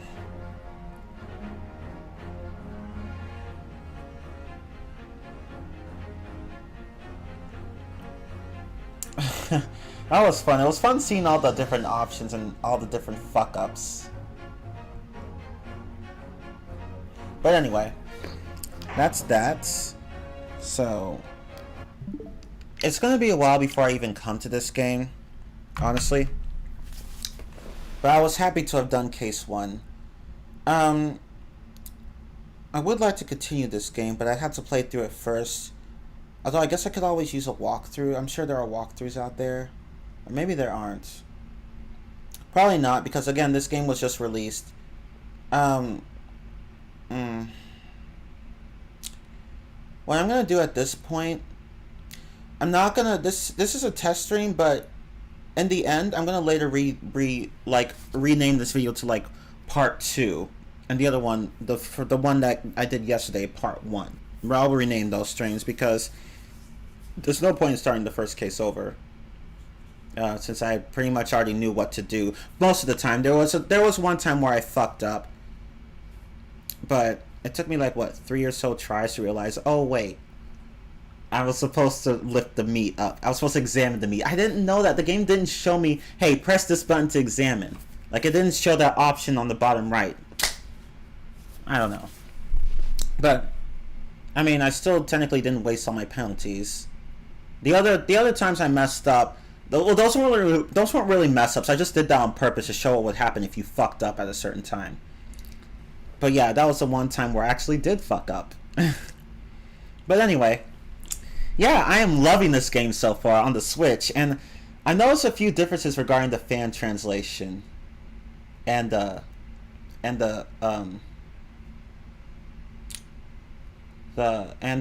this translation, the official translation. I cannot remember. There was one particular one, but I cannot remember what it was. Oh well, not that it matters. I can't really think of any concrete examples other than one, but I forgot what it was. But anyway, that's the end of that. I am happy to have gotten this out of the way. It was just like 2 test streams of case 1. And when I come back to this game, I'm not gonna like go through every single line of dialogue and every single statement. No, we don't really have time for that. That just makes the cases way too long. So when I come back to this in the future, I don't know exactly when, but I will come back to it. I will definitely structure this. I will definitely structure this to where like at least I'll have at least one important part done per stream, like investigation part 1 or part 2, or trial part 1 or trial part 2. I'm not gonna or maybe I'll even combine the two, or like combine day 1, like the trial investigation of day 1 together. I don't know. I have to see how it plays out. And I might also look to other walkthroughs to see how they structure things, so I could say, okay, maybe I can structure things this way or that way, because I've never actually streamed an Ace Attorney game before, so I kind of have no idea how to structure this. But I'll figure it out. I'm quite good at structuring my playthrough, so I'm sure I can figure out something that works for this game. But anyway, that is the end of that. I'm going to leave now, but yeah, in the future I plan to do DGS1, or rather, the Great Ace Attorney game number 1. Oh, actually, let me show you guys something else.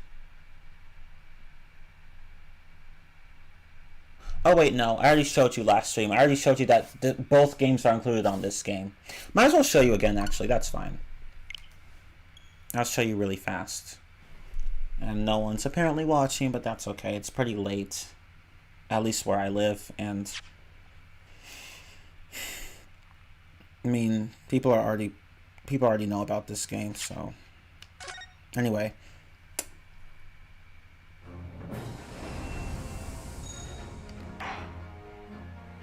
Okay. Kind of wish I'd played it during the early access week. Like apparently I had early access. I just didn't realize at the time. No, hold on. Let me. So we can do this one.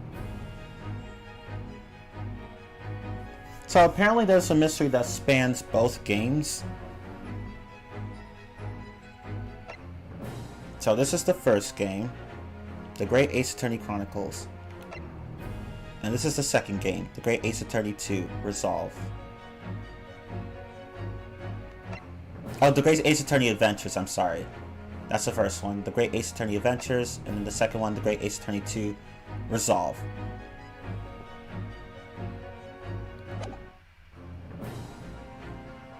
Oh wait, hold on. So let me show you the different adventures. So episode 1, The Adventure of the Great Departure. Episode 2, The Adventure of the Unbreakable Speckled Band. Episode 3, The Adventure of the Runaway Room. Episode 4, The Adventure of the Clouded Kokoro. Episode 5, The Adventure of the The Adventure of the Unspeakable Story.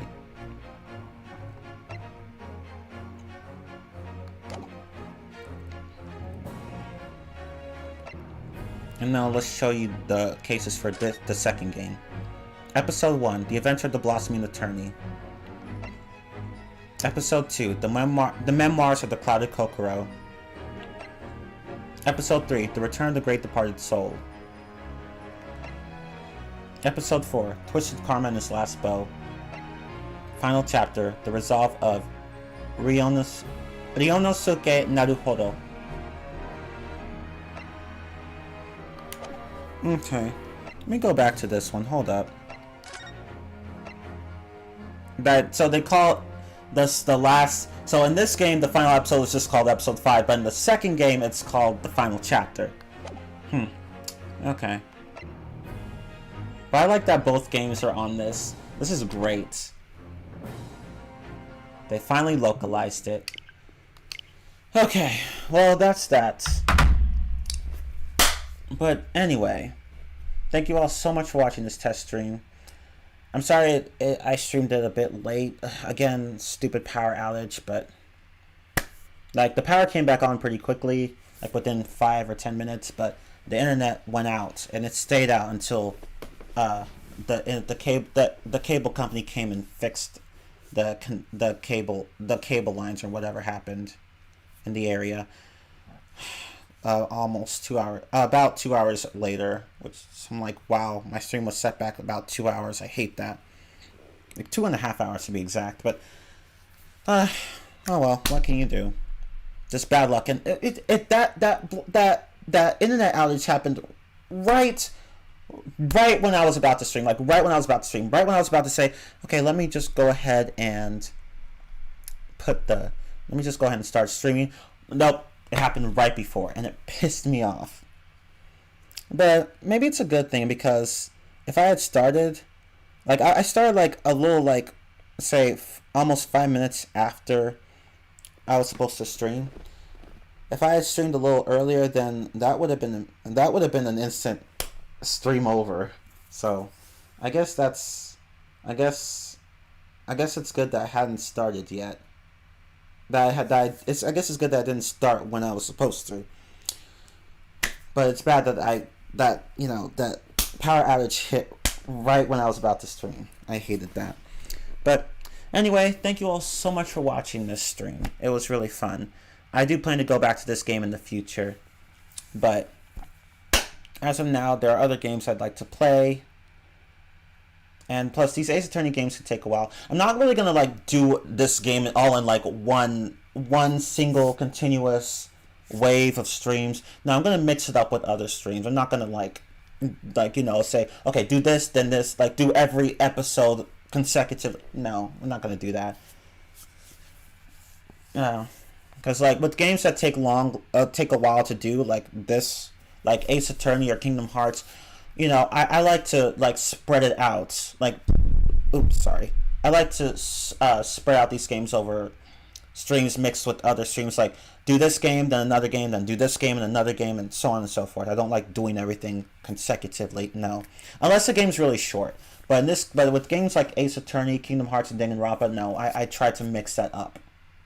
So that way, I don't get exhausted just doing the same game over and over again. But I never go past like 2 or 3 games. Like I'm one of those people that doesn't like to start a lot of projects and then take too long to finish any single one. I try to keep my limit to 2 or 3 games that I do at once. 2 actually, not 3. Actually, no, 3. I've done 3. I think I did 3 like a few times in the past, but 2. But like, it's normally just 2. I just swap between games. And I do plan to play Miitopia in the future as well. Like, I do have plans for these games, but they're gonna have to wait because I want to do Advanced Warfare for Call of Duty, then Modern Warfare, the remake. I mean, and I plan to do Modern Warfare Remastered at one point, but that's probably gonna come soon. I'll probably do that after Modern Warfare, the remake. So I want to do those 3 games, and I also want to do. What else do I want to do? Oh yeah, I'm not gonna worry about Dream Drop Distance right now. I'm just trying to get through as many games as I can. Oh, and I'll also do Crash 4 in the future, but that's gonna be in the distant future. And I have the Insane Trilogy as well on the Switch, but I'm not gonna play that because I already have it on the PS4. I only got it because it was like getting the base game of Crash 4 was $39.99, but getting it bundled with the Insane Trilogy was like $2 more. So I'm like, why not? At least I can play the Insane Trilogy with me wherever I go on the Switch. So why not? Like $2 more. Seems like a good deal. Okay, I didn't need the bundle that was $60. That also included the Crash Team Racing game. No, I already have it on the PS4, and I don't want to waste $18 to play on a game I already own. I could spend that money on other things. Oh, but anyway, so those 3 Call of Duty games I want to do. Oh yeah, Sonic Unleashed. I also want to do that with my friends. What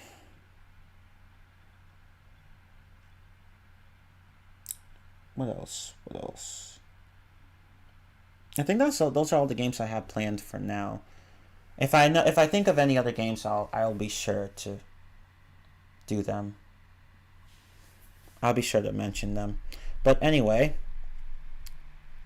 I think there are a few other games I plan on doing, but those will be in the distant future. I'm just getting through these games as fast as I can. But anyway, thank you all so much for watching this stream. I'm Chronicles15, and I'll see you guys next time. Take care and goodbye. Stay safe and practice social distancing. Wash your hands often. Don't touch your face unless you've washed or sanitized your hands. Wear your mask. Social distancing. Maintain a distance of 6 feet between you and other people. Don't go out unless you have to. Stuff like that.